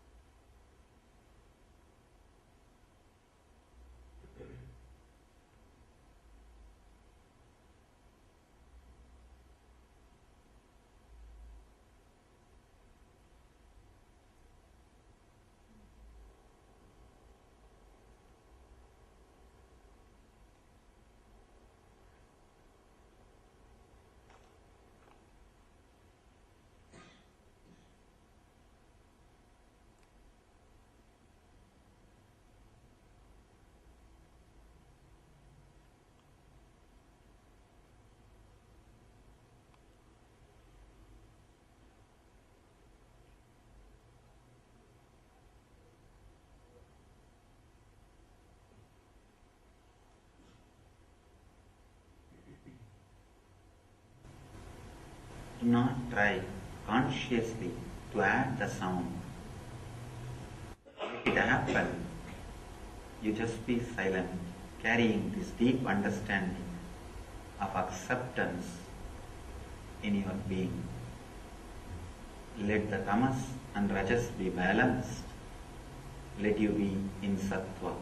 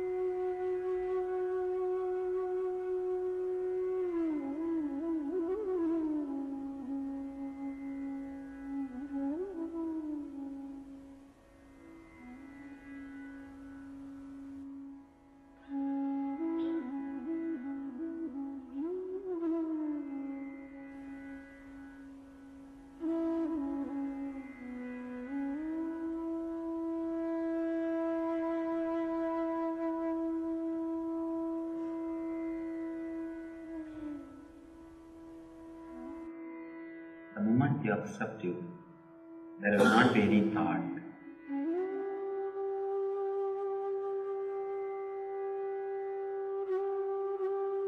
Whatever you saw and heard from the outer world, drop it. and accept it.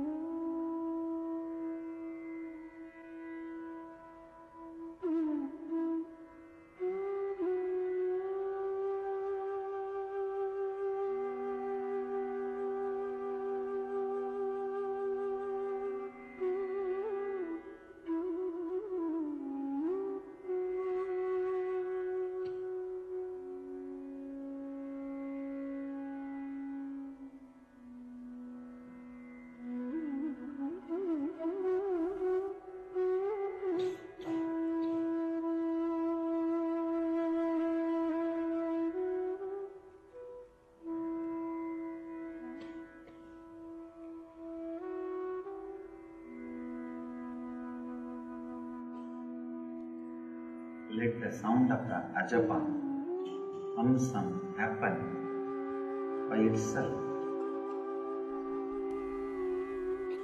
Try to add sound. Do not try to repeat the mantra. Just relax with the deep acceptance in your heart.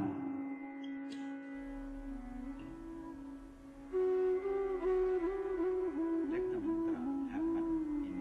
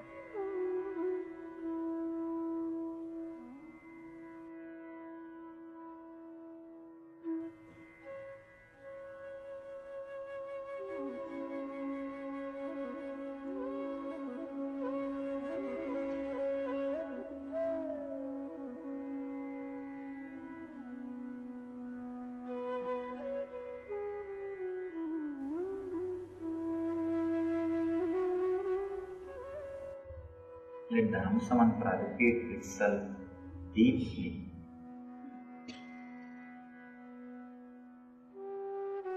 You have lost the connection, come back and again sit with a deep acceptance.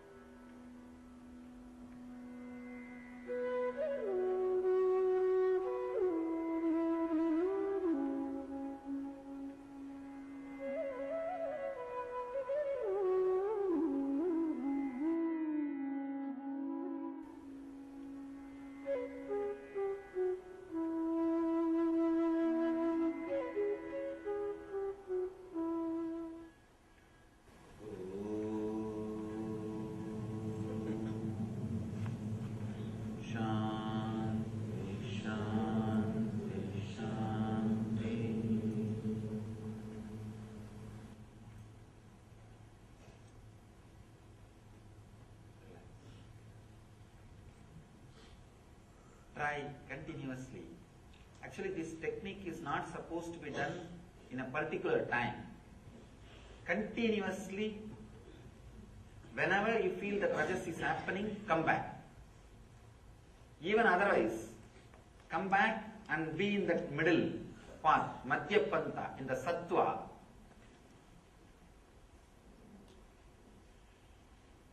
Let the Hamsa mantra repeat itself. Because you are talking constantly inside yourself, the Hamsa mantra is never heard by you.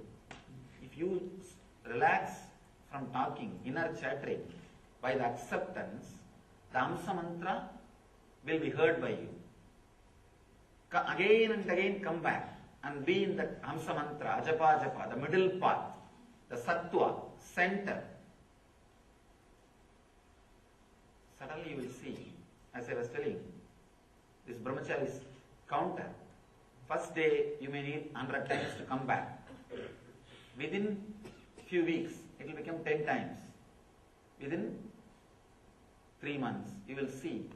You don't need to come back at all. Constantly the ajapa, the Hamsa mantra is happening in you. You are centered in sattva, but you are able to do all your activity. Your profession, your business, your relationships, your life, and you will be able to manage everything, but you are centered on ajapa, you are centered on sattva. That is what I call living enlightenment. That is what I call jivan mukti. Means even while you are living, you are liberated. Because of you are centered on the sattva, you will have a clear understanding about the jiva, means the self. You will have a clear understanding on way to relate with the jagat, the world. Because of these two clarity, naturally you will fall into the source, which is Ishvara, God. The person who has realized Jiveshwara Jagat, the person who can play with all these three and enjoy, is the enlightened being. So understand and carry this acceptance and the truth in your heart, and let this ajapa japa, the Amsa mantra, repeat itself in your inner space, and let you live enlightenment.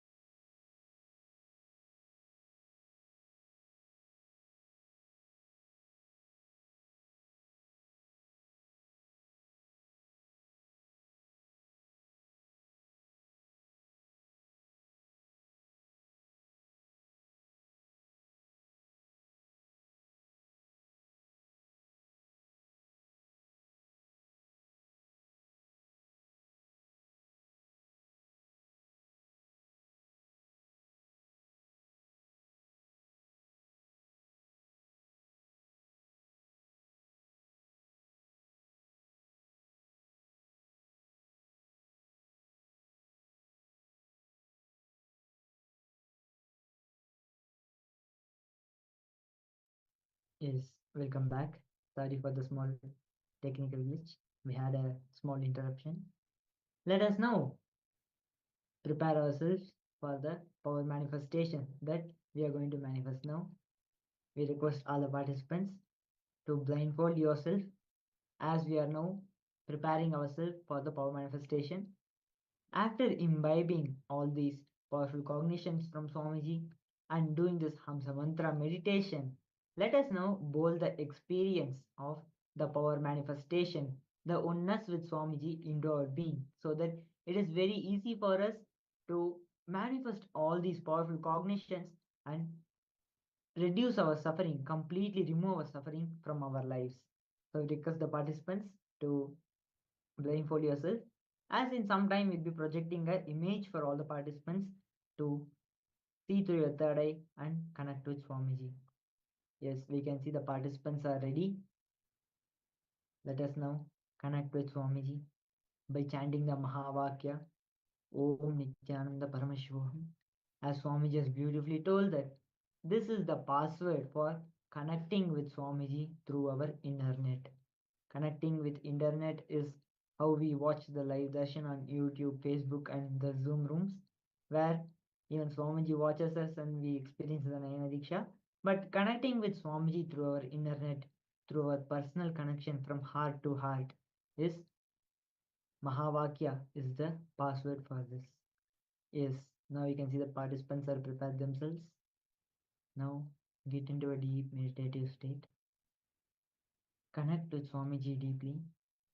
And once the image is projected, request Swamiji to reveal what was it that was projected to all the participants during the power manifestation. Let us take a few moments and start chanting the Mahavakya. Om Nityananda Paramashivoham. Om Nityananda Paramashivoham. Om Nityananda Paramashivoham. We are now projecting the image for all the participants. Continue chanting the Mahavakya and scan through your third eye. What was projected for Nityananda Paramashivoham.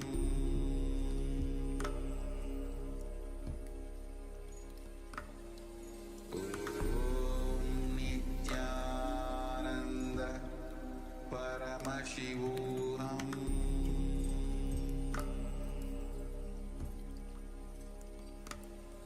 Om Nityananda Paramashivoham.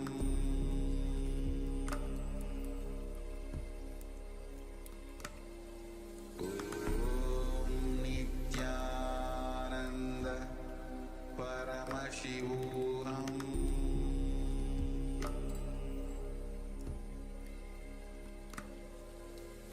Om Nityananda Paramashivoham.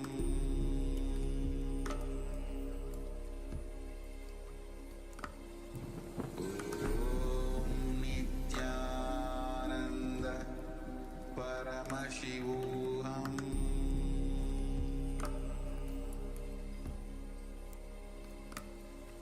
Om Nityananda Paramashivoham.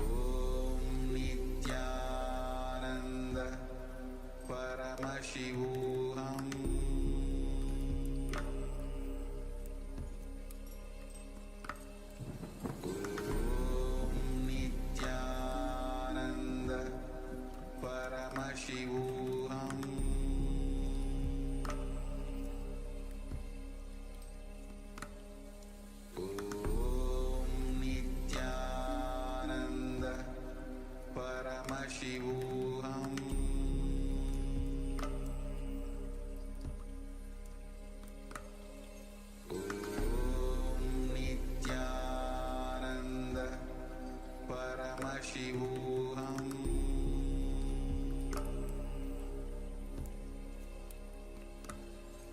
Om Nityananda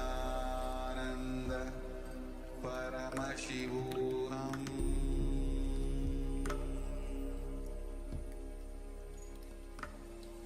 Om Nityananda Paramashivoham.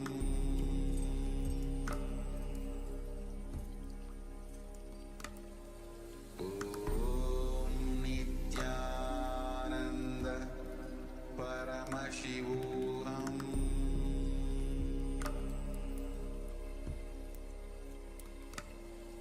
Om Nityananda Paramashivoham.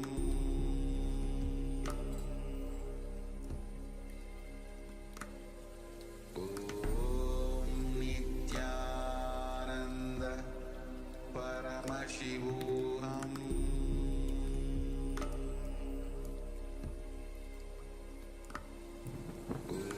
Om Nityananda Paramashivoham.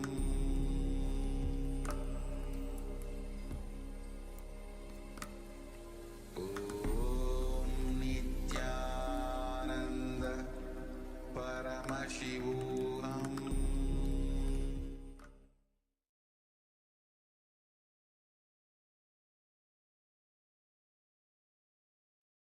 Now relax,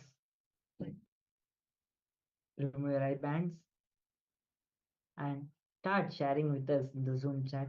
What was it that Paramashiva revealed to you, Swamiji revealed to you during the power manifestation when your eyes were blindfolded?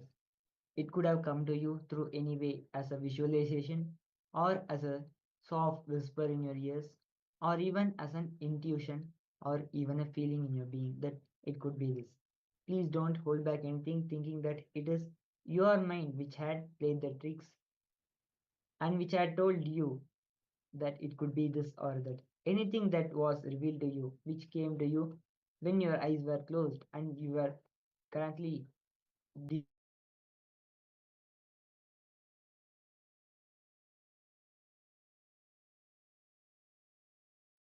deeply connected with Swamiji, all that is revealed directly by Swamiji himself during the power manifestation. So we request all the participants to share what was projected. In a very few moments from now, we will be projecting the actual image which was projected for all the participants during the power manifestation for verification as well. So we request the participants to type out in the Zoom chat what was it that you saw during the power manifestation.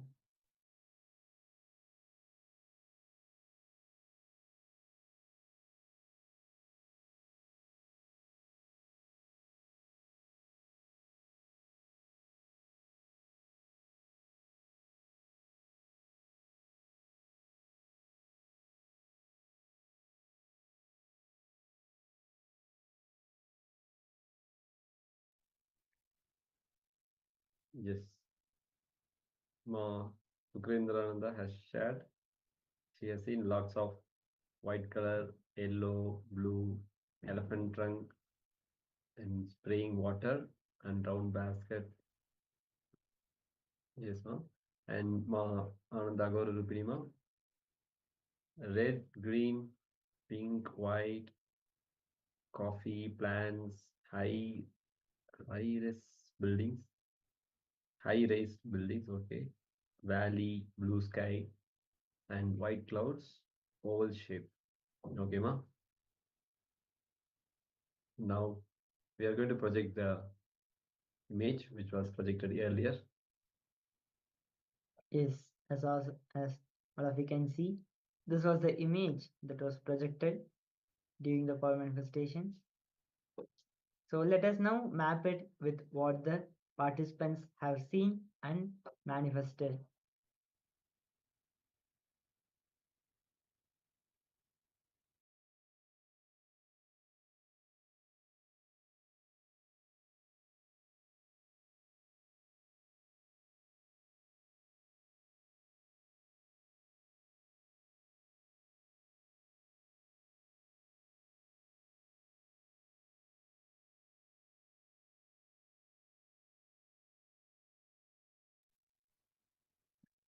Yes, Sukrananda has shared like elephant trunk. Actually, in the picture, if you see it's a stone chariot. It was sculpted in the stone. So in front of that, there is an elephant is pulling the chariot. Okay, Mama Sukrananda has said correct. Elephant trunk and spraying water. There is a water because it is a seashore. So behind that, there is a water and round basket.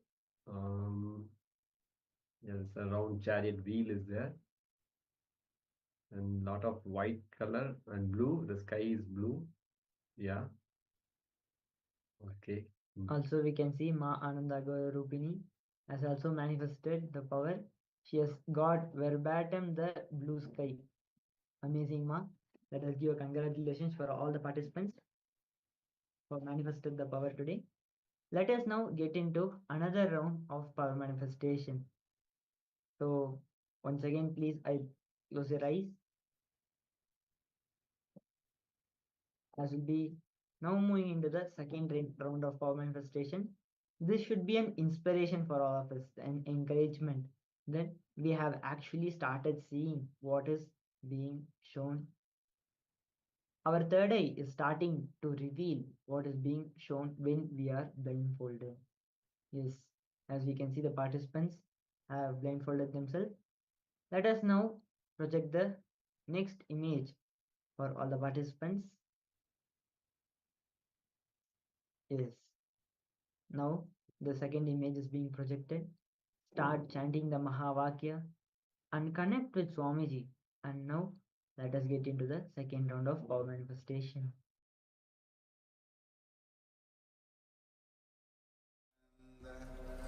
Paramashivoham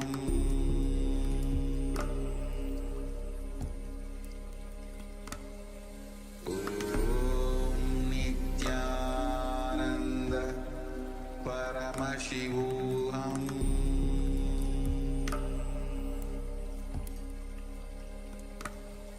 Om Nityananda Paramashivoham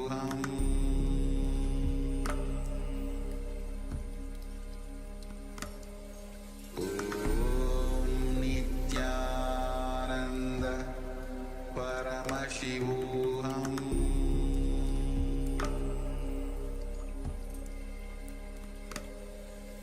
Om Nityananda Paramashivoham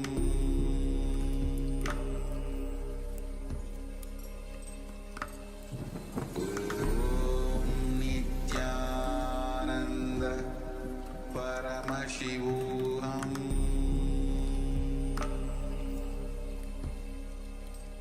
Paramashivoham Om Nityananda Paramashivoham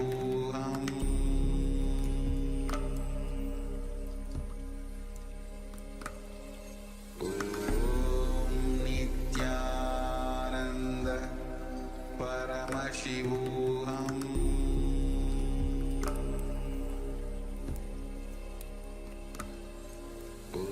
Om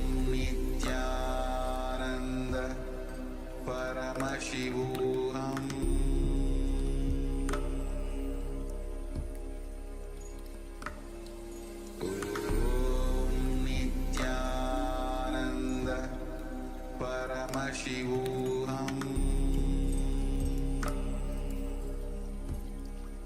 Paramashivoham Om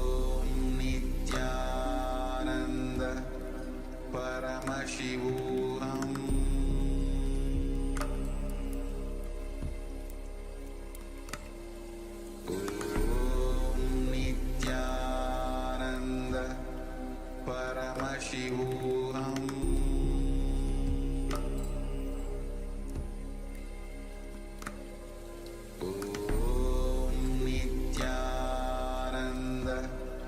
Paramashivoham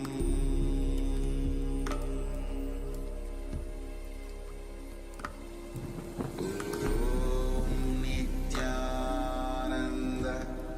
Paramashivoham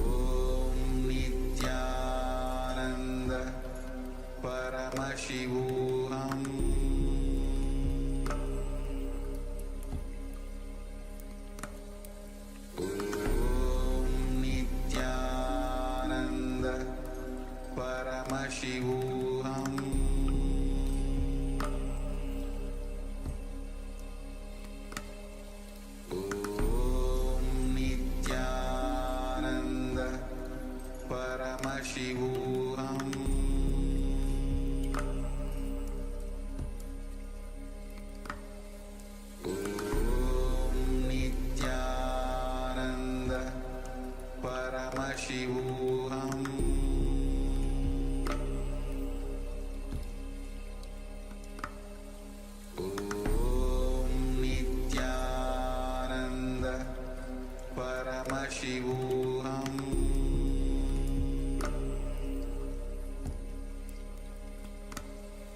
Om Nityananda Paramashivoham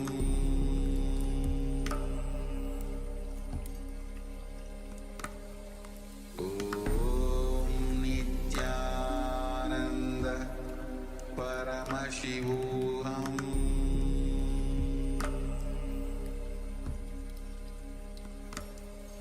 Om Nityananda Paramashivoham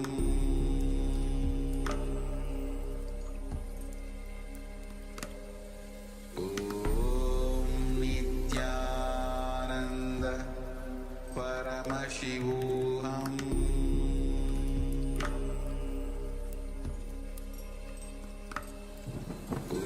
Om Nityananda Paramashivoham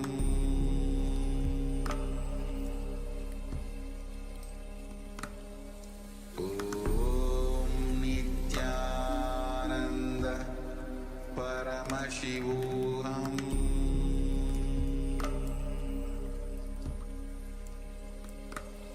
Om Nityananda Paramashivoham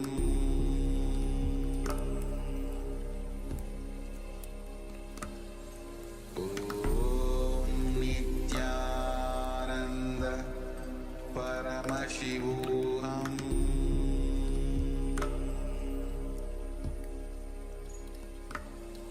Om Nityananda Paramashivoham Om Nityananda Paramashivoham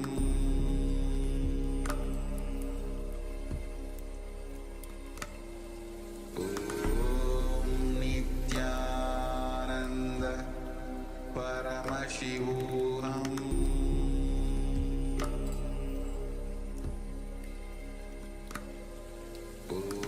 Om Nityananda Paramashivoham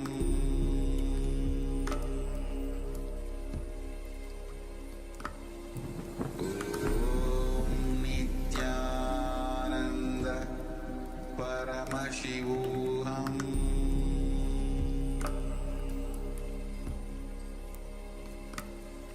Om Nityananda Paramashivoham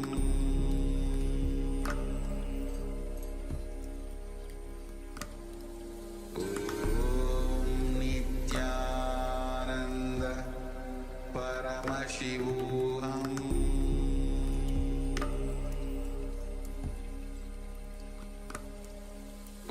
Om Nityananda Paramashivoham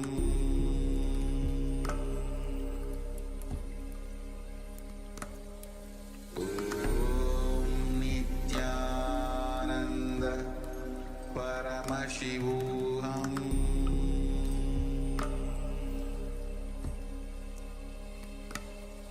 Om Nityananda Paramashivoham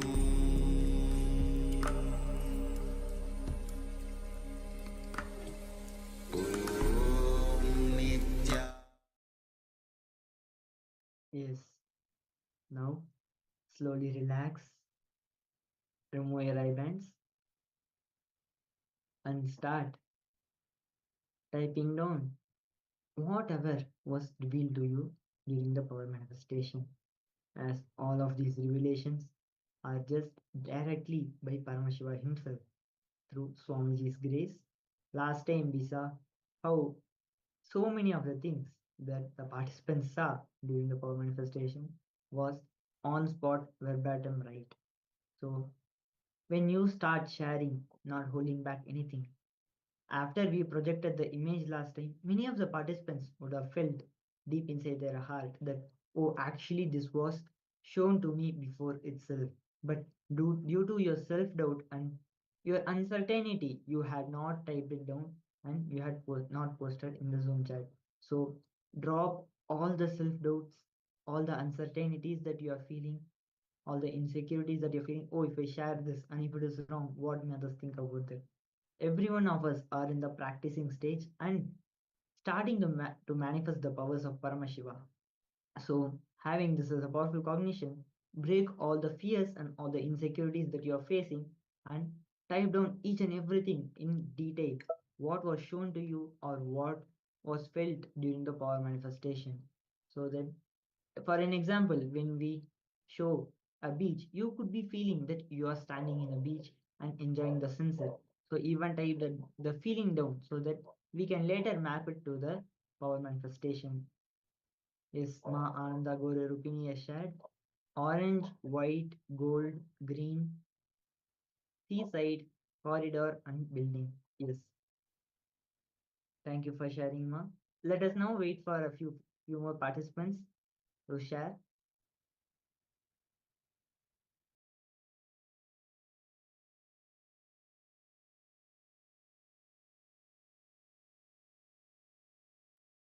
Yes. In a few moments from now, we'll be seeing what was shown during the power manifestation on the screen. So we request the participants, if you have any more adding points to add of the revelation, you can continue and add because we still have some more time before the verification. Even after the verification also you can continue adding because it is what you manifested in your life. So let us now continue sharing.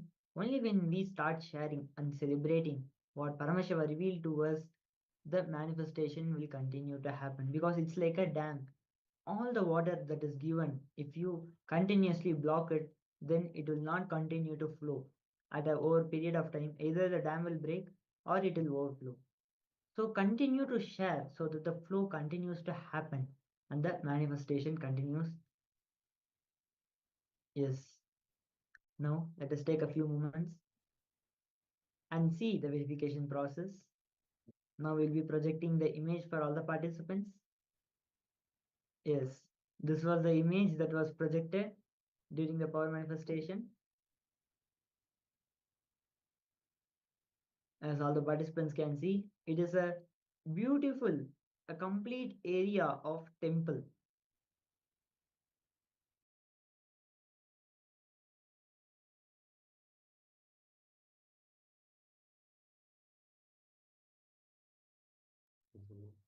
Yes, there are many parts in the picture, completely orange also. There are of course many clouds which are white in color. Green color is also there, the greenery around the temple, the trees and the plants around the temple. The seaside, okay, we don't know which temple is this, so it could be next to a sea or not. The corridors, the important thing is the participant had gotten verbatim and on spot the corridors inside the temple. As we can see, just where below the image, the down part of the image, we can see the temple corridors that are clearly visible. And the building, yeah, of course, it's completely covered with building on all sides, including the temple. And there are many temple towers around standing. Yes. So And there's a gold also on the Vimana. It's a Garbha Mandir. On the top of the Garbha Mandir, there's a gold is there. Yes. So almost everything is correct. Ma Ananda Guru Rupini Ma. Yes, Ma Ananda Gauri is also sharing. I did receive the word temple and forgot to write it. Yes, this is why we were telling during the verification process before the image was being projected, Ma, that whatever you felt or heard or even saw visually when your eyes were closed, all that is a revelation by Swamiji himself. So, congratulations, Ma. There are literally whatever you shared was in the image and most of it was correct. Yes, such a wonderful power manifestation. Let us now continue with the next part of the program.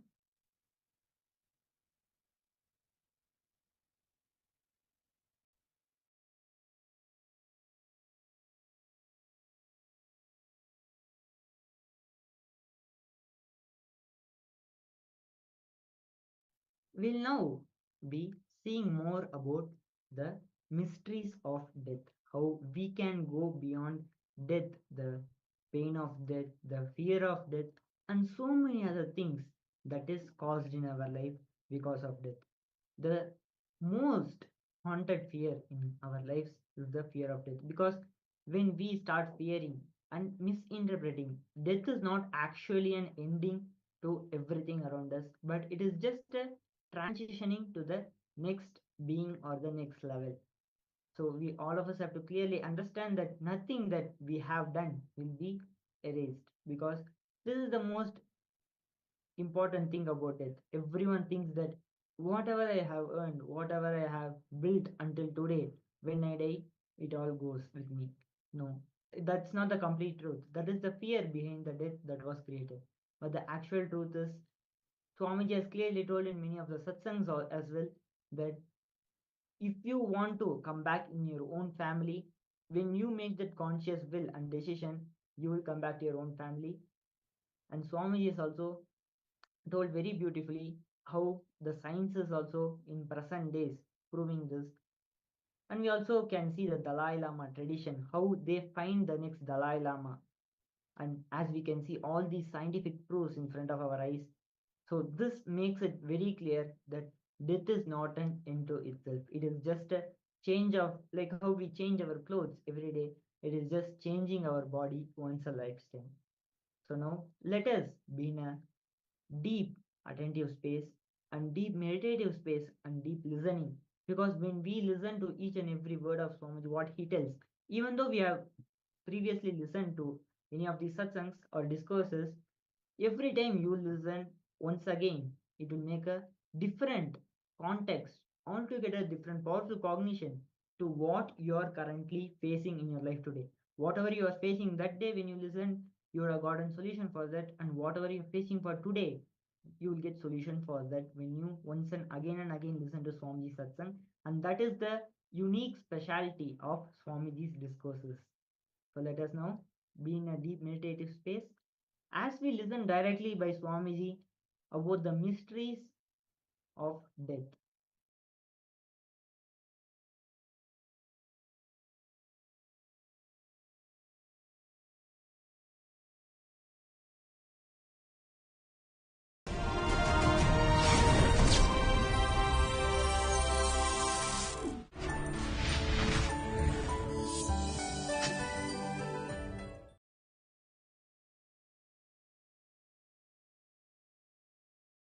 नित्यानन्देश्वरसमारम्भां नित्यानन्देश्वरिमध्यमाम् अस्मदाचार्यपर्यन्तां वन्दे गुरुपरम्पराम्.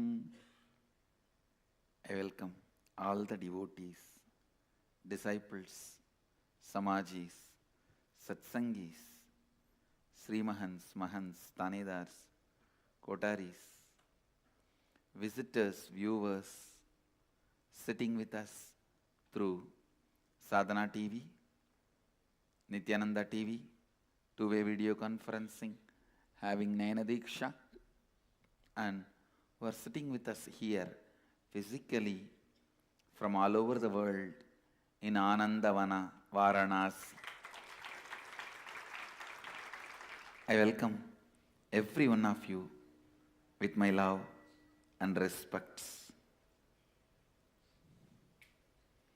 The city is sitting with us in two-way video conferencing, having Nayana Diksha, Warrington, UK, Singapore Adinam, Houston Adinam, Manhattan, New York, Ponca City, Oklahoma, Nityananda Nagar Biddi, Dubai, Diamond Bar, Sugarland, Texas, Vancouver, Hyderabad Adinam, Oklahoma Adinam, Los Angeles Adinam, Kuala Lumpur Adinam, Ohio Adinam, Vancouver, Canada, Scottsdale, Arizona, Toronto Adinam, Hyderabad Guptakashi, Seattle Adinam, Melbourne Adinam, China, Guadalupe Adinam, Chennai Adinam, Ohio Adinam, Kuala Lumpur Adinam, Redmond, and some more cities. I welcome all of you with my love and respects. Let's enter into Kathopanishad. I have to introduce the subject of Kathopanishad, then the author, then the listener, and the whole thing. But ultimately I have to say that book is authorless. Even Yama reads the Akashic records about death. So it is not his own words. He only reads the Akashic records. That is why it is authorless. Death, the subject of Kathopanishad. Understand death as the end of the known frightens you. Whatever you know, the known people, known wealth, known good, known bad, whatever is known is coming to an end, stand still. That is why it frightens you.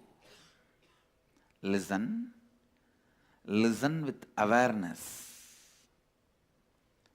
Whatever is known is coming to a standstill. Because whatever is known is coming to a standstill, you are afraid of death. Then, are you happy with whatever is known and to live with it? Where is the gap? Neither you are happy with whatever is known, ready to live with it, nor you are ready to give up whatever is known and ready to go beyond and rejuvenate yourself.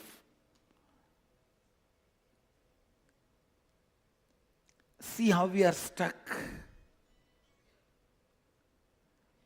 Understanding about death will liberate you from this catch-20, where you are caught.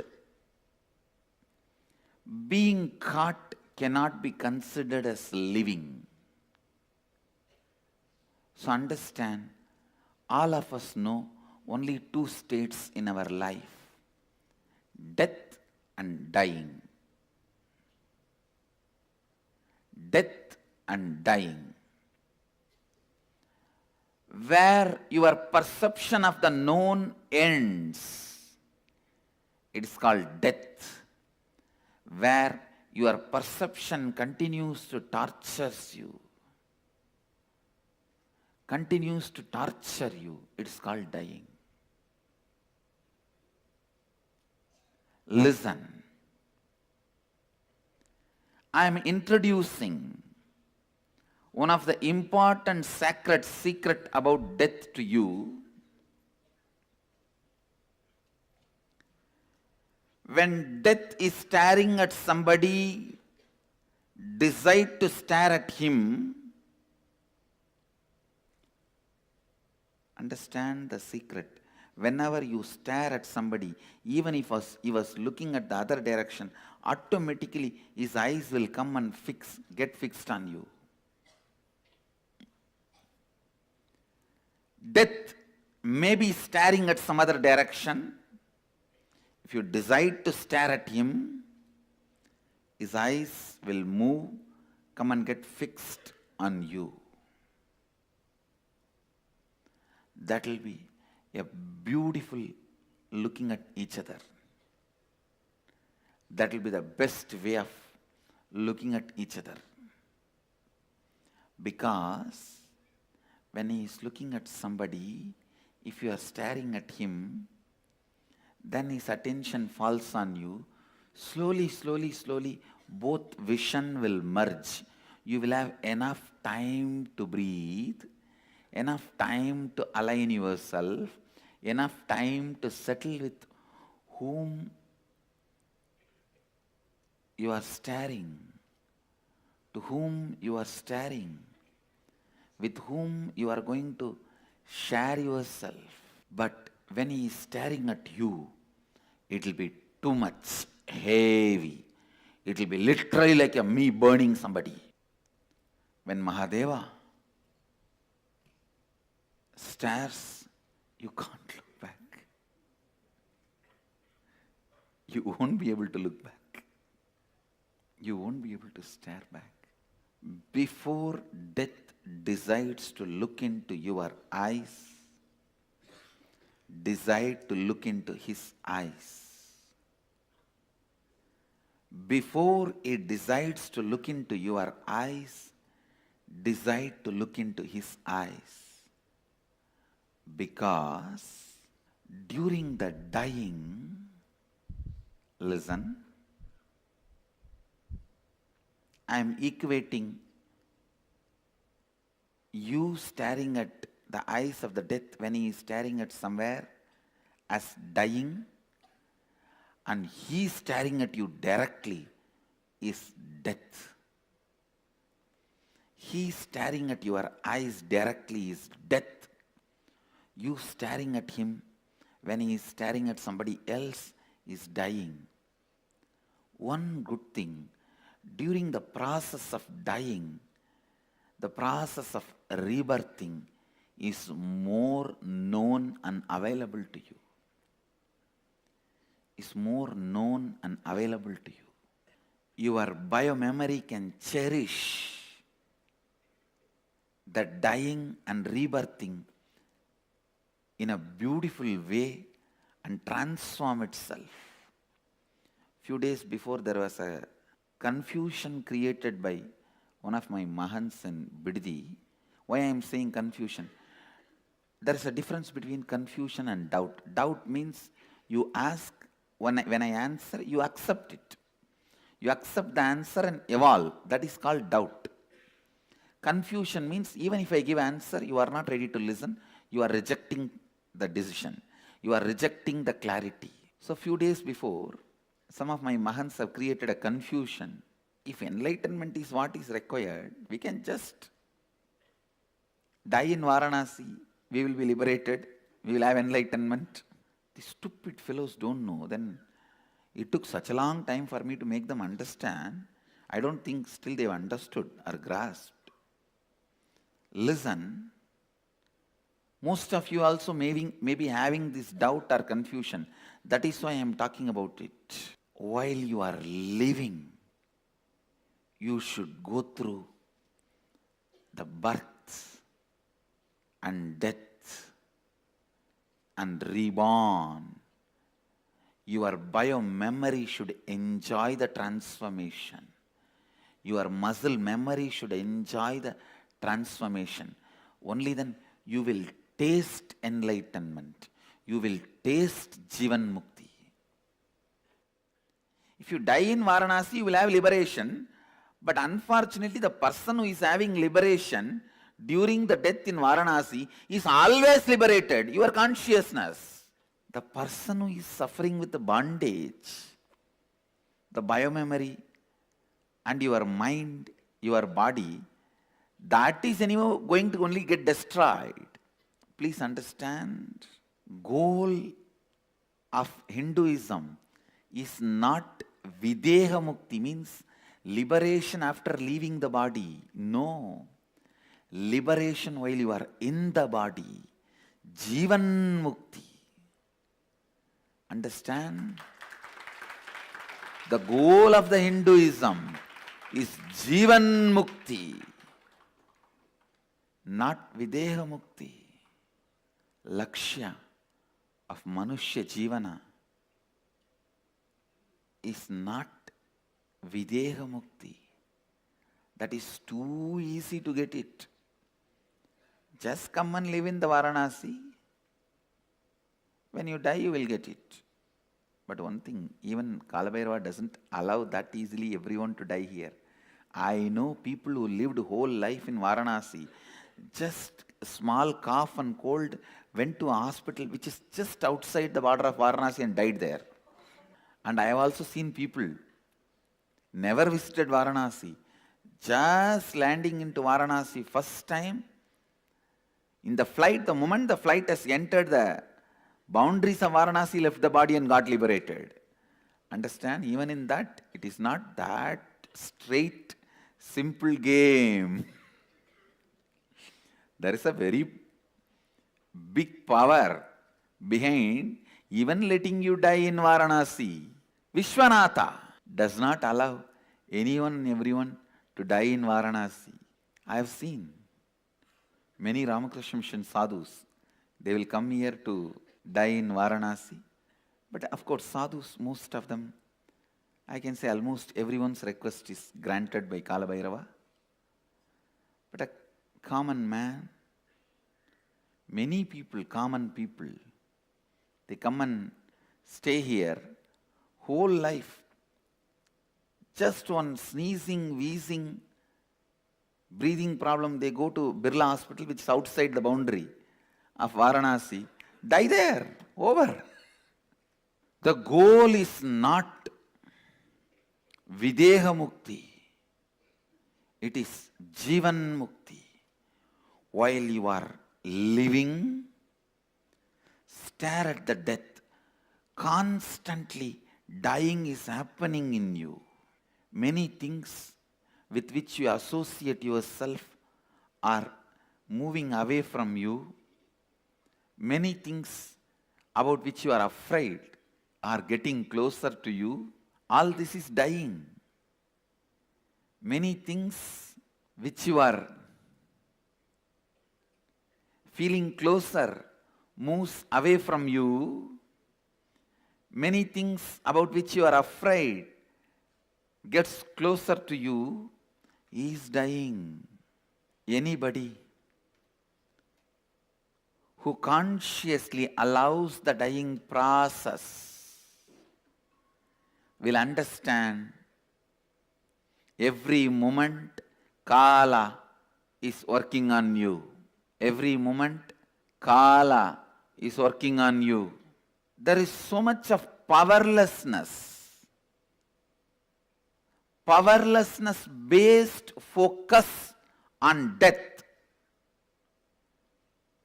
But if you turn your attention on dying, the powerlessness will be removed from death.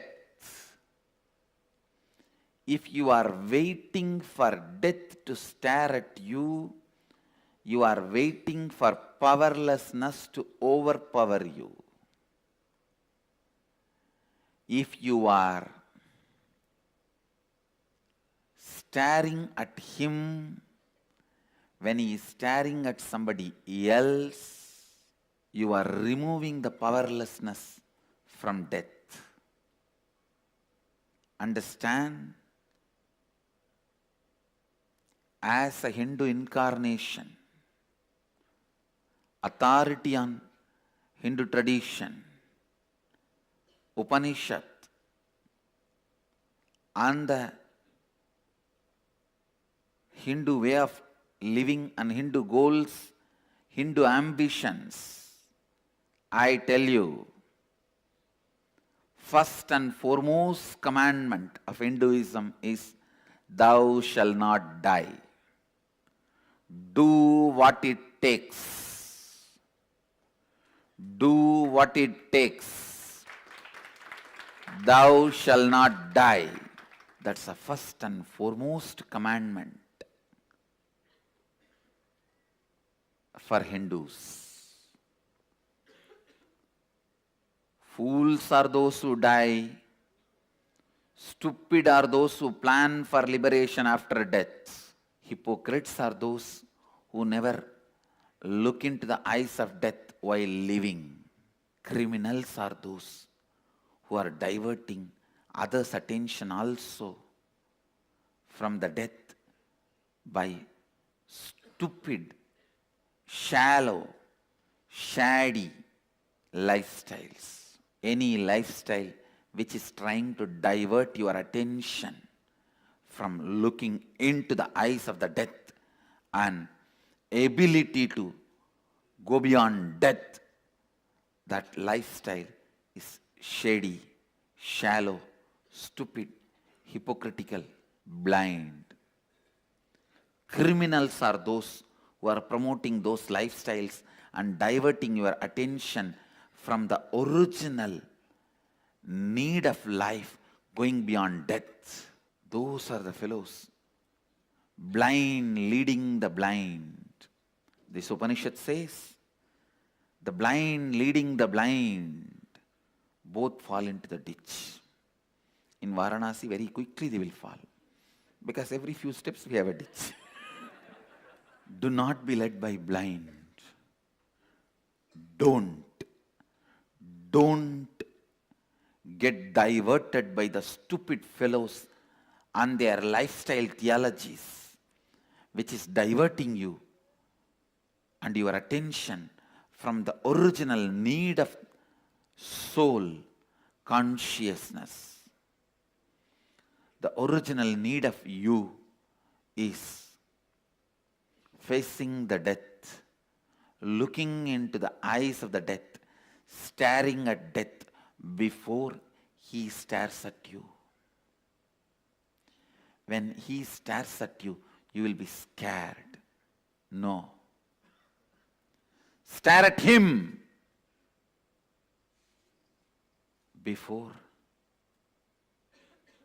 he stares at you. Upanishads are using a beautiful word.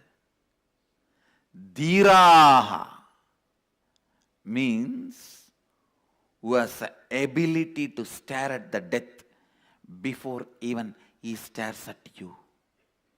Who has the courage to stare at death before even he stares at you. Understand, if you are waiting for him to stare so that you can stare back, you won't be able to. You will just close your eyes tightly and give up on you. Closing your eyes tightly and going through the death is giving up on you. Don't be a coward. This Upanishad uses the maximum words identified with courage and boldness. Understand?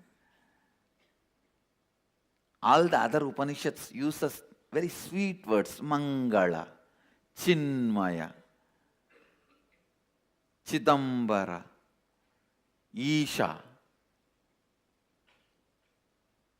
All these sweet words.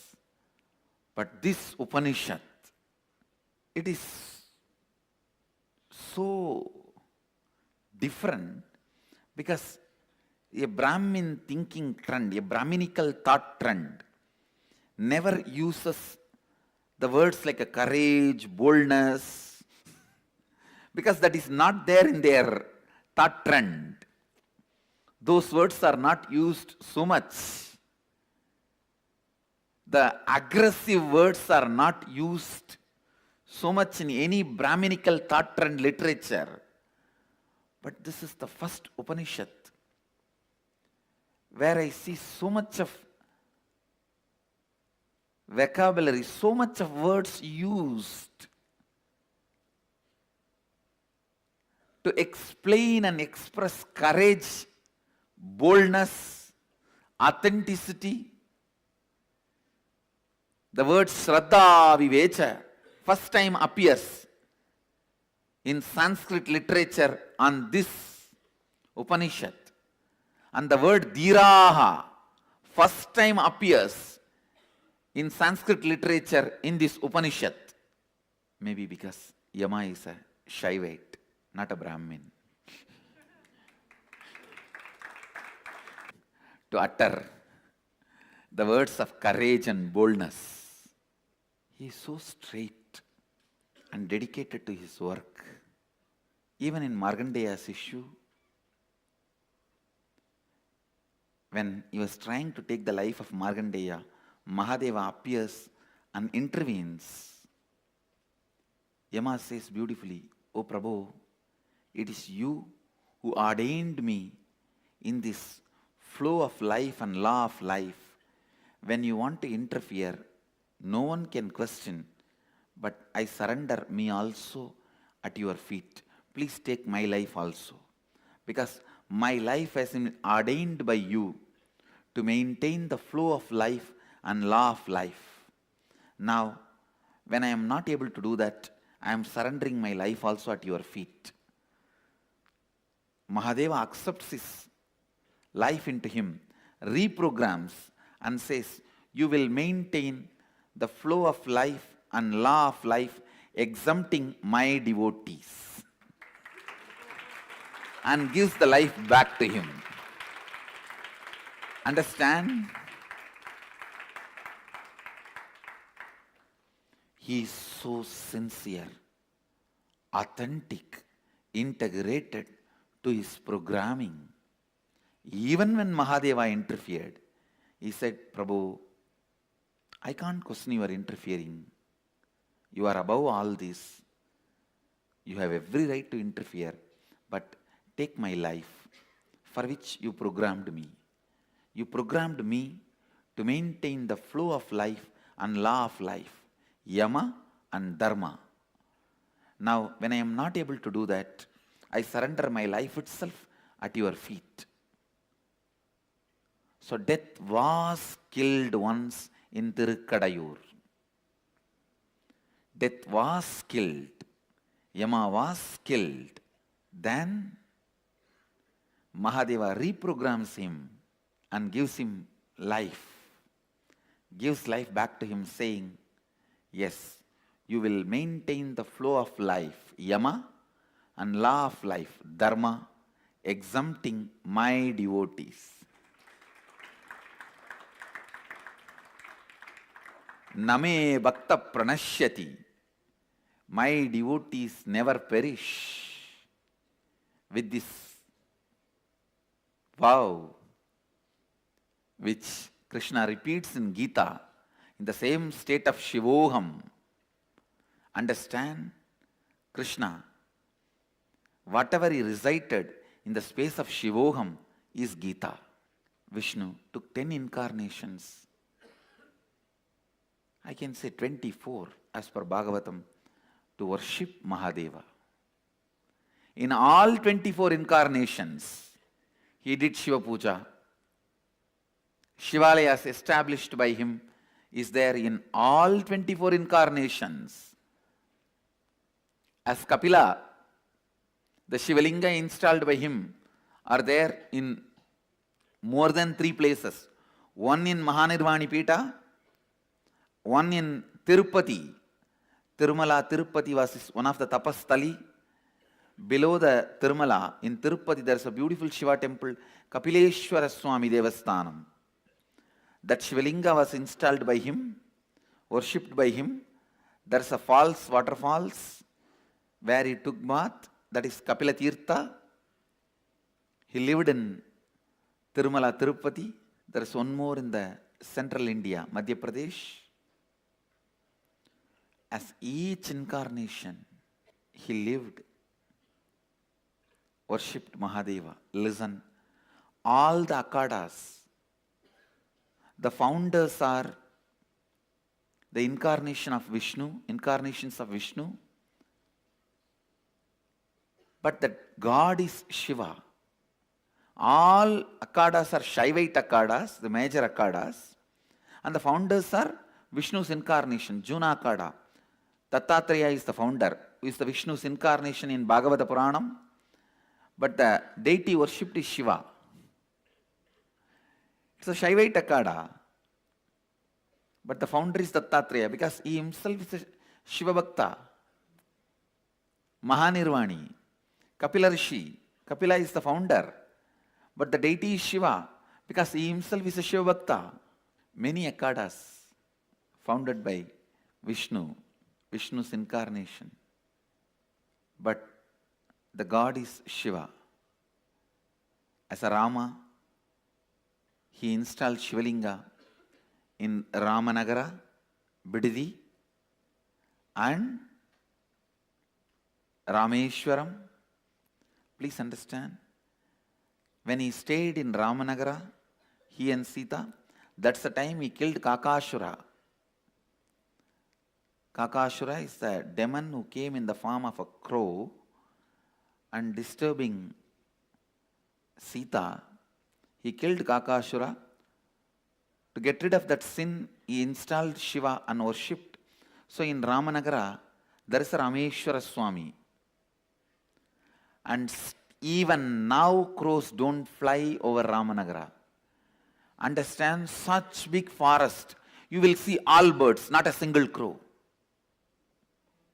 You will see all birds, but not a single crow. Yamadharma, Lord of flow of life and law of life. Yama, Niyama. Yama and Dharma. Whoever decides to stare at death before he stares at you is Shiva devotee. Understand? Shiva Bhakta means doing what he is doing, being what his being is. Shaivism is the tradition to educate you to stare at death while you are alive. Never you are allowed to divert your attention from death till you are liberated. That is why the sacred ash is the symbol of death. Understand? It is symbol of dying, that everything is going to become this. You apply sacred ash from the time you wake up till you go to bed, before eating, after eating, before sneezing, after sneezing, before drinking water, after drinking water. Every time you are requested as to apply bhasma. Even I am slowly aligning myself to that. Before eating, after eating, before going to bed, after waking up. During all these times you are asked to apply bhasma, just to remind you constantly that this is the way life is going to be. Let your attention be on death till you are liberated. The good news is, if you put your attention on death, you will be liberated. The great news is, you don't have to put your attention on death your whole life. Just few days without getting diverted, put your attention, that is enough. You will have liberation. You will have liberation. Understand, no one needs to declare me as authority. My authority comes from my authenticity. I am telling you with all my authentic authority, the first and foremost commandment for human beings, not just Hindus alone, for whole humanity is, thou shalt not die. Thou shalt not be born. If the mistake is already made, at least thou shalt not die, so that you don't reborn. While you are staring at the death, while you are living, if you stare at death while you are living, your bio-memory and muscle memory will start getting transformed. Your living bio-memory and living muscle memory will start celebrating life. Understand, transformation need to be tasted, sipped, enjoyed, celebrated. Just like sipping a cup of coffee or a high quality tea. transformation, enlightenment, mukti need to be tasted while you are in the body. It needs to be enjoyed while you are in the body. It needs to be celebrated while you are in the body. That is what exactly I am doing in everyday process here in Shivoham.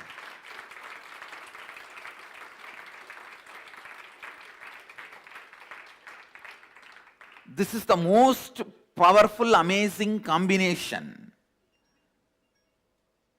of inner awakening I've ever done. Please understand. Don't think this is a usual statement I make about every inner awakening. No. The usual inner awakenings where your effort is the first priority.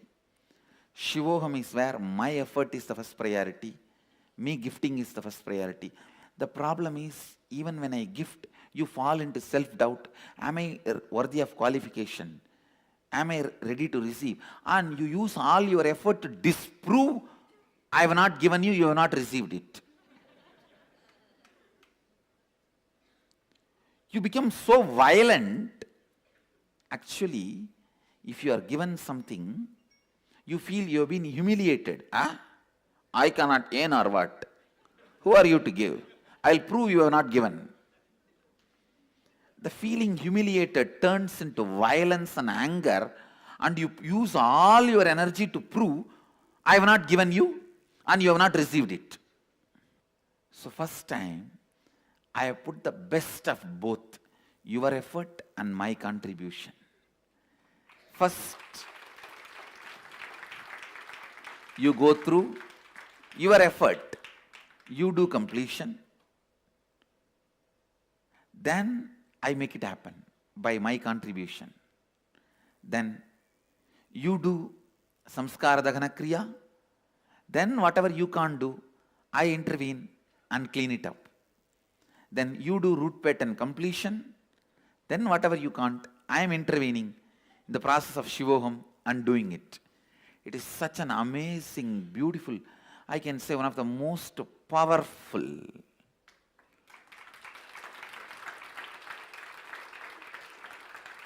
combination, most powerful mix. The right ratio, right way, right space. No, it has become a nature of human being, especially in the modern day. You are brought up with so much of arrogance and ego as a survival need in the society. If you are given something, or even you are told you are given something, you feel, I can't earn or what? Who are you to give? You feel humiliated, and that feeling humiliated turns into anger and violence, and you direct it on me just to prove you have not been given or you have not received it.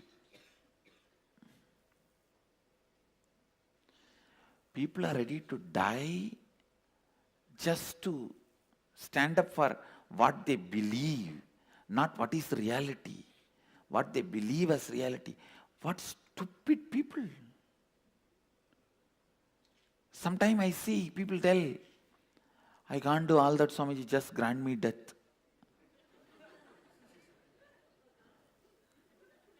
They can't do meditation, they can't do spiritual practice, they can't do enriching, they can't become integrated, authentic, but they're ready to die. Oh God. No, you are so convinced. You are ready even to die, but you don't want to change what you are convinced as reality. What a stupid human beings. Stupid power of the infinity human beings. Not stupid square and stupid cube and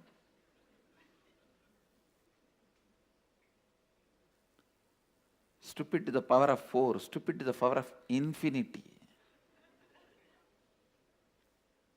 I can coin a new word, infinity.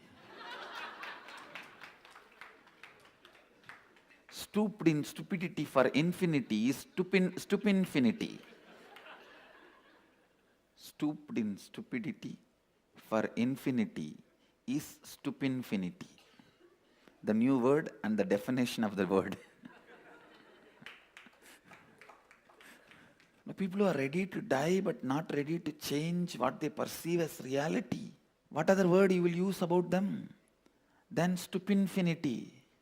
Due to the requests of so many devotees and many people from our Sangha, I decided that last 7 days I'll open it to anyone who wants to be part Shivoham in Shiva's home program.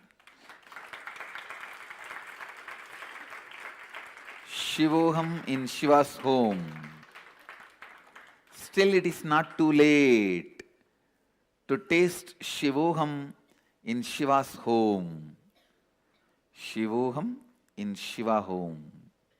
So I welcome all of you. Come and be part of Shivoham in Shiva's home. Last 7 days, 21 to 27. The last 7 days to be here for Shivoham in Shiva home. May 21st to 27th. I'm not going to say call now, call now, call now like American TVs. I'm just going to say pack your bags and book your flight and be here.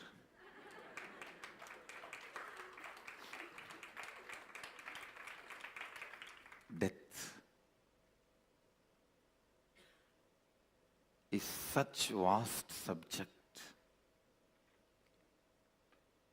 But I will introduce the subject from the context of Kathopanishad. What you need to know about death, what all the understandings about death will make it easy for you to realize the Upanishad. From that angle, I'll continue to expand on death. Death, I'm expanding on death in the land where I myself died. In 1999, I myself went through death experience in the same Varanasi in Manigarniga Ghat, the land where death is liberation and celebration, where I myself went through death. I'll continue to expand on death. I experienced my own Yamadharma's dimension and my own Nachiketa's dimension in this Varanasi. So I am the speaker and I am the listener. It's the same place where all the IA participants, all of you are going to go through the death process. I am the speaker, I am the listener when it comes to death in Varanasi, because I entered as buffalo, became Nachiketa, and became Yamadharma, realized the secret of death, entered as ordinary beast, buffalo, and slowly evolved as a Nachiketa seeker, and achieved the space of Yamadharma by knowing the secret of death from Mahadeva, Kalabhairava himself.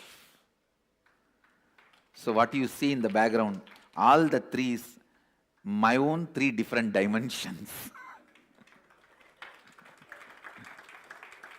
I'll continue to expand on death. With this, I bless you all. Phoenix Adinam, Ma Jayananda, Rasikbai's wife, Ma Jayananda, birthday blessings with all the auspiciousness. You will be with me, I'll be with you. Be blissful. Houston, Vishnu Tyagarajan, birthday blessings. With all the auspiciousness, you will be with me, I'll be with you. Be blissful. And blessings to everyone. It's time we move to the next segment of the morning satsang. I bless you all.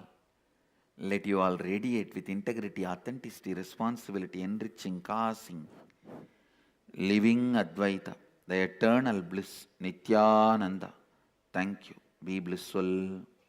Nithyananda ಧ್ಯಾನಪೀಠಂ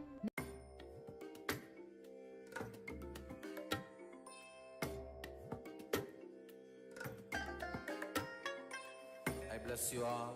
Let you all open all your three eyes and manifest the powers of Mahasadashiva. Om Nityananda Paramashivoham.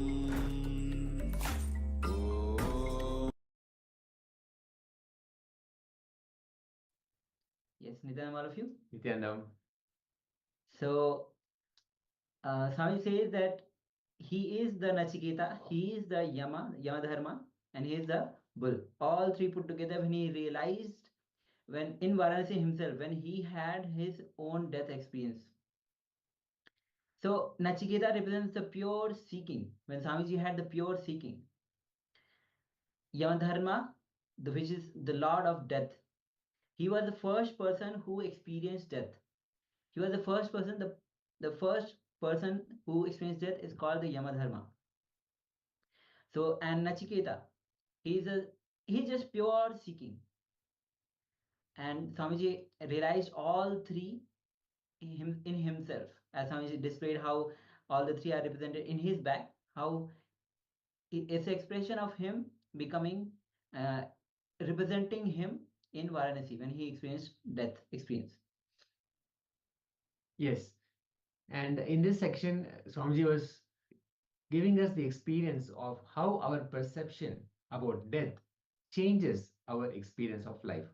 Our ideas, our thought currents, all of those that we associate with death, how we internalize death, how we understand death, and how we cognize death, all of this decides every living moment. Even now, the way we breathe, the way we sit, the way we understand things that are happening around us, all of that is influenced by our impressions, our ideas, our cognitions about what death is. So it is ultimately the experience of death or our understanding of death that decides, that influences our experience as it is right now. When we look at the prana, the movement of prana, it is as long as the prana movement is happening, then we have life energy happening inside us. We are alive and active and going about. The way the prana moves actually is a good indicator of the state of consciousness we are in. For example, the prana moves and functions and stays in the Agnya Chakra when we are in the waking state. Agnya Chakra is the energy center between our eyebrows. When we are in the dream state, it moves around the neck, around the Vishuddhi Chakra, the throat center. And when we are in deep sleep, then the prana movement happens. The prana movement happens in the Anahata Chakra or the heart center. So with this illustration, like how Swamiji has explained this whole prana movement, when you draw the prana life energy movement, you will become aware of your state of consciousness. Constantly when you're awake, then we will know that the prana moves, functions and stays in the Agnya Chakra. So we'll just project it for a moment. So you'll be clear about the 7 chakras, where the chakras are and how the prana movement happens in the different states of consciousness. When we are awake, it's in the Agnya Chakra. When we are in the dream state, when we are dreaming, then the prana movement, actually the prana moves, functions and also stays in the throat chakra. When we are in deep sleep state, then the prana movement happens in the heart chakra, the heart center. Now, the same energy which manifested as the cosmic explosion, constantly keeps exploding and manifesting within our body as well. Whatever happens in the cosmos at the cosmic realm also happens within our physical body. When we merge our awareness with the meeting point of inhaling and exhaling breaths, the confluence of the powerful and the powerless, then we'll be able to hit that point, that turning point. Now we'll be entering into a meditation technique where we'll be focusing, bringing our attention on that turning point. What happens is when we inhale, and all the air that goes inside, and then there is one point, there is one neutral zone before the exhaling happens. At the same time, after we completely exhale, there is a neutral point when we actually go back into the inhaling process yet again. These 2 points, when we bring our awareness, then we'll be able to realize the ultimate expression of our prana shakti. Now, in this meditation technique, when the inhaled air goes out, it will be full of energy. And our awareness as a whole will vibrate because we have inhaled that prana shakti. One can touch and feel that life energy. The place where the exhaled air, all the exhaled air that actually then returns will be totally vacant. So in a way, the birth and death in or the explosion and implosion are constantly happening within our body during every breathing in and breathing out cycle. When we inhale and exhale, that whole cycle is happening within us. That one can touch and feel life energy, and one can touch when we are in that neutral zones, when we are in that vital point or the focal point rather, when the breath changes inward and the breath changes outward. When the inhaled air comes in, one can touch and feel life. When the exhaled air goes out, one can touch and feel death. So if we merge our awareness with both these meeting points, we can experience within ourselves the cosmic explosion and cosmic dissolution also. The moment we experience a cosmic explosion and cosmic dissolution happening within us, we transform as the universal energy. We become one with the cosmos. We experience that oneness with the entire energy of the cosmos.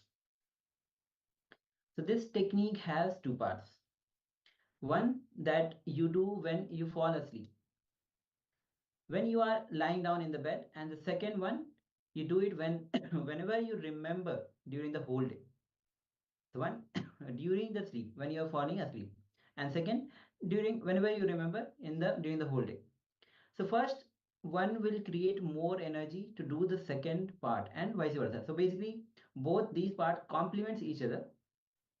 So first one will create more energy to do the second one, and the second will create more energy to do the first one. They complement each other. So first one, when you lie down before falling asleep, just remember the area near the Angya chakra or the third eye, the center of the forehead. As you're lying down, just remember this area, the Angya chakra. Do not concentrate, just bring your awareness. If you force yourself, you will start concentrating. So do not force yourself, do not concentrate, just bring your awareness. Your sleep will be disturbed and you will have a headache if you start concentrating. So do not concentrate. Just remember the area in a relaxed way. The way you look at a flower, how you look at the flower with a smile, just a gentle gaze, casually, just like that. Remember Angya chakra. Slowly you will see that you are relaxing. You are slowly dropping into the deep sleep state. So as you're lying down, when you remember the Angya chakra, the area near the Angya chakra, slowly you will see that you are dropping or falling into the deep sleep state. So that transition you'll be aware of. So just be aware of this movement in the deep sleep. That is enough. First day, you may feel that you are not falling asleep at all. So as you start the first day, you might be feeling that you're not sleeping, and that your sleep is getting delayed by 10 or 15 minutes because you're trying this technique. Swami says, do not bother. Just be aware of the prana flow in the Agnya Chakra. So you can do this technique while you are falling asleep.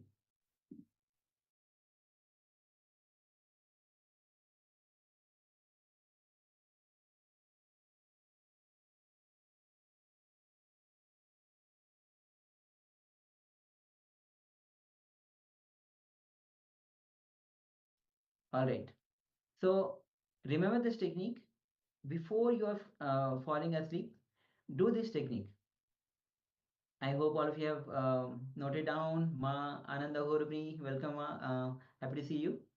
And Ma Gyana Guru Parashakti, Ma Shukrendra, Ma Rishika. Before you sleep, bring remembering your area between the third eye, between the eyebrows, which is the third eye. And first day, as it's said, first day you might feeling that you are not getting sleep for 10-15 minutes, but do not bother. Try this. Simply with awareness, you will fall into the deep sleep state. All right. So with this, we'll be moving on to the power manifestation round. So today we'll be manifesting the powers of, as we are manifesting the powers of third eye, seeing numbers blindfolded or pictures. So let's take a moment and let's enter into the power of third eye. Now we'll be manifesting the power of seeing numbers blindfolded.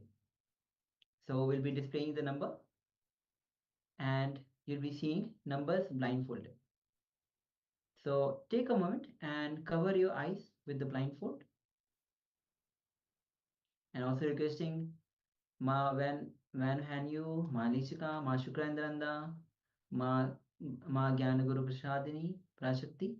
Switch on your cameras. And also we have one person with Chinese or some name. You can rename yourself in English, that will be better actually. Okay. So once you have covered your eyes, remember Swamiji in your third eye and visualize Swamiji's energy is flowing through your all trillions of cells, energizing your whole body. His love and compassion is filling your whole body.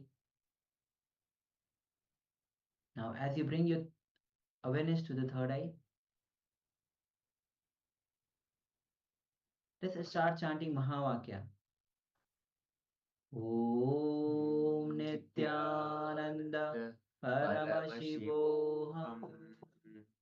Om Nityananda Paramashivoham. Om Nityananda Paramashivoham. As you keep vibrating with this Mahavakya, Mahavakya is a cosmic code that Swamiji has given to all of us to connect with him deeply. So, with deep feeling connection with Bhagwan, remove all the self-doubt that is coming. Remove all the self-hatred, self-denial, anything that is coming.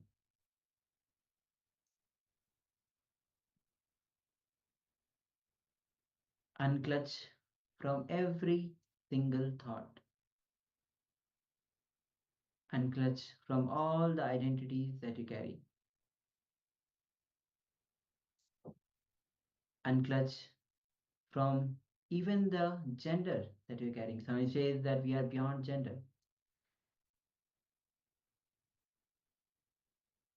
So unclutch from all the inner and outer identities that you carry.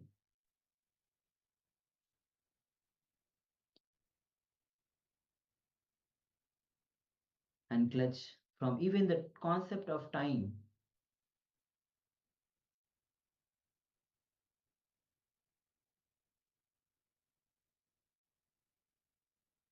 Go on unclutching.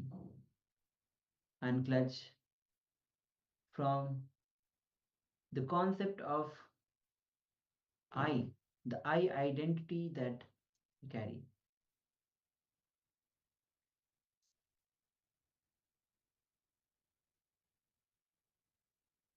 As you go on unclutching, Yes. Continue to unclutch. Bring your awareness to your third eye region and request for whatever is being projected to be revealed to you. Let Paramashiva, the Supreme Pontiff of Hinduism, Bhagavan Nityananda Paramashiva, manifest intensely in your third eye region. Simply ask for the number that is being projected to be revealed to you, whatever is being projected through your third eye. Ask your third eye for that to be revealed to you. Continue to remain in the space of oneness with Swamiji and ask for that number to be revealed. so let's begin this manifestation. Paramashivoham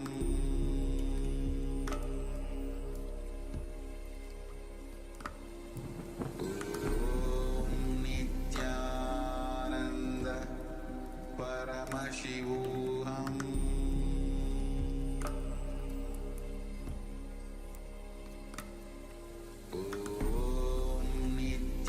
Nityananda Paramashivoham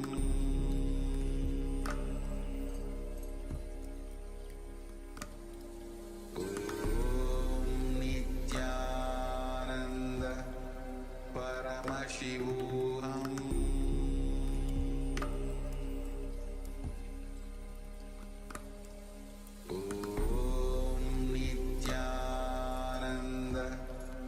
Paramashivoham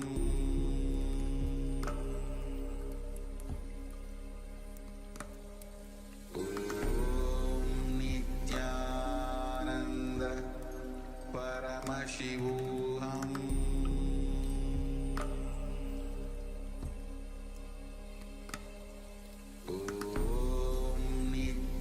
Nityananda Paramashivoham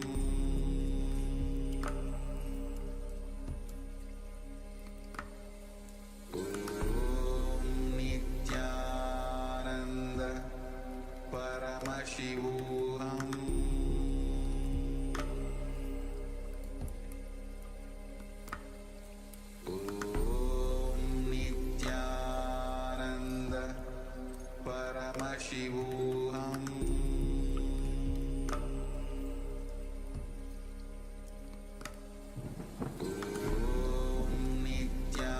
Nityananda Paramashivoham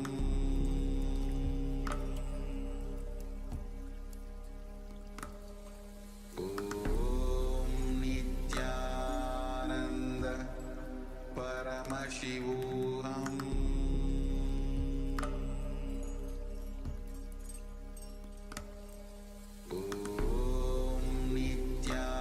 Nityananda Paramashivoham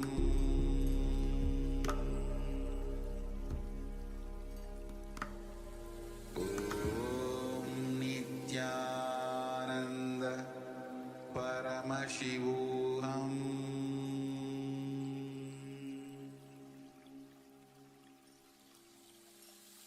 I bless you all. Let you all open all your three eyes.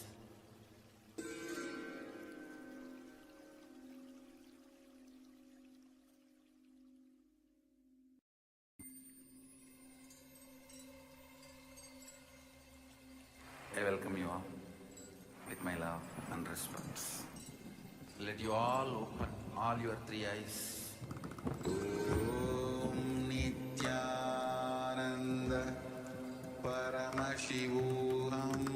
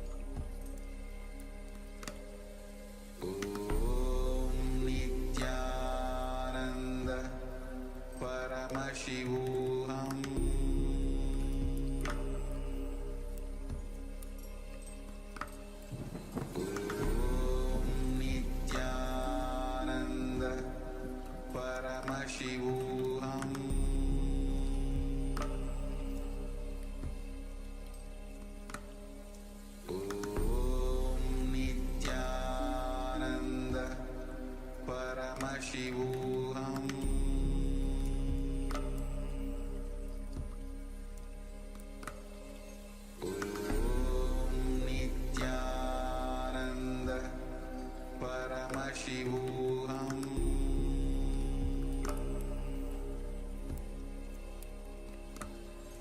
Om Nityananda Paramashivoham.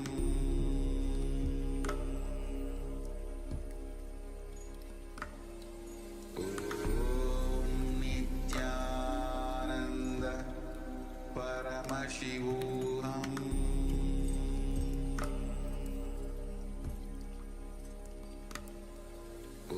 Om Nityananda Paramashivoham. Nityananda Paramashivoham.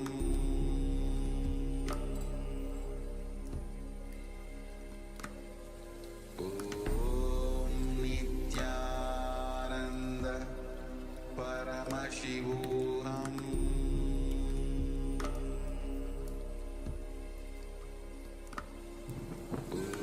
Om Nityananda Paramashivoham.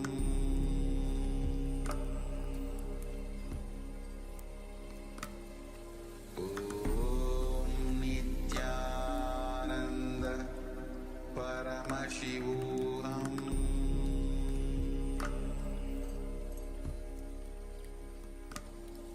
Om Nityananda Paramashivoham.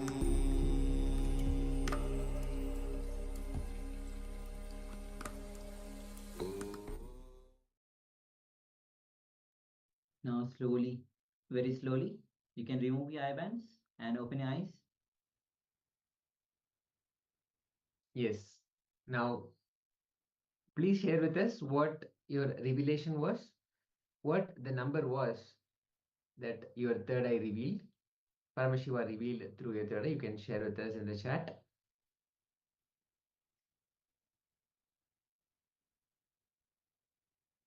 The space of sitting in manifestation, just sitting in the space of oneness with Paramashiva, oneness with Swamiji, is such a beautiful space for us to cherish. The more and more that we get into the space of oneness, the power manifestation of powers becomes a very natural thing. It becomes second nature. It becomes very easy for us to sit in that space, enter into that manifestation, and simply manifest things that we want. Here we constantly repeat that we are manifesting something about seeing a number, but in reality, let's say every moment, whatever is happening in our lives, we can manifest whatever we want to happen in our lives. We want to have a person call us, immediately enter into the space of oneness and give the command to your third eye and say, that person, I want him to call, or I want that person to call. Or you want something to be delayed, or you want something to be yearly, whatever it is. All of these things, small things also, you can start playing around with the power of the third eye. Simply give the command to the third eye, and a very intelligent and very powerful presence of the third eye will manifest the things beautifully, what you want really in your lives. So Anand Agharupni has shared 0, 7, and 4. All right. Thank you for sharing, Ma. So let us reveal what we had actually shown before. Yes. So the number is 35. Yes. All right. Thank you, Ma, for sharing. Thank you for sharing. And even if you look at the shape of the 5, it looks kind of a 0. All right. Yes. All right, with this, we'll be moving on with the power manifestation. I'll be moving on to the Kriya. And understand that every time we manifest the powers, you are allowing Parameshwara, you are allowing Swamiji to manifest through you. So go on manifesting the power. Swamiji says, power manifestation is the most exciting, most enlightening lifestyle. So with this, we'll be entering into the Kriya for schizophrenia. Yes. And Kriyas are clearly formulated sequences of yoga, asanas, pranayama, and bandha, which directly address a disorder or a disease that is in either the physical body or in our mental plane. Now, so many of the blocks that happen in our energy flow, the meridians which carry the energy, the Kundalini Shakti, to all parts of the body, when they have blocks, these are the pathways that carry the energy and take it to all parts of our body. If there is any block in the pathway, then what happens is that organ starts to dysfunction, and that results in disorder or disease. So without that source of energy, without that energy happening in that organ, or it could be an internal organ or an intra organ, when that energy flow is interrupted, we encounter our diseases and disorders. So what will happen now here is Swamiji will be leading us into a very powerful Kriya that awakens the Kundalini energy in such a way that all the blocks will be completely removed, and all the organs, they get revitalized, re-energized, and they restore themselves back to health. When they are restored, then automatically the disease or the disorder gets lost, gets completely removed. Now, even if you don't have schizophrenia, what will happen is your future, your body will be completely prepared. The energy flow will be normalized in such a way that even any future occurrence can be prevented. So, beautifully, this can happen. Our body will be completely prepared so that the flow, the normal energy flow is restored and we are back to health. So, let us enter into this Kriya. Please sit in a very comfortable posture, because as much as possible, please sit on the floor. If you simply cannot sit on the floor, you can use a chair, but otherwise, it is recommended for you to sit on the floor comfortably. It'll be a direct sequence of instructions from Swamiji. So it'll be very exciting and very powerful. So let us get ready and request all the other participants also who have not turned on their cameras to please turn your cameras on, so that we can also guide through the process, through the Kriya process. Yes, thank you. Now we'll enter into the Kriya. Again, this is a very powerful process. Let's sit comfortably and let's become ready and available for receiving instructions directly from the Supreme Pontiff of Hinduism for the Kriya process.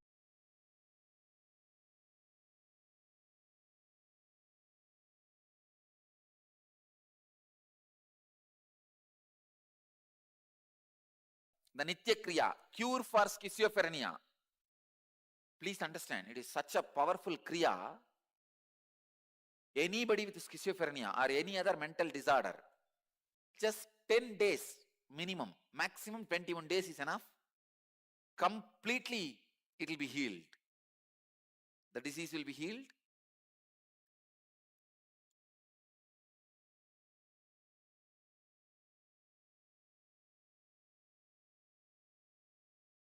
First step, Gubanasana. Sit on the floor, place the left foot at the base of the right foot. Having bent the right knee, place the right foot near the left knee. Yes, right. Let the left elbow come outside the right knee. Now hold the right toe with the left hand. Keep the right hand on the right ear with other fingers also stretched. Yes. Now people may have a problem, they are not able to do this. Try. How much you can do, do it. Yes. Do it as much as you can. But try to bend your body in this posture, because it creates certain special circuit in your brain. It just awakens your brain. That much is also okay. Settle down 30 seconds in this posture. This is Yogasana Mala Sachitra book, 92nd verse.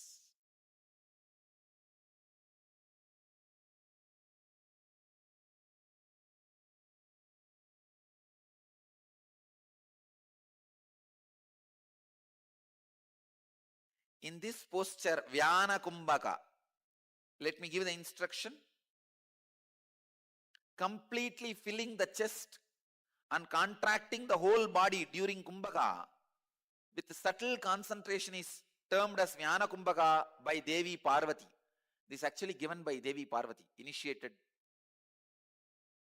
Let me give the technique. Inhale deeply through the nose, nostrils and the mouth. Hold the breath by contracting the whole body. Have intense awareness of your whole body. Let me show you.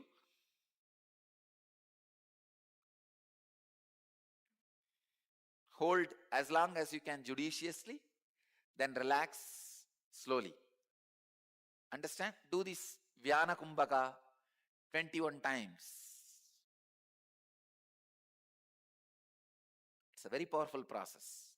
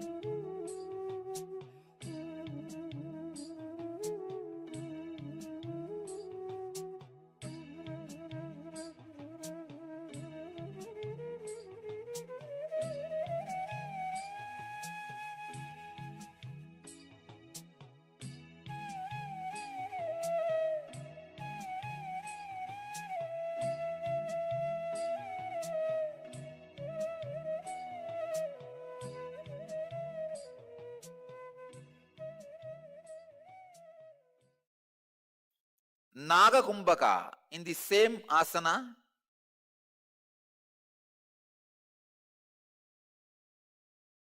swallow the air very slowly and let the air go little by little like eating the rice morsel by morsel. Once you are full, immediately put your chin on the chest, contract the throat. Hold the breath in this posture as long as possible. Then exhale slowly from the throat. Do this 21 times. Nagakumbhaka.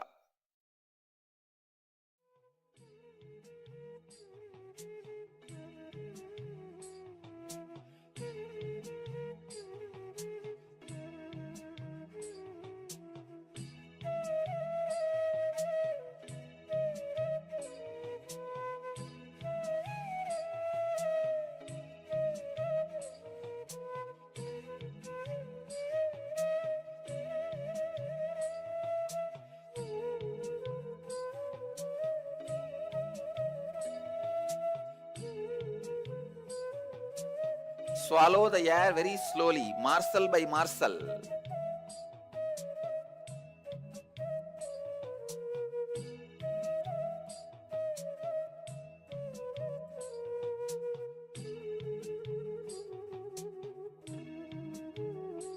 Once you are full, hold judiciously by placing the chin on the chest as long as you can. Then exhale slowly from the throat.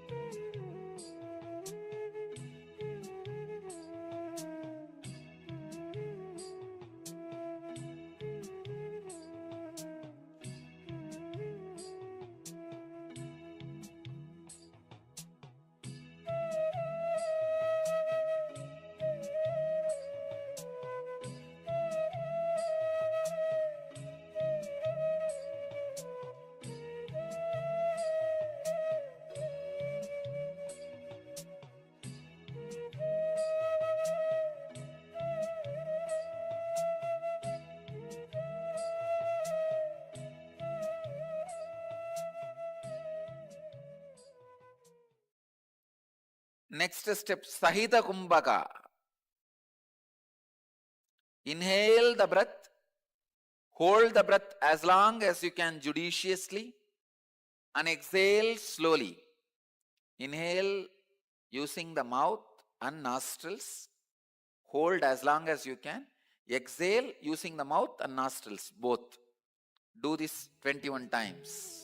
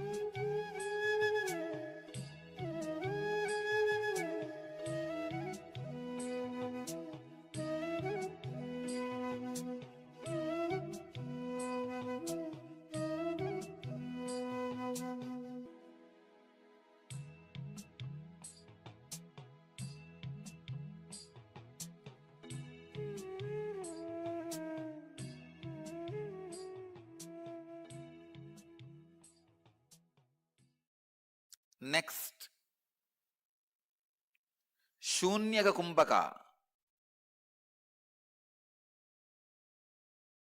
Exhale completely. Hold the breath outside as long as you can. When you are holding the breath outside, visualize the moon on top of your head and the nectar oozing out of it, spreading all over your body. Do this Sunyaka Kumbhaka 21 times. Holding the breath outside. Exhale.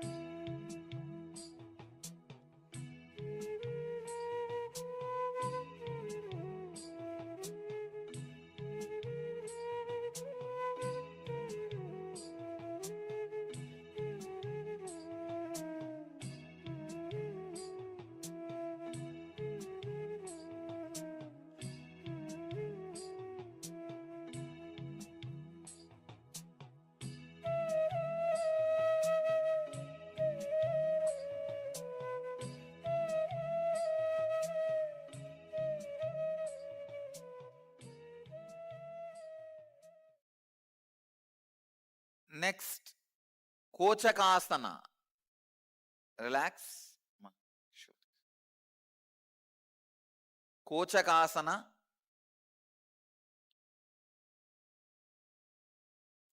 Lie down on your back. Spread the legs apart. Bend the knees and rest the thighs on the chest.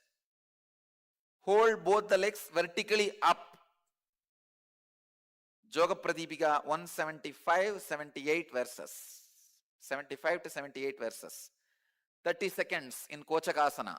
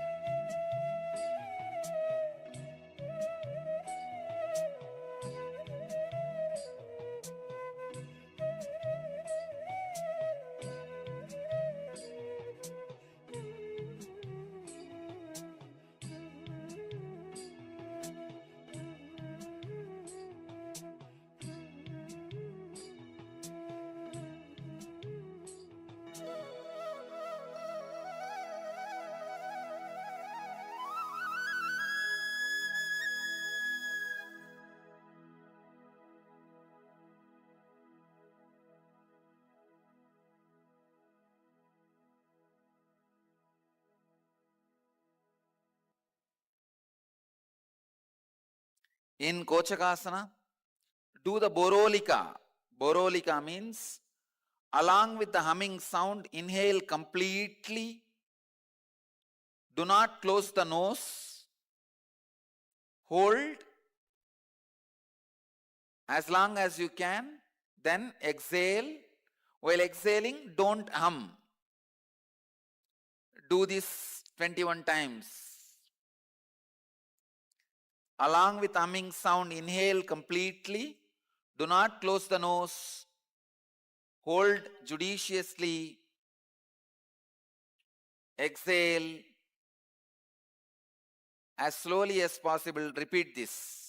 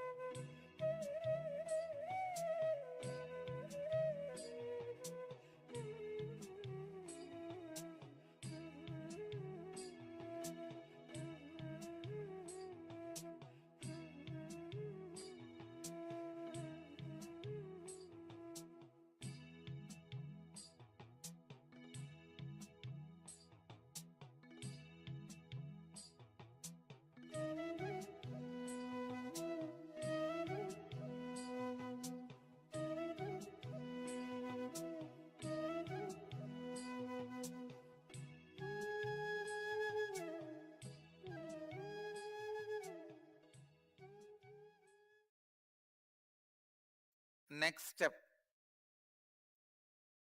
Next step is Kevala Kumbhaka. Don't inhale or exhale, just hold the breath as you are. Without inhaling or exhaling specifically, just hold the breath as you are as long as you can. Judiciously. When you can't hold, relax. Do this 21 times.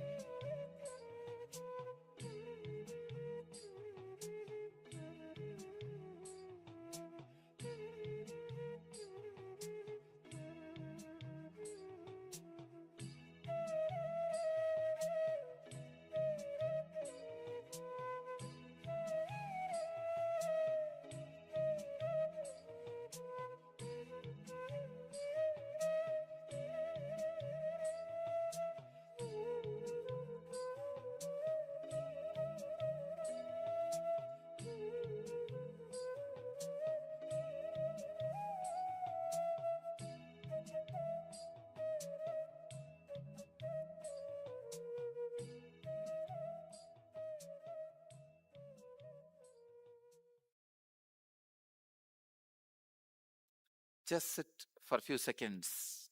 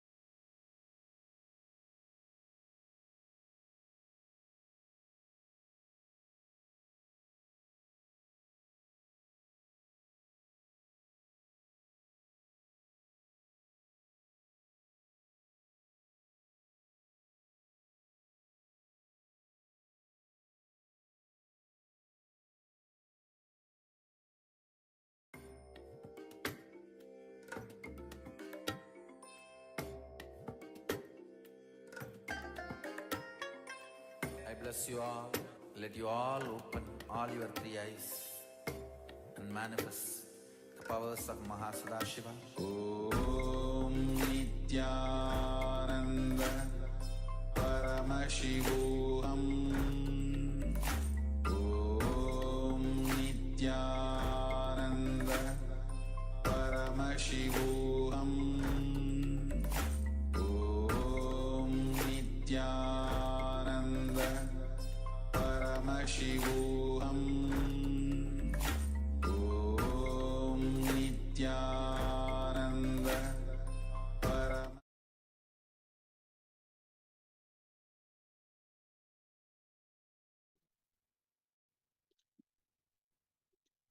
Nityanam, we welcome back all our participants. Now we are going to move ahead with a very powerful Kriya on schizophrenia. So we might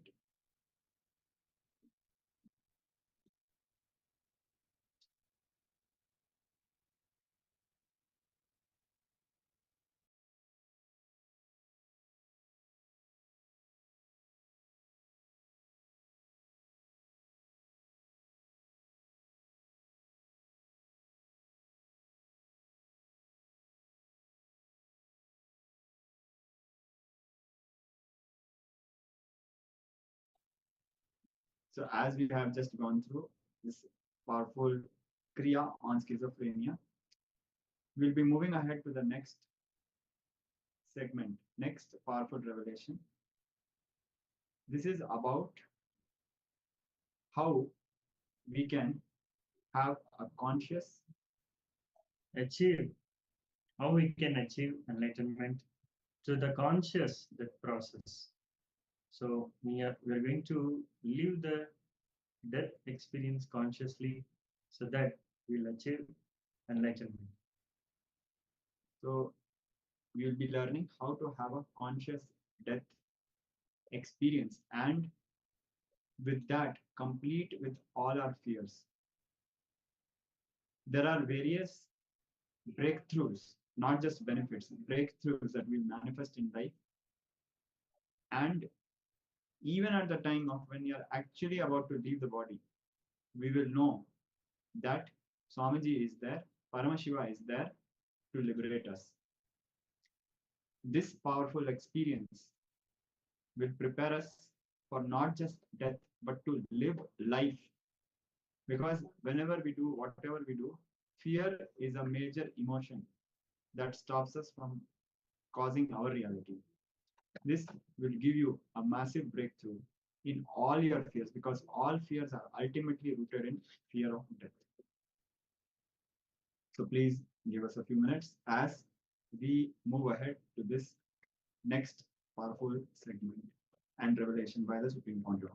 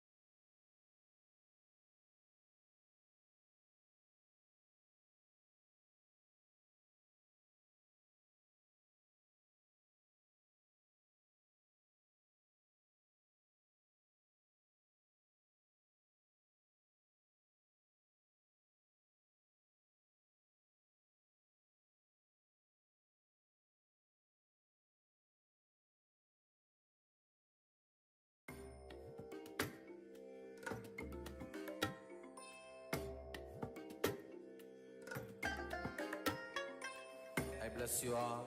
Let you all open all your three eyes and manifest the powers of Mahasudashiva. Om Nityananda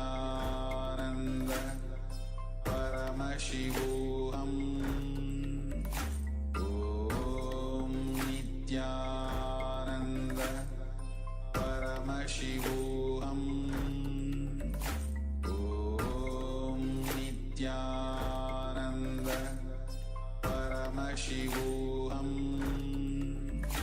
Om Nityananda Paramashivoham.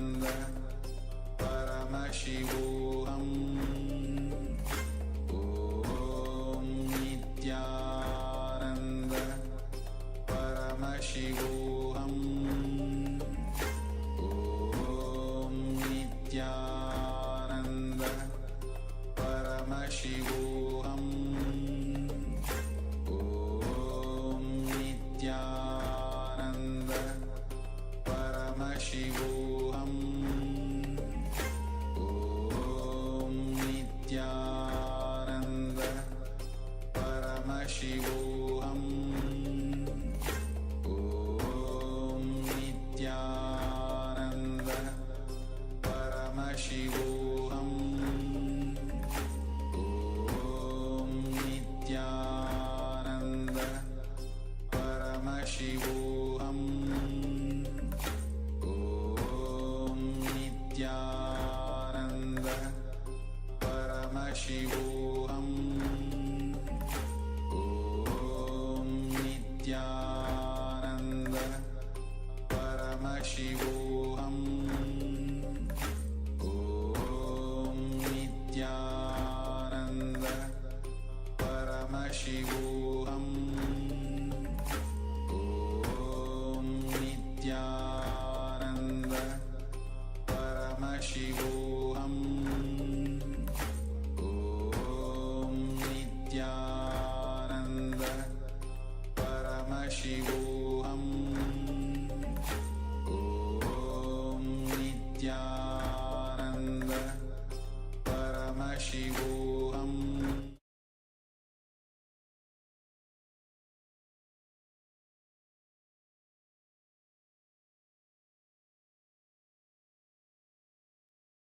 Nityanam, welcome back. We apologize and complete for the technical glitch and the delay. Now we are going to move ahead with a internalization exercise on the topic of death. So one of the participants has been asking us whether we are going to have death meditation today. So right now we are not able to confirm that, and we are going to move ahead with an internalization process on the death, the ideas which we carry about death.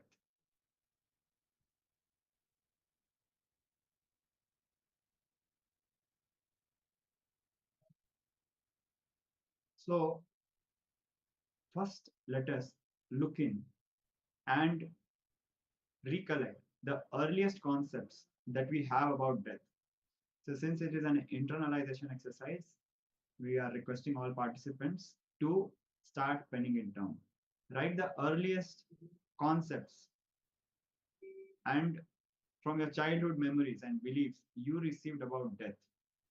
You may have received these ideas from your parents, teachers, relatives, from a temple. It can be anybody. So for example, you might have heard from your parents that death is inauspicious. It is a punishment given by God. So whatever it may be, pen down and internalize what were all the different concepts that you imbibed during your childhood.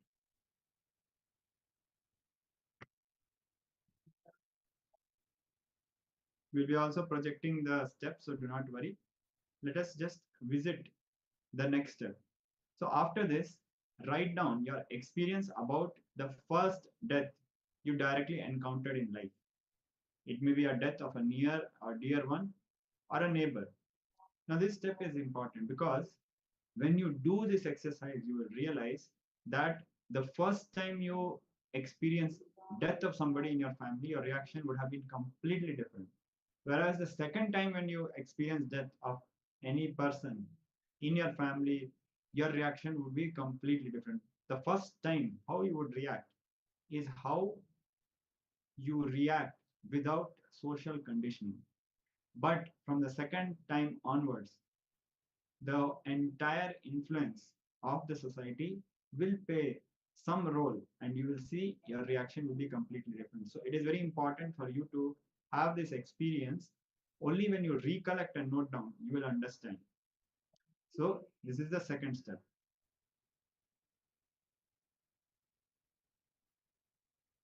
Now, the next step, the third step. What was the impact on you of your first near and dear one's death? Relive the whole incident and vividly describe that experience. Now, look into every relationship in your life that you are attached to, where you don't want that person to die and you are not ready to even think that person will die one day. Make a list of all such people and describe what will happen to you if they die. Now, this is the most important part of this exercise because many of your life decisions would be based on only this. Many of the inhibitions which you have put on yourself will be based only on this. So let us do this exercise. We are going to project the first two steps, and then a little bit later we are going to project the second two steps. So please do this exercise sincerely, and if you have any questions, do post your comments in the chat and we'll be attending. So now we are going to project these steps for all of you to do this exercise, to refer and do this exercise.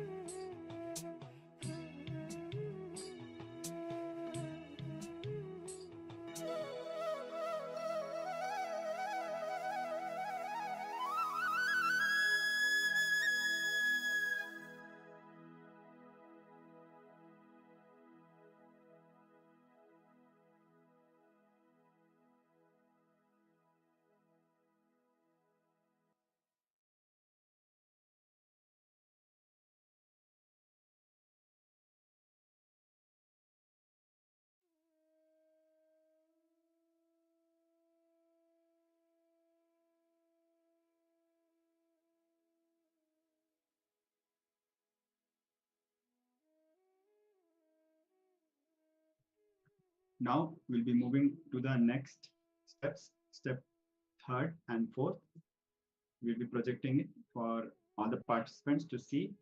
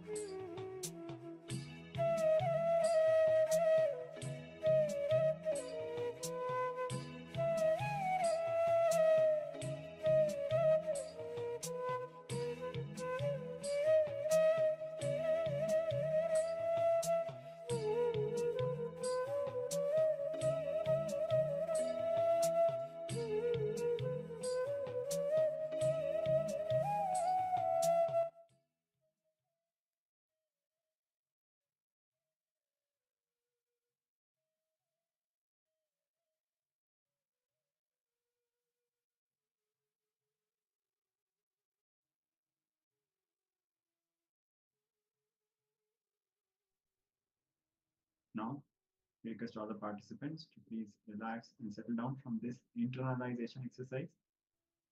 So you might have experienced many clicks and many powerful understandings. We request all of you to please share these in the comments and we will be looking at them. Now, in the meantime, we are going to move ahead with a round of power manifestation. So we are going to manifest the power of the third eye, and in this round of power manifestation, we are going to project a certain image, a word, or a number, and request all the participants to put on blindfolds on your eyes, cover your eyes with a blindfold, and then see that with your third eye. So we have done this manifestation of the third eye power several times, the power of being able to see through the third eye. So we request all the participants to quickly gather, get your blindfolds, keep your camera on, and we'll be starting very shortly.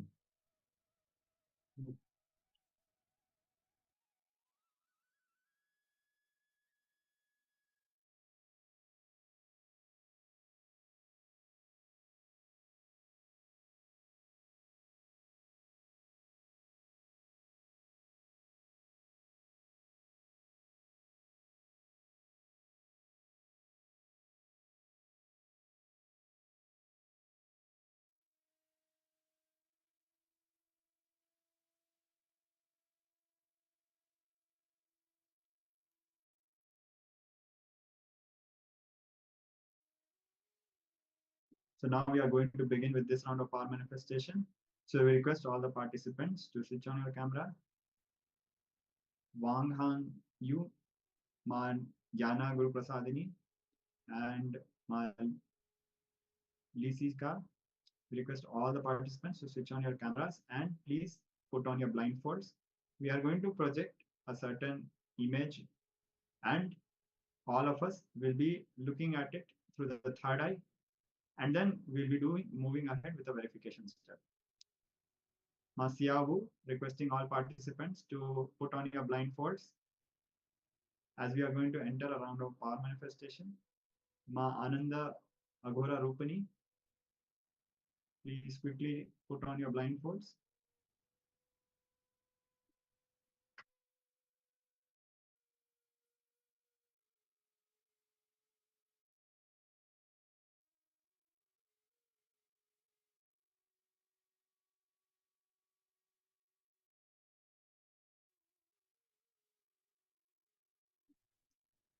So we request all the participants to quickly put on your blindfolds. And if you are not having it at your disposal, make sure you are at least closing your eyes as you are going to enter this round of third eye power manifestation. So we can see Mas Yahoo is putting on the blindfolds. Yes. So now we are going to project the image and request everybody to look at it through your third eye.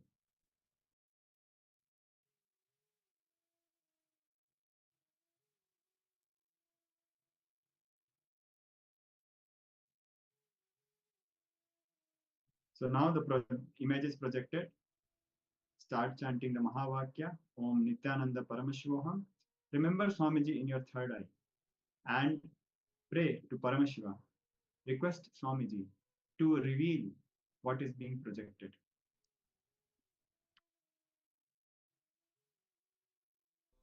Nityananda Paramashivoham.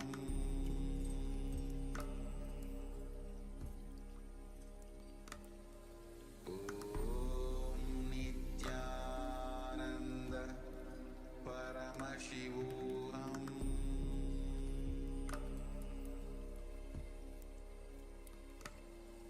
Om Nityananda Paramashivoham.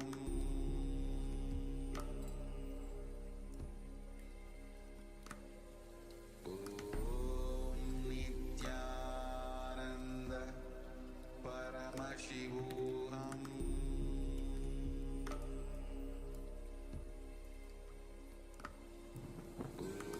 Om Nityananda Paramashivoham.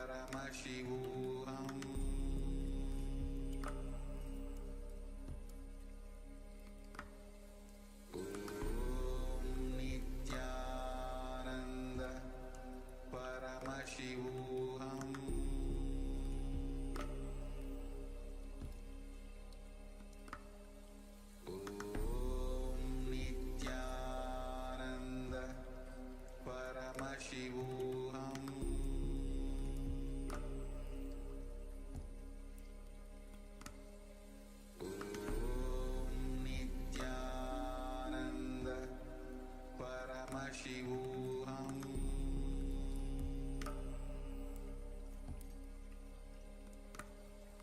Om Nityananda Paramashivoham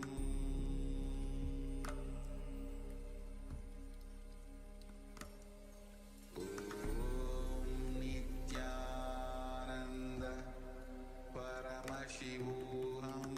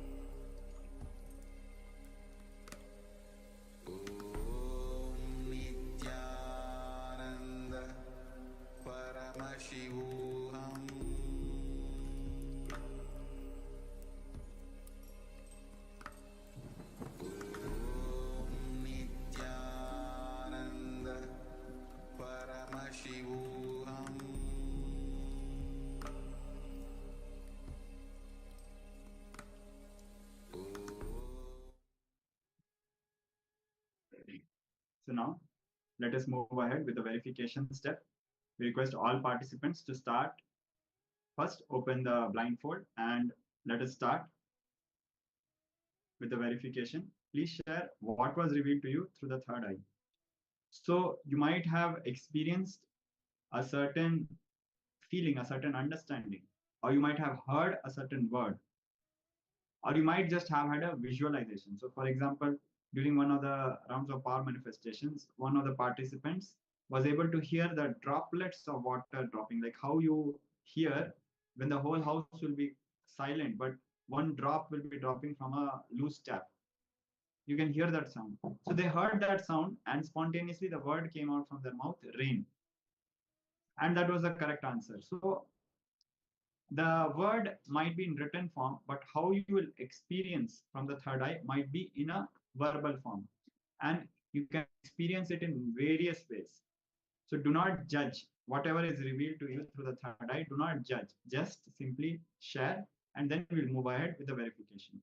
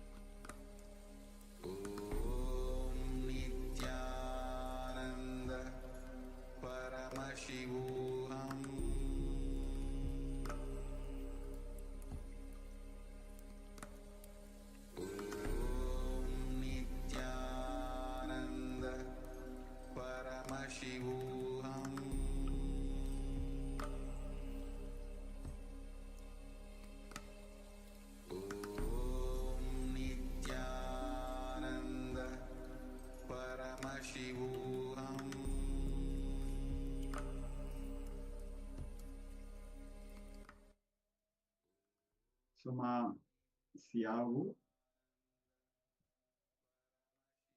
has shared white, blue, and green. Thank you, Ma, for sharing what was revealed through the third eye. Yes. So now let's move ahead with the verification. Yes, now we are going to project the image what was being projected before. So as you can see, it's a pinkish purplish background and in a golden color run is written. So Ma Xiaowu has written blue and white. I feel the color is very close to a mixture of blue and white. I would say this is not exactly a light blue, but a very good mixture of white and blue. That is the most striking part about Ma Xiaowu's uh, result. And actually, many times when we project, people have so many things to say. They will be talking about plants, animals, water bodies, and sceneries. But this was very precise because the majority of the image projected is only colors. So this is actually very accurate. A round of applause for Masiavu for manifesting this power. Yes. So now let us, for all the other participants also, we request all of you to actively participate, as only when you are manifesting this power more and more, you will get comfortable with this and you'll be starting to celebrate all the manifestations. And as you celebrate more and more, you will manifest it to the next level, higher levels of these powers. Now we'll be moving ahead with the next powerful revelation of the Supreme Pontiff of Hinduism.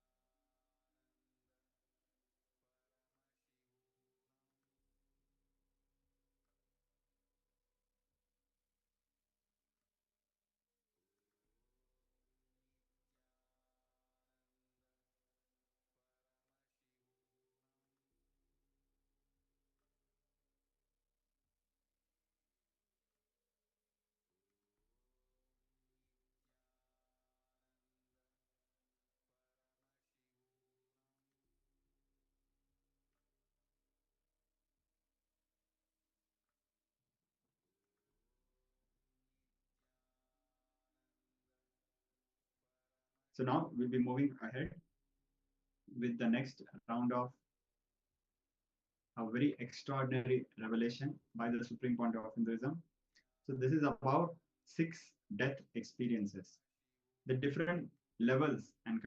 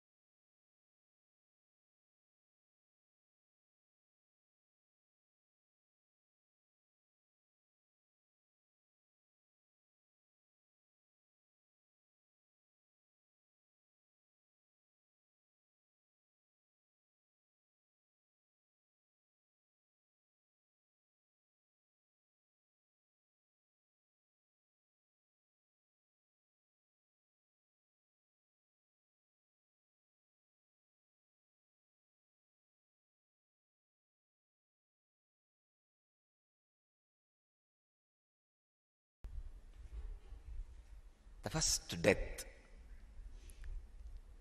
I faced in my life, my father's elder brother's son, elder son, he died. He fell into the village well.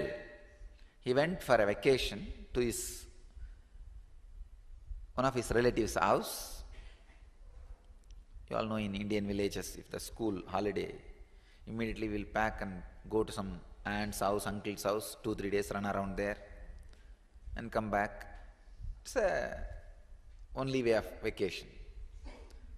He went to a vacation nearby village.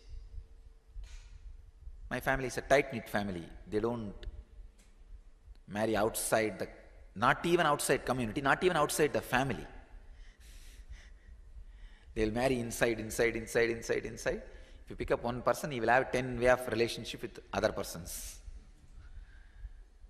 So, this boy used to be dumb and deaf little. So, he can't speak fluently. He went for vacation and the villages will have a wall, the well without wall. So, this guy was running around and fell into that well and died, unfortunately. So, when his body was brought, first time, it's reality for me, somebody whom you saw till few days before will not be there with you anymore. I can say in a way he was my first devotee. He used to have a great devotion for me. He is the one who will bring water, flowers, everything for my puja. He had a tremendous love and respect for me. Even though I am younger to him, he will bring all the things necessary for my puja, help me in puja, assist me. Very religious person. And I used to give him a lot of attention. I am the only person who can play with him or who can entertain him. You see, in all other play, you need to talk, you need to interact, you need to be equal. But my play is sitting with the deities and playing, doing puja. There you don't need to talk much.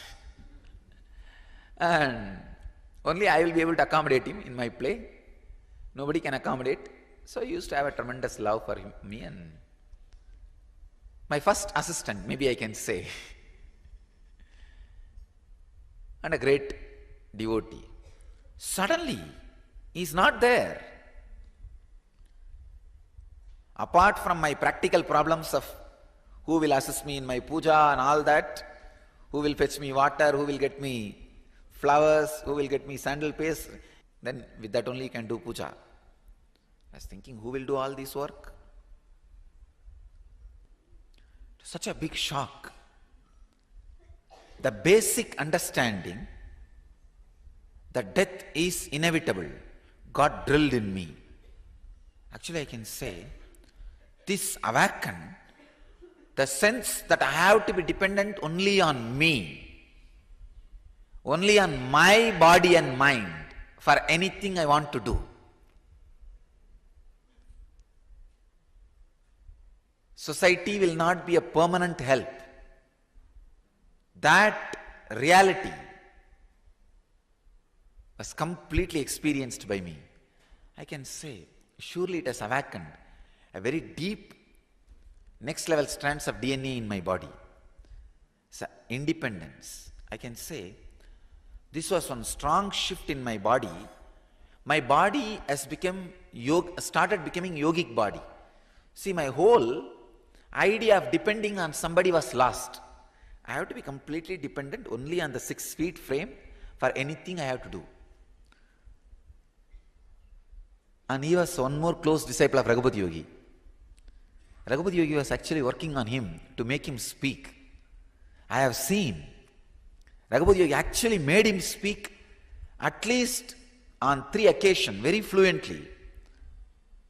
But that boy finally asked Raghupati Yogi, no, I think I'll be better if I just live the same way I came, so that I will not have much responsibility in the world. Again, the conscious decision. I have seen Raghupati Yogi made him speak at least on 3 occasions, very fluently. He gave some herbs and asked him to keep on the last part of the teeth and hold. And he started speaking fluently. That funny thing is, holding his teeth, he was speaking fluently. That's the most funny thing. Still I remember, the jaws are completely holding the herb, but he is speaking. He is able to create the sounds very properly, very clearly. That was the most funny part. Still I am not able to understand how Raghupati Yogi made it. Anyhow, the first death,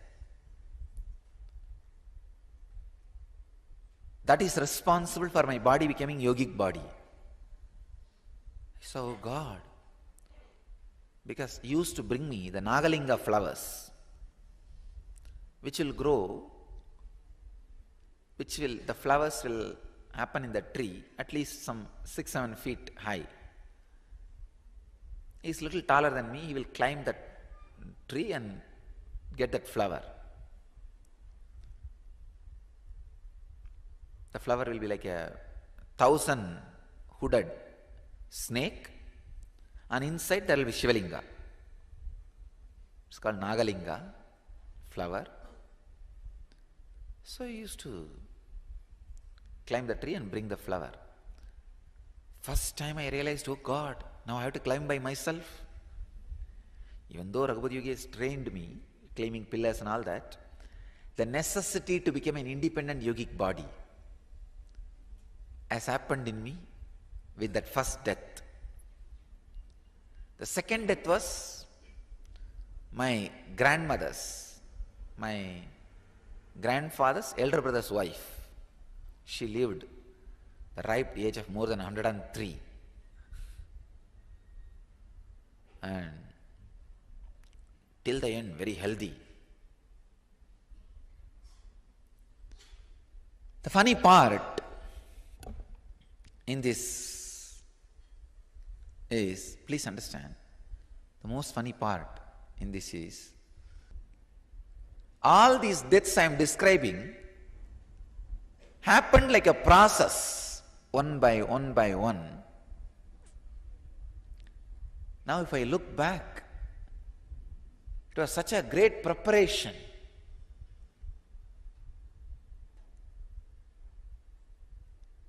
How the cosmos was making incarnation. Actually, I myself enjoy that story. I am writing an autobiography. I do not know whether somebody else is enjoying or not, going to enjoy or not. I myself intensely enjoying. Oh God, what a play! What a leela happening. It's such powerful truth, such powerful incidents, played so beautifully, such a coordinated way. The next death, my grandmother's death, that has given me the lesson of society cannot be trusted, and it is not a structure as it is believed by you.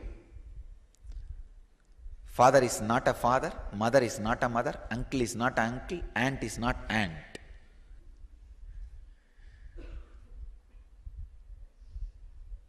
Things can be completely different. See, first time I realized people can talk one thing and think something else. I never understood you can think something and talk something else. First time I realized during my grandmother's death how people behaved. I saw, see, she died, and there used to be a doctor opposite to my house, very nice person. This old lady, our house had a big well in the center. In villages, you know, the common wells will be there in center of the houses. So in my whole street, this is the only well which can give water during summer. During summer, all other wells will dry up. So this poor doctor, during summer, he has to come only to this well for water. And in villages, it's like they will water and food and all is practically any house you can go and eat. I have seen, at least when we were born and brought up, that we all kids will go to any house and eat in that 30, 40 houses. It will be aunt, uncle, father, father's brother, brothers, in-laws, sisters, husband. Some way it will be related. And so this doctor also has to come here for the water. This old lady who died, my grandmother, she had a strong belief that after the sunset, the needle, water, fire, all these three should not be given. So, for some urgent thing, after sunset, if they come for the water, this lady will shout and she will take away that vessel with which they fetch water from the well and hide it. Once the doctor came for a very important, urgent reason,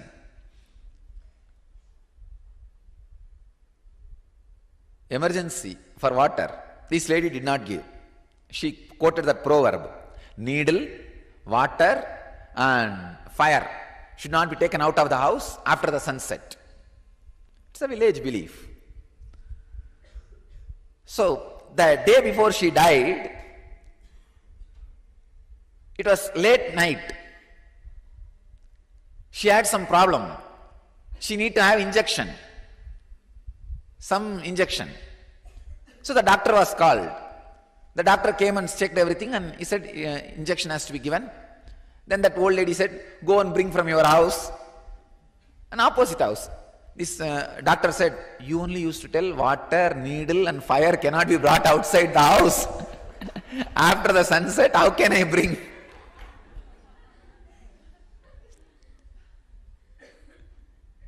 That old lady could say neither say yes nor say no.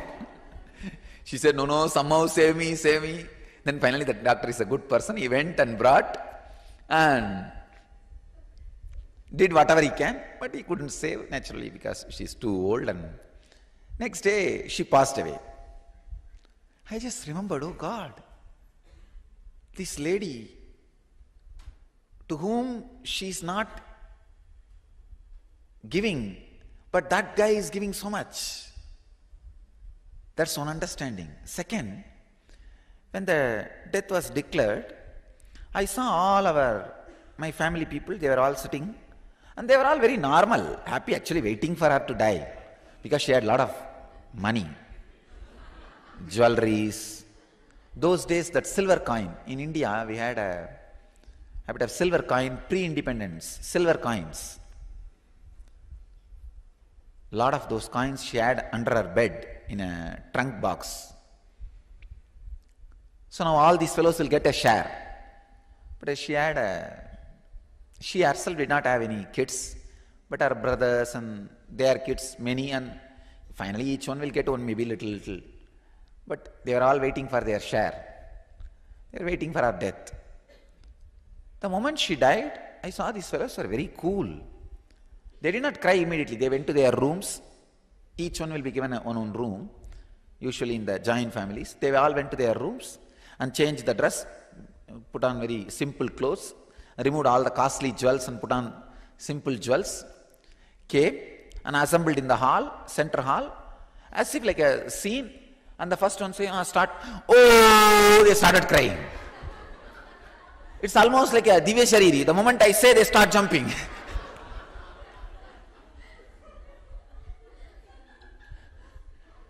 And oh, they start. I thought, oh God.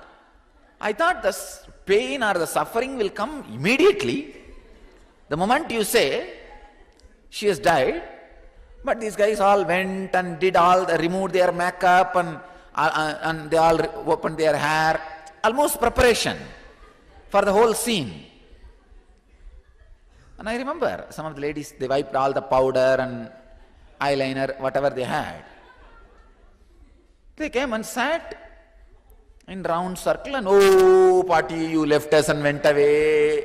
Oh, Granny, you left us and went away. They started, I couldn't understand. Oh, God.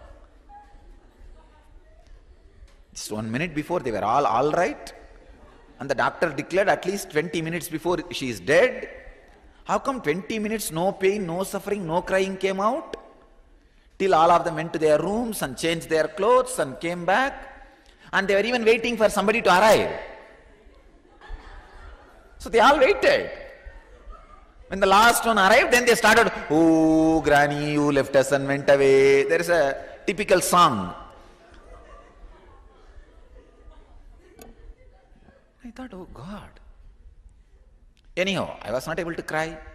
I was feeling sad because I missed my candy every day. Every day she will give me one job. She'll tell me to go and bring tobacco from the corner shop in the street. Every corner in the street, she'll ask me to go and bring tobacco for chewing. She'll not give money. She'll tell, take from your father. My father is a spendthrift. That is the right word I have to say. And he and money can't go hand in hand. Anybody asks anything, he will give away. You don't need to ask second time. Only once you need to tell him, you are in suffering, and he will give it away. And he will give me the money, and I will get tobacco for her and candy for me. And from today, no candy, because she is gone. And I was only feeling bad for that, but I was not crying. I know all these fellows are trying to fake that crying. I slowly started laughing. Oh God. I'm a small boy, 10-year-old boy maybe. I went and leaned on my mother's back. Still I remember very clearly. They were all sitting like around and they were putting their hand on each other and bending and going up and down. That is the way they cry. Oh Granny, you left us and went away. That is the way they cry. I'm giving you the exact scene. And then after 2-3 times you shout that clean the nose and wipe on the back, somebody's backside sari, somebody's pallu. And then, oh, the milk which we boiled for yesterday got spoiled. That's all verses. And the buttermilk which we kept for you is drank by the cat.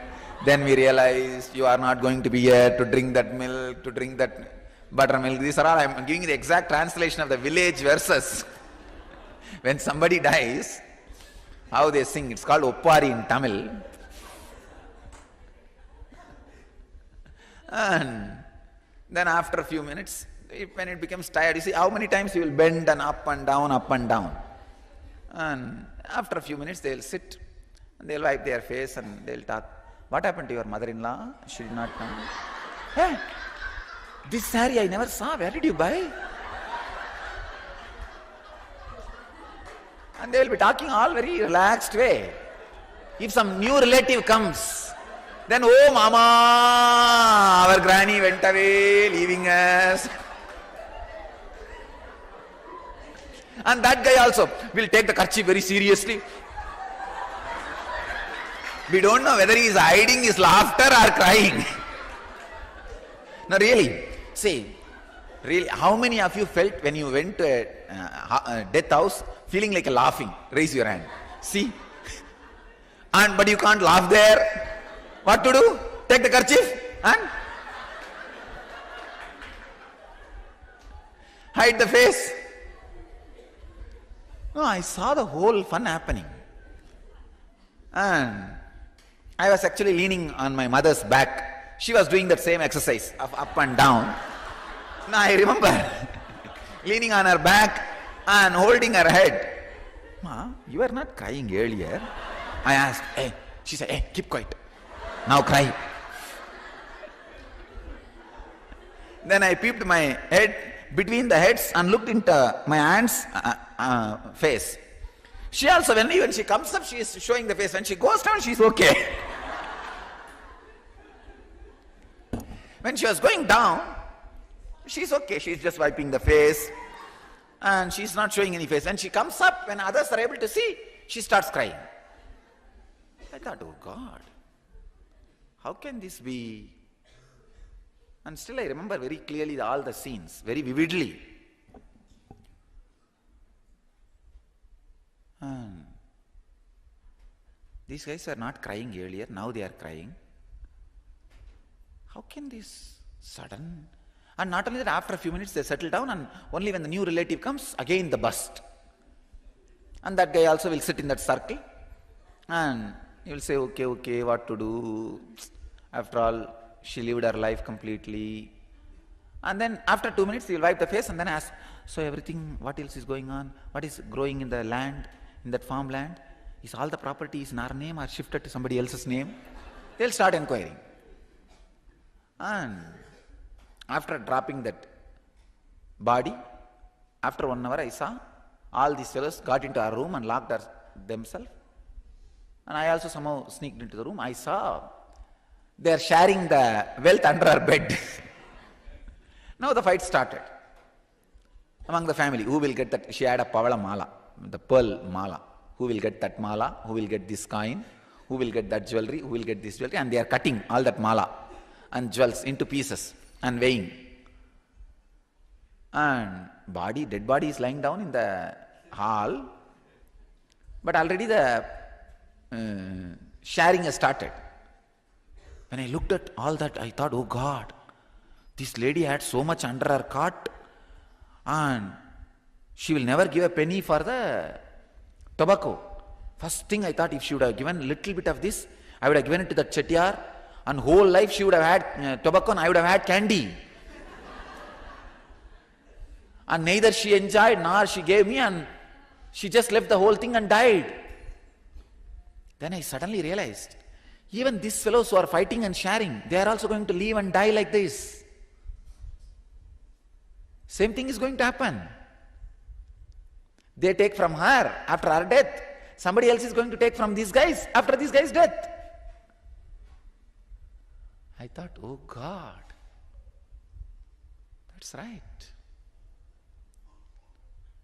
So, what is the use of this whole thing? Then what is happening in this whole thing? Just somebody steals from somebody, legally or illegally. But it is all just stealing. If you are caught, it's illegal. If you are not, it is legal. That's all. Otherwise, from here to there, it's all just stolen. Nothing else. First time, my idea about society crumbled down. Because one of my uncle was forcing me. I cry. I said, no, I don't feel like crying. He said, no, everybody is coming, cry. I said, no, I won't. Then he slapped me. I just held his hand and said, if you touch me once more, I'll tell everybody what all you guys did in the room. Fighting for our jewels. Then my father intervened and said, you know, this fellow will really tell. Why are you playing with him? Why are you beating him at this moment? He will really sit outside and tell everybody before they come inside. Then they understood the danger. They put me in a room and locked me. They locked that room. I was inside that room. I can say, I cried for maybe half an hour or 1 hour. Then when I just fell, it was a big opening, a kind of a breaking. My whole being settled. My respect for society has disappeared.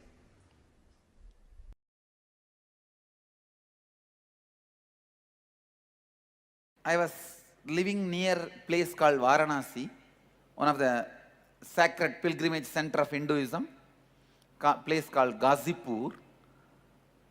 I was serving a sadhu, old monk, who was very sick. It's a small town, a small hospital. a small ward, some 2-3 steel cot and bed and few old steth and BP machine and a green screen. You can visualize an Indian village hospital, you can imagine. This sadhu whom I was taking care, next bed, the patient was about to die. This old doctor and that old nurse, both of them are trying to revive him, support him. He was, the guy, the patient who was dying must be less than 50. So they were trying to help him. But I could see he's already started dying. Please listen. First time I saw death in 4 dimension. I'll describe as much as I can. You have 7 parts in you. Your body with flesh, blood, this is the first part. Second is your breathing. Your breathing, that's the second part. Third, you are thinking. Fourth, you are feeling. Fifth, the area you experience during deep sleep, from where you are experiencing feeling. Understand? First, this, flesh, blood. Second, breathing, prana. Third, thinking, mind. Fourth, feeling, emotions. Fifth, the deep sleep state, which is called causal layer, from which all this feeling, thinking, everything happens. Sixth, the soul, your individual soul, consciousness. Seventh is the cosmic soul, Paramatma, Nirvana, enlightenment. All these 7 put together is you. Please listen. If the cosmic soul is an ocean, your private beach is individual soul. Clear? If cosmic soul is ocean, your private beach is individual soul. So you can't say individual soul does not belong to cosmic soul. Your private beach is also ocean. You can't say you are having ocean. It's your private beach. How many of you understand? So all these 7 put together is you. I could see this guy moving from one to another. First, in his body, the heavy pain chemicals are released. How many of you experienced scorpion bite in your life? Scorpion bite. Scorpion bite. Any? Usually, if the scorpion bites in that area, for you not to feel the pain, your body will release the painkillers, anti-pain chemicals. That will only make that whole area swell.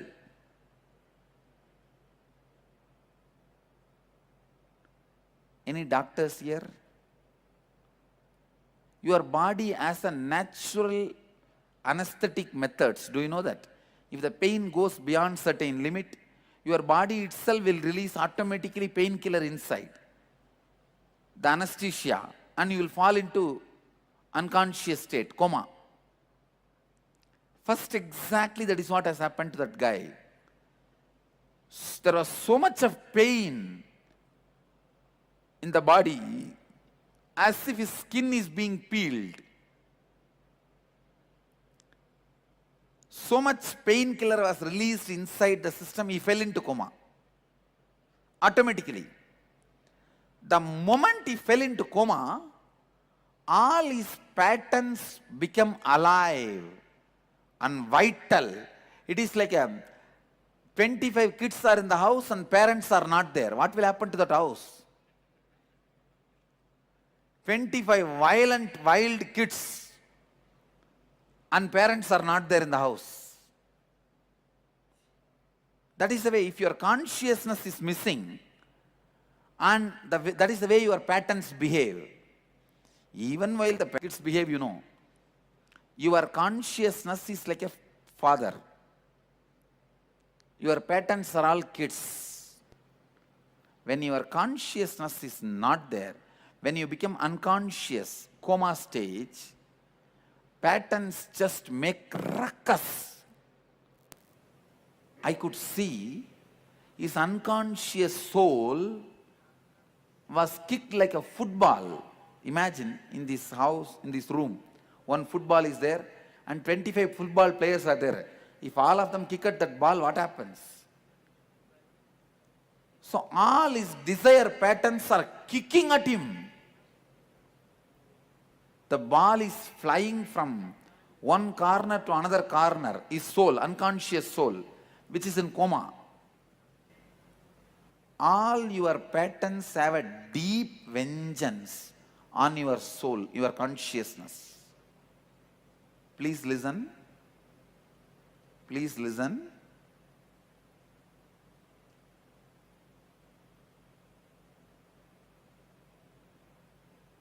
I could see in that person all the desire patterns are kicking him, asking, I told you, fellow, I want to live, I want to live, I want to live. You did not fulfill me, complete me. Desire is nothing but the commitments you gave it to you. Understand? The commitments you gave it to you, all stands there and questions you. Why you did not fulfill me? Honor me. Then somehow that soul jumps to the next level. Next level, all the guilt, inauthenticity comes up. And say, I told you we should have lived like that, like that. Why did you do this, do this? The first, the lack of integrity patterns are kicking you. Desire. Next, inauthenticity. The guilt patterns. I can say this is the space when the individual soul feels hell. So individual soul experiences hell. Getting it? Hell is not actually separate. Geographical, it is psychological.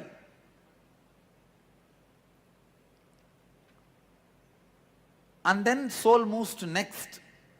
All the pains you experience in your life, your irresponsibility patterns, that comes up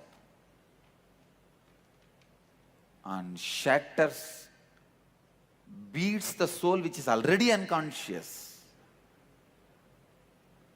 Then it finally goes and falls into that deep sleep layer.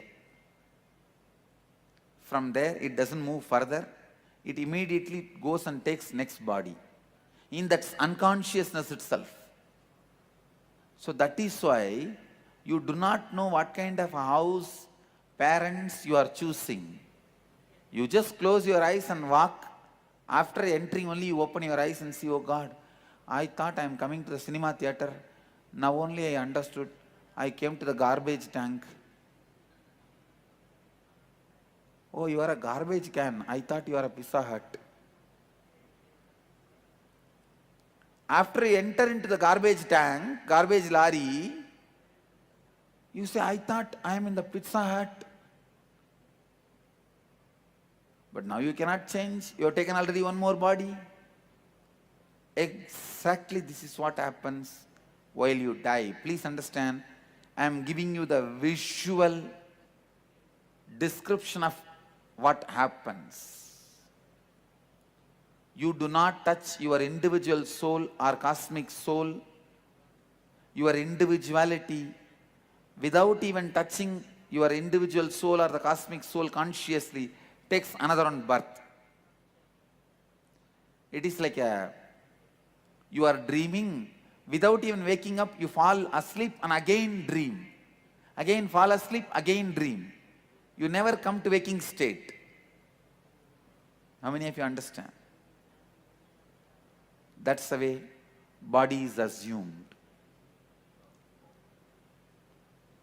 This is the third death I saw in my life.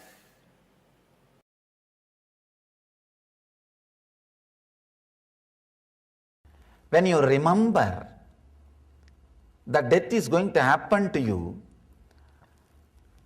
the respect which you carry for your ego will come down. Because whatever you think should not leave you is ego.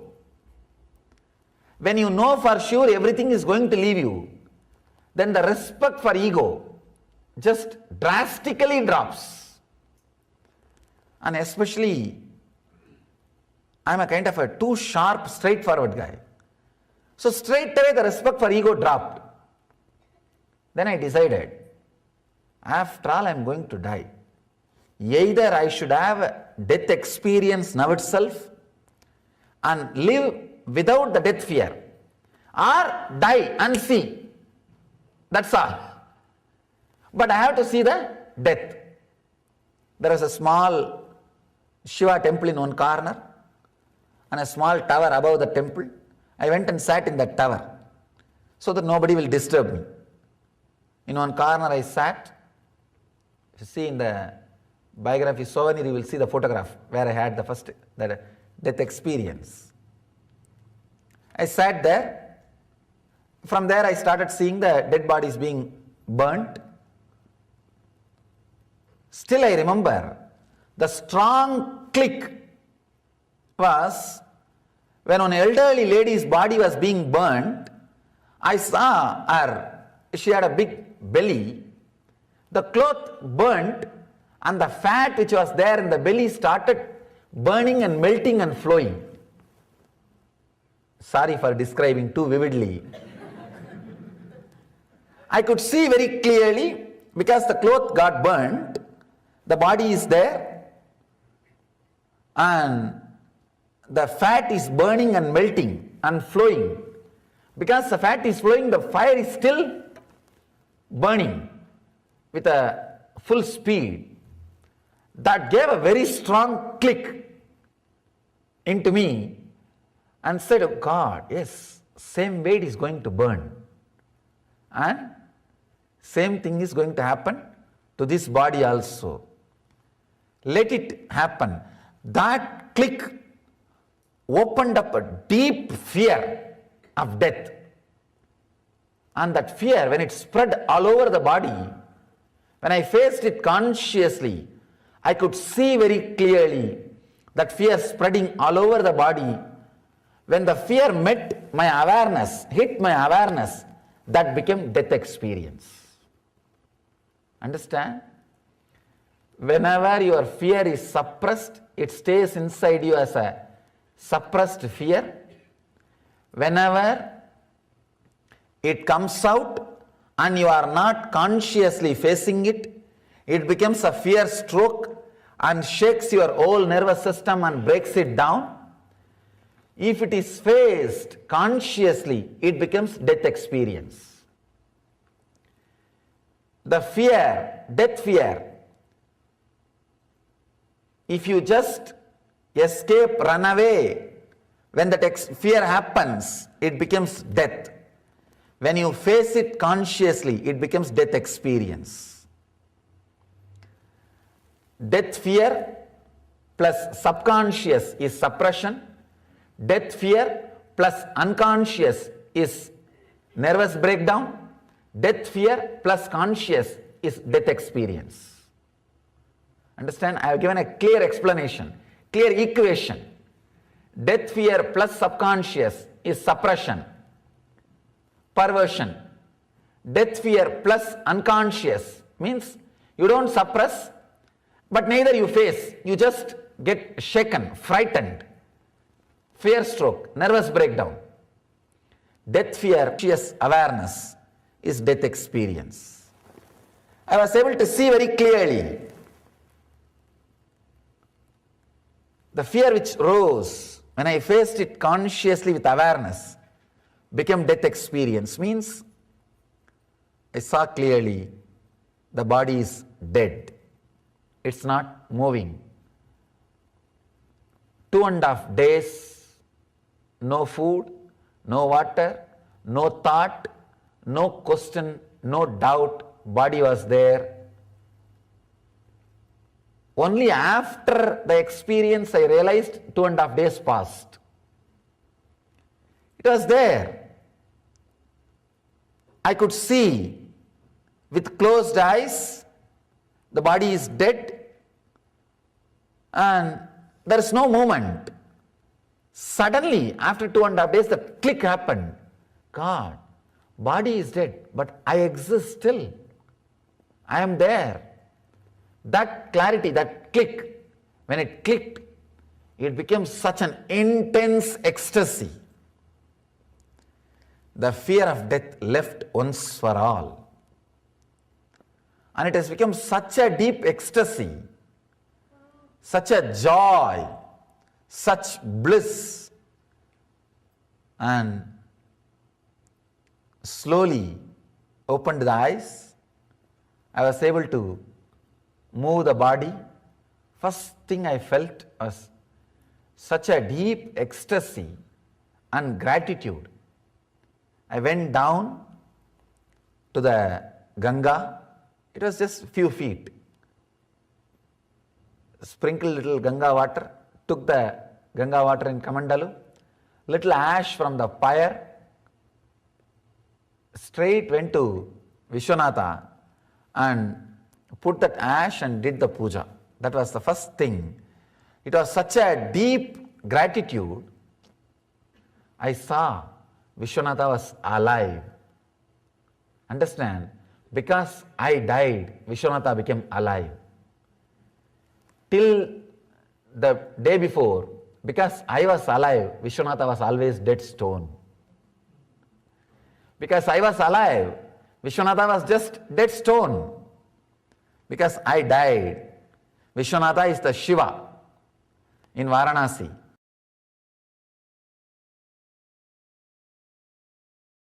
Fourth death. Fifth death is in Bangalore.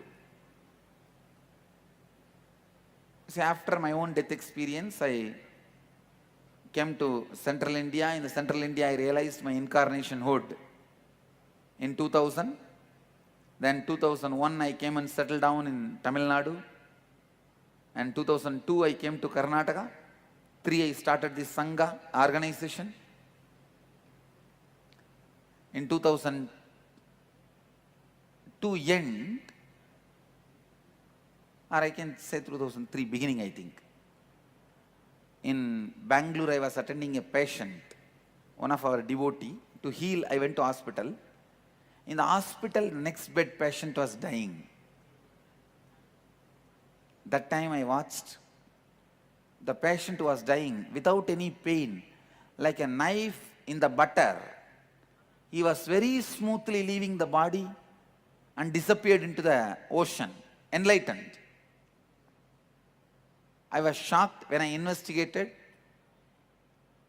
I did not see any special reason why this guy became enlightened, because he was not a meditator, he was not a religious guy, no guru.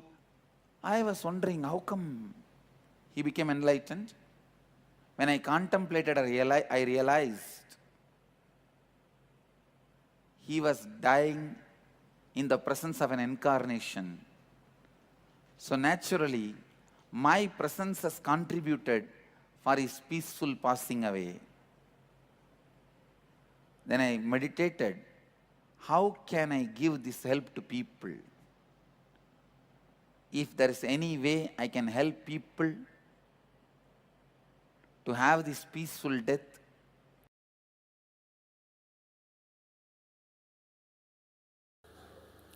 let me tell you one incident happened in my life.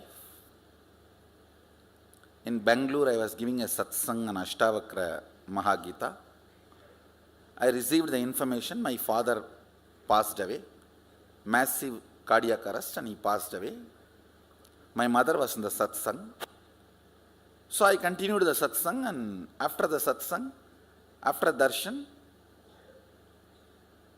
when I got into my car, called the mother and made her sit in my car, and she's a village lady. First time in her life, she is leaving my father alone and coming and staying somewhere outside in her 27 years of marriage. And he passed away. I don't know how many of you will believe. I lived there with them 17 years. I never saw them even once arguing with each other. I'm sure they would have had difference of opinion, arguments, because they are human beings. Even Mahadeva and Sati had argument. What about, come on, even he had marital problems. So, no, I'm not saying they would not have had, but at least they managed such a way that never in front of us, never in front of kids, I've seen them raising their voice or arguing. Very happily they lived. So she's sitting next to me, and I'll tell you exactly just few words I told her. First word I said, Ma, I think father is not feeling well, he is in serious condition. She just looked into my eyes. Next statement I said, I think he is dead. She looked into my eyes. Third statement I said, please understand, I'm talking to my mother inside the car where nobody is there. It's a complete private conversation. I told her, you know, I can bring him back. Do you want? That's all I asked. You know, I can bring him back. Do you want? The statement she made, I tell you with all my integrity, Swamiji, that is between you and his soul. I will not interfere. That is between. Just now she received the news, and she knows I can bring him back. She's a village lady. She did not have time to think and answer, spontaneous, straight answer. I know how dependent she is on him. She said, in Tamil she said, Swami, அது நீங்களும் அவரும் முடிவு பண்ணணும், நான் தலையிடக்கூடாது சாமி. I just hugged her and said, that's why I chose you as my mother. There are many moments you are proud of me, now I am proud of you, I told her. There are many moments you are proud of me, having son like whatever. I said, now I am proud of you. I told her in Tamil. பல நேரத்தில் நீ பெருமைப்பட்டிருப்ப, இப்போ எனக்கு பெருமையா இருக்குமா?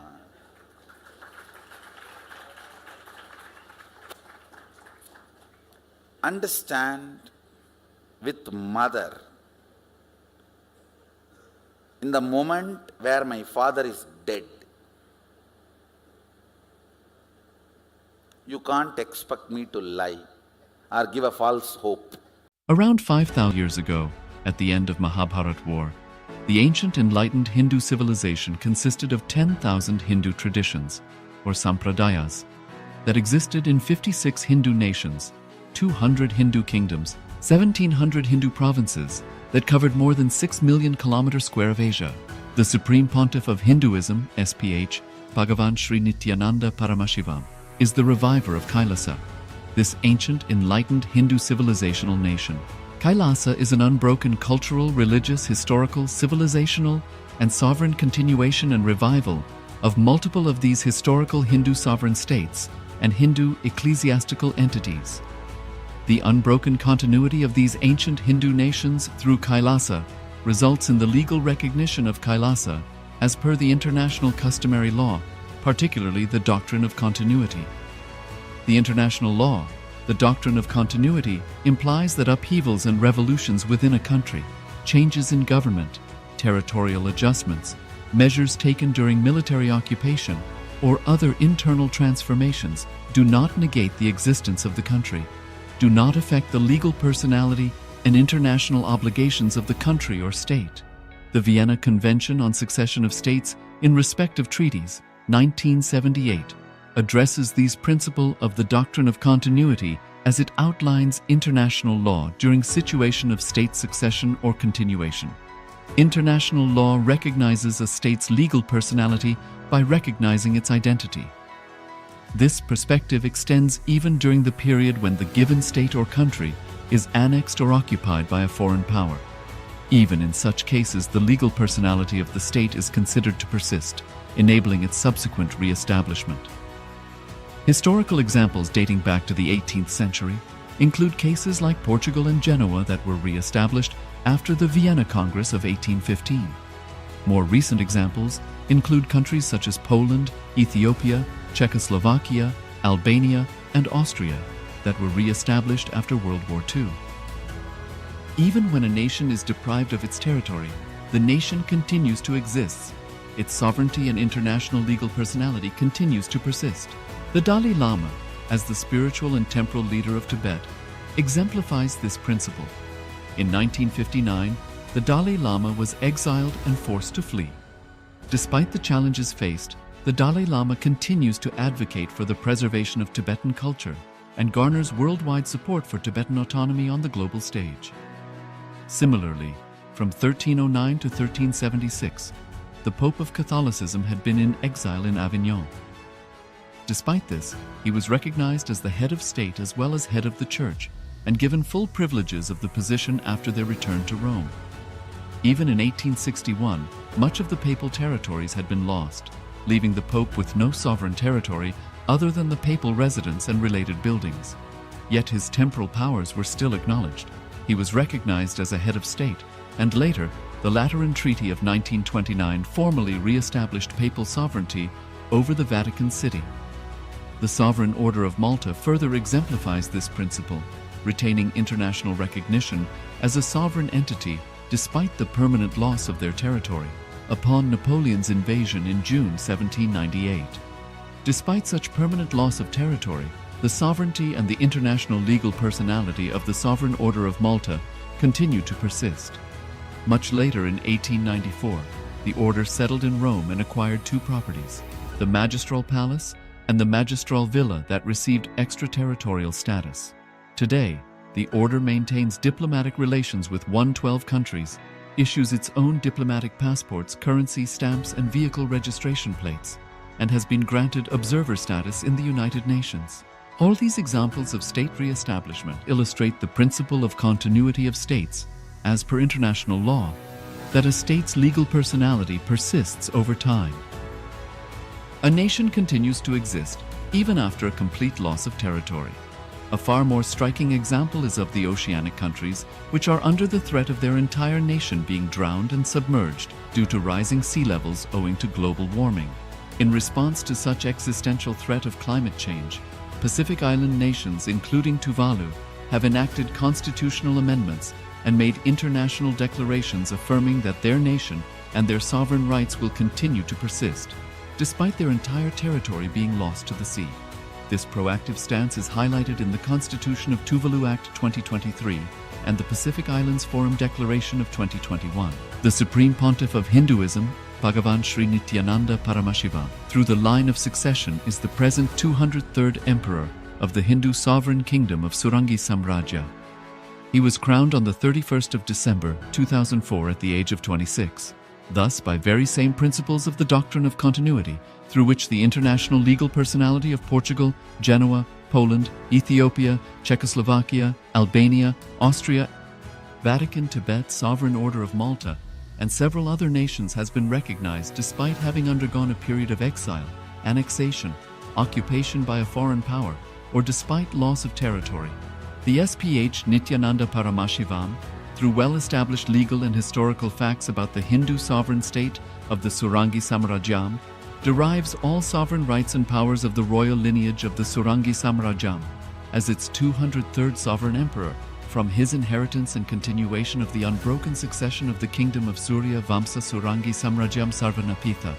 Surya Vamsa Surangi Samrajam, through unification with 20 other sovereign Hindu states and sovereign ecclesiastical, historical entities, became part of the United States of Kailasa, which thus became a sovereign, independent juridical state, with the SPH Nityananda Paramashivoham as the sovereign.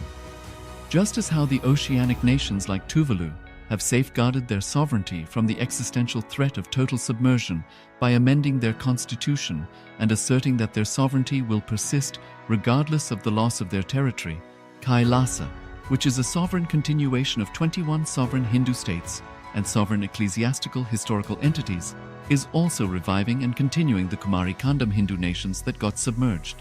As per the doctrine of continuity, these facts imply that the Kailasa's statehood is recognized by international law and manifests as a natural outcome of well-established historical legal facts.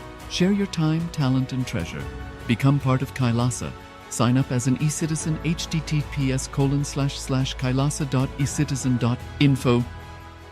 Around 5,000 years ago, at the end of Mahabharat War, the ancient enlightened Hindu civilization consisted of 10,000 Hindu traditions, or sampradayas, that existed in 56 Hindu nations, 200 Hindu kingdoms, 1,700 Hindu provinces that covered more than 6 million kilometers square of Asia.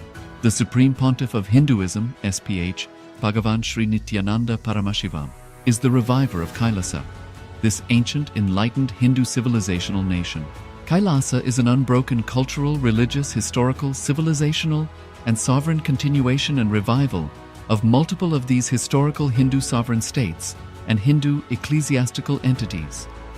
The unbroken continuity of these ancient Hindu nations through Kailasa results in the legal recognition of Kailasa as per the international customary law, particularly the doctrine of continuity. The international law, the doctrine of continuity, implies that upheavals and revolutions within a country, changes in government, territorial adjustments, measures taken during military occupation, or other internal transformations do not negate the existence of the country, do not affect the legal personality and international obligations of the country or state. The Vienna Convention on Succession of States in respect of treaties, 1978, addresses these principles of the doctrine of continuity as it outlines international law during situation of state succession or continuation. International law recognizes a state's legal personality by recognizing its identity. This perspective extends even during the period when the given state or country is annexed or occupied by a foreign power. Even in such cases, the legal personality of the state is considered to persist, enabling its subsequent re-establishment. Historical examples dating back to the 18th century include cases like Portugal and Genoa that were re-established after the Vienna Congress of 1815. More recent examples include countries such as Poland, Ethiopia, Czechoslovakia, Albania, and Austria that were re-established after World War II. Even when a nation is deprived of its territory, the nation continues to exist. Its sovereignty and international legal personality continues to persist. The Dalai Lama, as the spiritual and temporal leader of Tibet, exemplifies this principle. In 1959, the Dalai Lama was exiled and forced to flee. Despite the challenges faced, the Dalai Lama continues to advocate for the preservation of Tibetan culture and garners worldwide support for Tibetan autonomy on the global stage. Similarly, from 1309 to 1376, the Pope of Catholicism had been in exile in Avignon. Despite this, he was recognized as the head of state as well as head of the church and given full privileges of the position after their return to Rome. Even in 1861, much of the papal territories had been lost, leaving the Pope with no sovereign territory other than the papal residence and related buildings. Yet his temporal powers were still acknowledged. He was recognized as a head of state, and later, the Lateran Treaty of 1929 formally re-established papal sovereignty over the Vatican City. The Sovereign Order of Malta further exemplifies this principle, retaining international recognition as a sovereign entity despite the permanent loss of their territory. upon Napoleon's invasion in June 1798. Despite such permanent loss of territory, the sovereignty and the international legal personality of the Sovereign Order of Malta continue to persist. Much later in 1894, the order settled in Rome and acquired two properties, the Magistral Palace and the Magistral Villa that received extraterritorial status. Today, the order maintains diplomatic relations with 112 countries, issues its own diplomatic passports, currency, stamps, and vehicle registration plates, and has been granted observer status in the United Nations. All these examples of state re-establishment illustrate the principle of continuity of states, as per international law, that a state's legal personality persists over time. A nation continues to exist even after a complete loss of territory. A far more striking example is of the oceanic countries, which are under the threat of their entire nation being drowned and submerged due to rising sea levels owing to global warming. In response to such existential threat of climate change, Pacific Island nations, including Tuvalu, have enacted constitutional amendments and made international declarations affirming that their nation and their sovereign rights will continue to persist, despite their entire territory being lost to the sea. This proactive stance is highlighted in the Constitution of Tuvalu Act 2023 and the Pacific Islands Forum Declaration of 2021. The Supreme Pontiff of Hinduism, Bhagavan Sri Nityananda Paramashivoham, through the line of succession, is the present 203rd Emperor of the Hindu Sovereign Kingdom of Surangi Samrajya. He was crowned on the 31st of December 2004 at the age of 26. Thus, by very same principles of the doctrine of continuity, through which the international legal personality of Portugal, Genoa, Poland, Ethiopia, Czechoslovakia, Albania, Austria, Vatican, Tibet, Sovereign Order of Malta, and several other nations has been recognized despite having undergone a period of exile, annexation, occupation by a foreign power, or despite loss of territory. The SPH Nityananda Paramashivoham, through well-established legal and historical facts about the Hindu sovereign state of the Surangi Samrajyam, derives all sovereign rights and powers of the royal lineage of the Surangi Samrajyam as its 203rd sovereign emperor, from his inheritance and continuation of the unbroken succession of the kingdom of Surya Vamsa Surangi Samrajyam Sarvanapitha. Surya Vamsa Surangi Samrajyam, through unification with 20 other sovereign Hindu states and sovereign ecclesiastical, historical entities, became part of the United States of Kailasa, which thus became a sovereign, independent juridical state, with the SPH Nityananda Paramashivoham as the sovereign. Just as how the oceanic nations like Tuvalu have safeguarded their sovereignty from the existential threat of total submersion by amending their constitution and asserting that their sovereignty will persist regardless of the loss of their territory, Kailasa, which is a sovereign continuation of 21 sovereign Hindu states and sovereign ecclesiastical historical entities, is also reviving and continuing the Kumari Kandam Hindu nations that got submerged. As per the doctrine of continuity, these facts imply that the Kailasa's statehood is recognized by international law and manifests as a natural outcome of well-established historical legal facts. Share your time, talent, and treasure. Become part of Kailasa.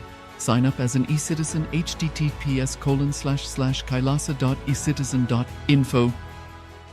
Around 5,000 years ago, at the end of Mahabharat War, the ancient enlightened Hindu civilization consisted of 10,000 Hindu traditions, or sampradayas, that existed in 56 Hindu nations, 200 Hindu kingdoms, 1,700 Hindu provinces that covered more than 6 million kilometers square of Asia. The Supreme Pontiff of Hinduism, SPH, Bhagavan Sri Nityananda Paramashivoham, is the reviver of Kailasa, this ancient, enlightened Hindu civilizational nation. Kailasa is an unbroken cultural, religious, historical, civilizational, and sovereign continuation and revival of multiple of these historical Hindu sovereign states and Hindu ecclesiastical entities. The unbroken continuity of these ancient Hindu nations through Kailasa results in the legal recognition of Kailasa as per the international customary law, particularly the doctrine of continuity. The international law, the doctrine of continuity, implies that upheavals and revolutions within a country, changes in government, territorial adjustments, measures taken during military occupation, or other internal transformations do not negate the existence of the country, do not affect the legal personality and international obligations of the country or state. The Vienna Convention on Succession of States in Respective Treaties, 1978, addresses these principles of the doctrine of continuity as it outlines international law during situation of state succession or continuation. International law recognizes a state's legal personality by recognizing its identity.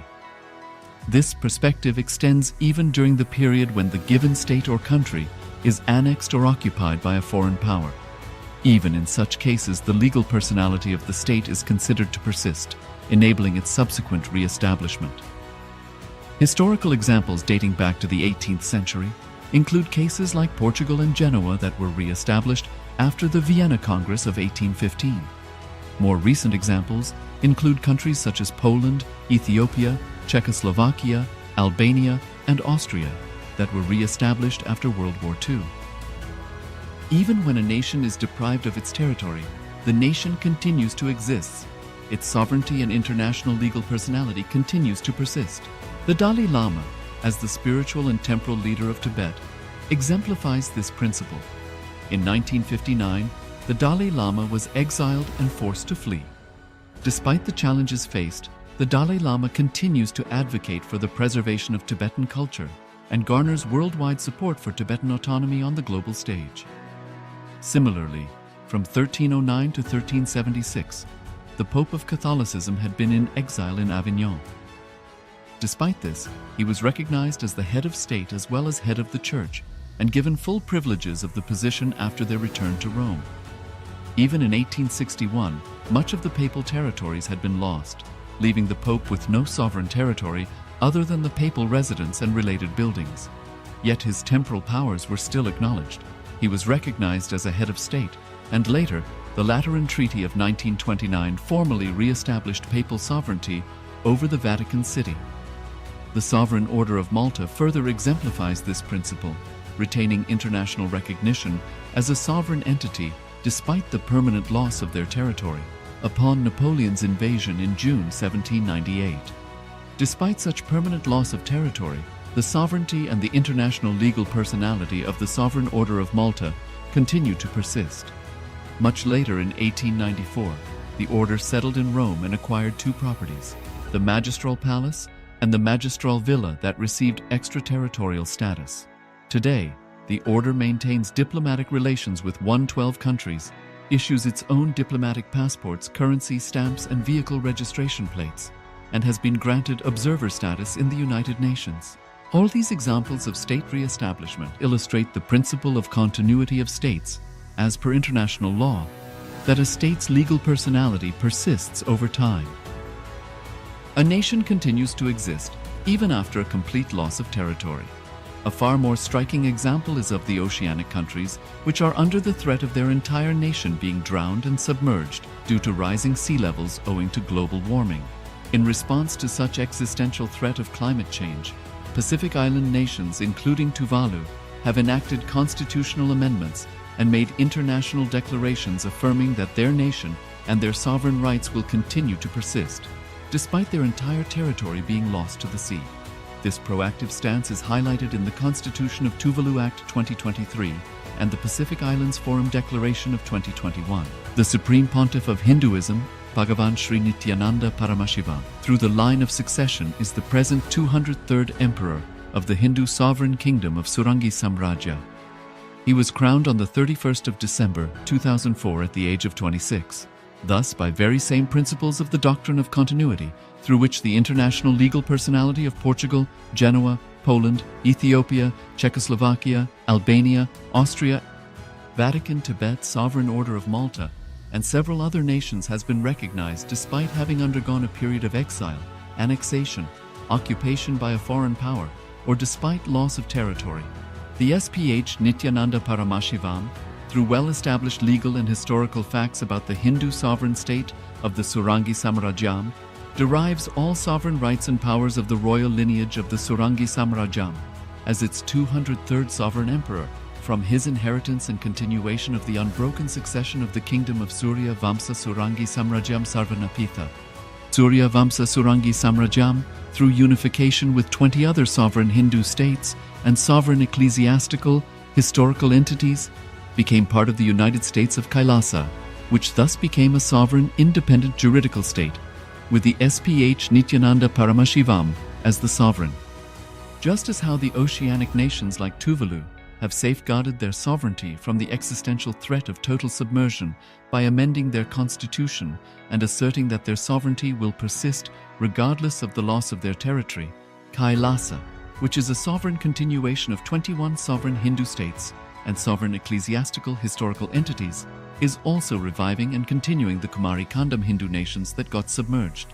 As per the doctrine of continuity, these facts imply that the Kailasa's statehood is recognized by international law and manifests as a natural outcome of well-established historical legal facts. Share your time, talent, and treasure. Become part of Kailasa. Sign up as an eCitizen https://kailasa.ecitizen.info. Around 5,000 years ago, at the end of Mahabharat War, the ancient enlightened Hindu civilization consisted of 10,000 Hindu traditions, or sampradayas, that existed in 56 Hindu nations, 200 Hindu kingdoms, 1,700 Hindu provinces that covered more than 6 million kilometers square of Asia. The Supreme Pontiff of Hinduism, SPH, Bhagavan Sri Nityananda Paramashivoham, is the reviver of Kailasa, this ancient enlightened Hindu civilizational nation. Kailasa is an unbroken cultural, religious, historical, civilizational, and sovereign continuation and revival of multiple of these historical Hindu sovereign states and Hindu ecclesiastical entities. The unbroken continuity of these ancient Hindu nations through Kailasa results in the legal recognition of Kailasa as per the international customary law, particularly the doctrine of continuity. The international law, the doctrine of continuity, implies that upheavals and revolutions within a country, changes in government, territorial adjustments, measures taken during military occupation, or other internal transformations do not negate the existence of the country, do not affect the legal personality and international obligations of the country or state.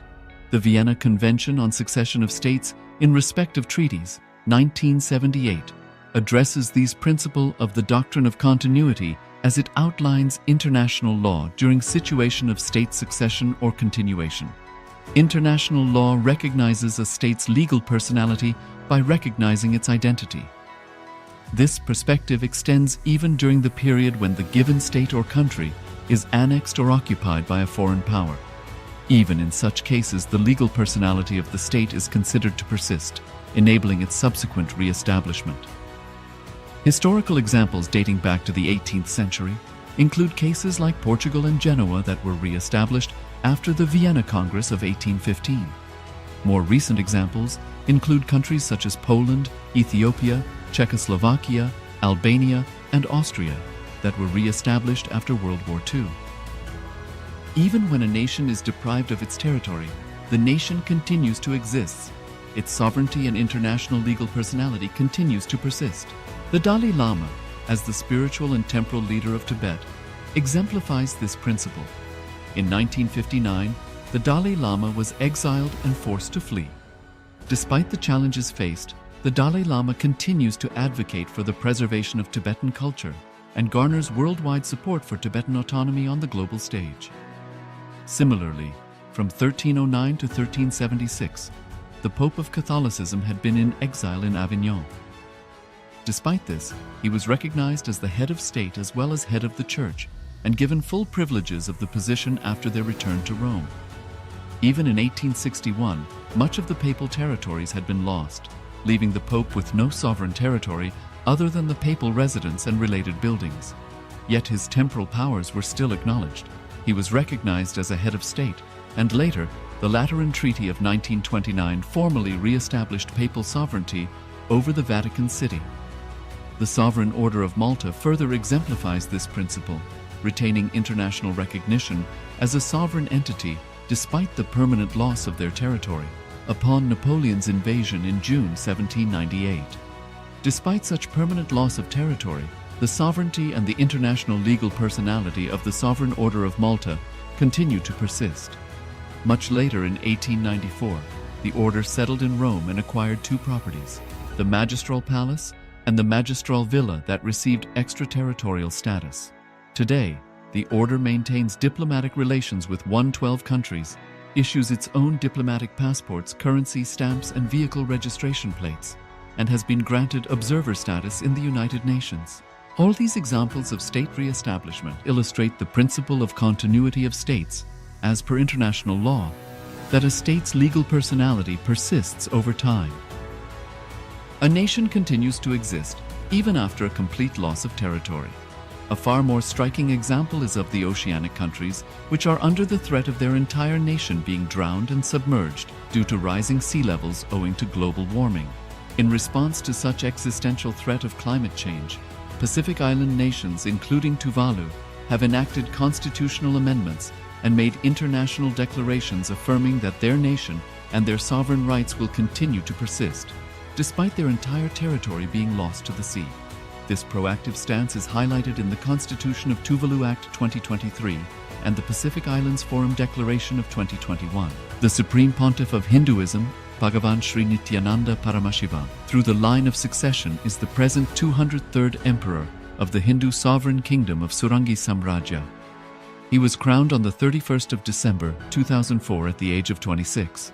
Thus, by very same principles of the doctrine of continuity, through which the international legal personality of Portugal, Genoa, Poland, Ethiopia, Czechoslovakia, Albania, Austria, Vatican, Tibet, Sovereign Order of Malta, and several other nations has been recognized despite having undergone a period of exile, annexation, occupation by a foreign power, or despite loss of territory. The SPH Nityananda Paramashivoham, through well-established legal and historical facts about the Hindu sovereign state of the Surangi Samrajyam, derives all sovereign rights and powers of the royal lineage of the Surangi Samrajyam as its 203rd sovereign emperor, from his inheritance and continuation of the unbroken succession of the kingdom of Surya Vamsa Surangi Samrajyam Sarvanapitha. Surya Vamsa Surangi Samrajyam, through unification with 20 other sovereign Hindu states and sovereign ecclesiastical, historical entities, became part of the United States of Kailasa, which thus became a sovereign, independent juridical state, with the SPH Nityananda Paramashivoham as the sovereign. Just as how the oceanic nations like Tuvalu have safeguarded their sovereignty from the existential threat of total submersion by amending their constitution and asserting that their sovereignty will persist regardless of the loss of their territory, Kailasa, which is a sovereign continuation of 21 sovereign Hindu states and sovereign ecclesiastical historical entities, is also reviving and continuing the Kumari Kandam Hindu nations that got submerged. As per the doctrine of continuity, these facts imply that the Kailasa's statehood is recognized by international law and manifests as a natural outcome of well-established historical legal facts. Share your time, talent, and treasure. Become part of Kailasa. Sign up as an eCitizen https://kailasa.ecitizen.info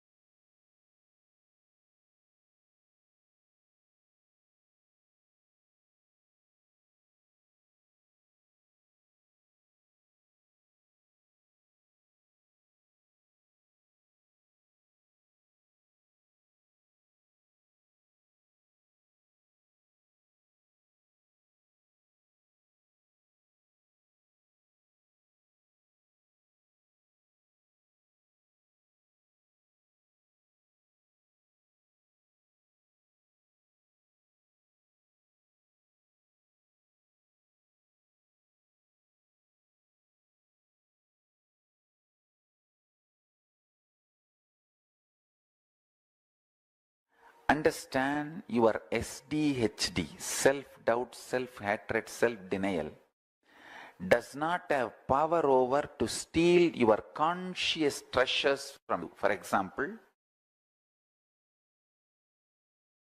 every day you have done sincerely Shiva Puja and lived very joyful, sattvic, vegetarian lifestyle. Suddenly your self-doubt or self-hatred, self-denial cannot take away that whole spiritual understandings and powerful cognitions you had. Maybe this SDHD can cloud your spiritual powers and sun, but cannot take it away. Please listen carefully. I made one statement just few minutes before. Life has nothing to do what you do. It has something to do about what you experience. This is what I mean. Your powerful, conscious understanding. For example, when you are cool, calm, meditating, connecting with me, listening to satsang, you feel like, what death? I know Swamiji will simply come. It's like a department change. And I'll hold his hand and I'll have a private time with him.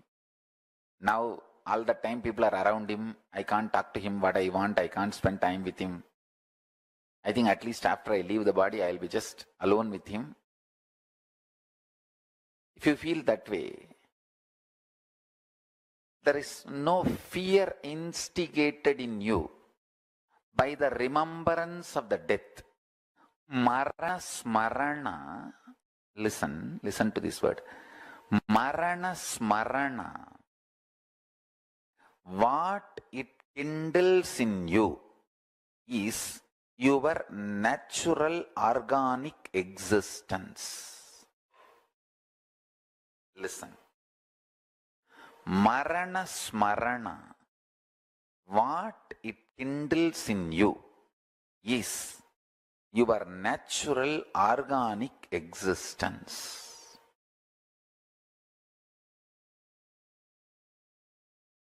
If you complete with the marana smarana's powerlessness, you will feel so much of powerfulness about your past. The concepts, cognitions, ideas you carry about death will naturally, intensely reflect on your past. You will feel the same about past. Please understand, today what I am talking is a very, very high level. It's like the Satyaloka's truths. I am mapping it in the format of formula for all our binary logical mind. The multi-dimensional truth, I am mapping it to binary logical mind. Your mind, almost 99% of your mind functions with binary logic. I am trying to make the ultimate truth, trying to map the ultimate truth into your binary logic. I only want little patience. Just don't hate me. Just don't abuse me. Have little patience. I commit with you with the grace of Paramashiva and Kalabhairava. I will make this whole understanding into you and liberate you. If you feel your death is going to take away lot of things from you and you are terrorized, afraid, frightened, don't know what to do about death, the same thing will exactly you will feel about your past. If you are feeling very threatened, frightened, overwhelmed by your birth. I don't know where I am going to be born. I don't know what will happen to me. I don't know how I am going to grow up. I don't know what kind of body I will get. I don't know what kind of parents I will get. I don't know what kind of people I will be surrounded by. If you have all this about your birth, you will have exactly same thing about your future. Listen. If you feel very calm, cool, comfortable, matured about your death, I know whatever I am integrated to, that cannot be taken away from me. If I am integrated to Paramashiva, that cannot be taken away from me. Understand your SDHD, self-doubt, self-hatred, self-denial, does not have power over to steal your conscious treasures from you. For example, every day you have done sincerely Shiva Puja and lived very joyful, sattvic, vegetarian lifestyle. Suddenly your self-doubt or self-hatred, self-denial cannot take away that whole spiritual understandings and powerful cognitions you had. Maybe this SDHD can cloud your spiritual powers and sun, but cannot take it away. Please listen carefully. I made one statement just few minutes before. Life has nothing to do what you do. It has something to do about what you experience. This is what I mean. Your powerful, conscious understanding. For example, when you are cool, calm, meditating, connecting with me, listening to satsang, you feel like, what death? I know Swamiji will simply come. It's like a department change. And I'll hold his hand and I'll have a private time with him. Now, all the time people are around him. I can't talk to him what I want. I can't spend time with him. I think at least after I leave the body, I'll be just alone with him. If you feel that way, there is no fear instigated in you by the remembrance of the death.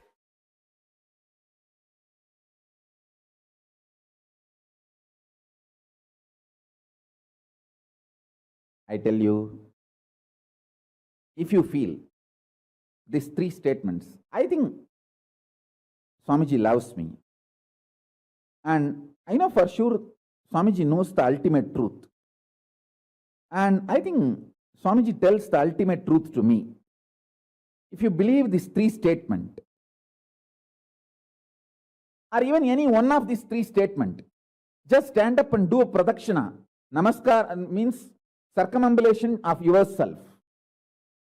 Atma pradakshina. Just love yourself. Celebrate yourself for being yourself. You are worthy of namaskara, pradakshina namaskara. That's a powerful blessing, I tell you. If you cognize even any one of these three statements, now what I am telling you will straight go into your system. I'll just nail it straight on your brain. Hey, decide, be arrogant. I am disciple of Nityananda. எங்க சாமி எவனையும் care பண்ணாது. அத மாதிரி தான் நாங்களும். With this clarity, deny the existence of all kinds, types, dimensions of pain and suffering. Even if your brain tells,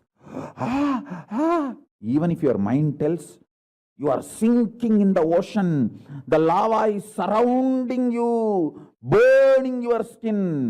Just tell, pain doesn't exist, suffering doesn't exist. I'll throw my jata and just lift you. Don't worry. just lift you to Kailasa. And I tell you, death is not end. Mental breakdown is the greatest loss in the life. Not death. Be very clear. Death is not end of the life. It's not full stop. It's just a comma. The greatest loss in life is collapsing from powerful cognition, not death. Fools are those who teach death is the loss. Collapsing from powerful cognition is the greatest loss. Hold on to this powerful truth. Be very clear inside you. Powerfully deny the existence of suffering and pain. This is the truth. This is the truth. This is the truth. When you decide with this clarity and truth, the brain which gets rebuilt, newly built, gets rejuvenated, will just expand and reflect the pure cosmos. It will just open up to superconsciousness and vibrate Shiva, Shiva, Shiva, Shiva, Shiva. I tell you, if you feel these three statements, I think Swamiji loves me. And I know for sure Swamiji knows the ultimate truth. And I think Swamiji tells the ultimate truth to me. If you believe these three statements, or even any one of these three statements, just stand up and do a pradakshina. Namaskar means circumambulation of yourself. Atma pradakshina. Just love yourself. Celebrate yourself for being yourself. You are worthy of namaskara, pradakshina namaskara. That's a powerful blessing, I tell you. If you cognize even any one of these three statements, now what I am telling you, meditative space of gratitude. Do not talk. Do not check your phone. Retain that space, that intense space that we all just experienced.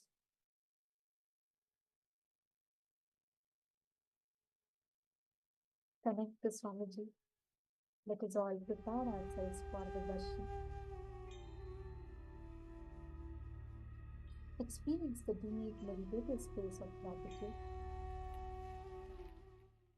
Today, due to the intense samadhi of the Supreme Pontiff of Hinduism, we will be receiving an alive darshan of Bhagavan Mahakala. Let us all enter into the meditation process and prepare ourselves to receive the darshan.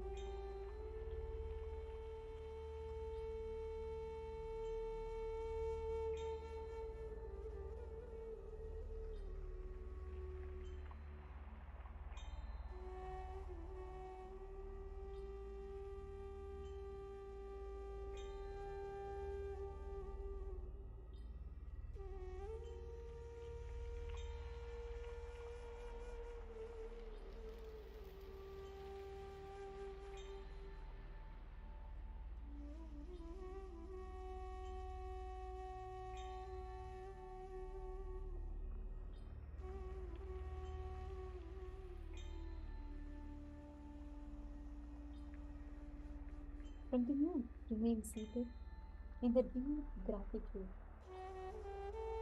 Express your gratitude for everything that has happened in your life.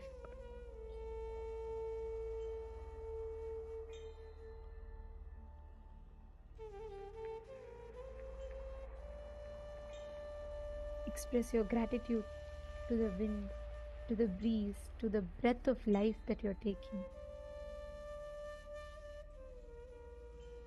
Express your gratitude to all the beings who have been a part of your life, part of your journey.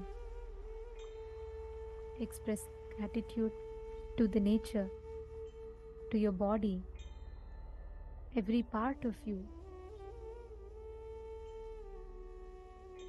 Express your deep gratitude.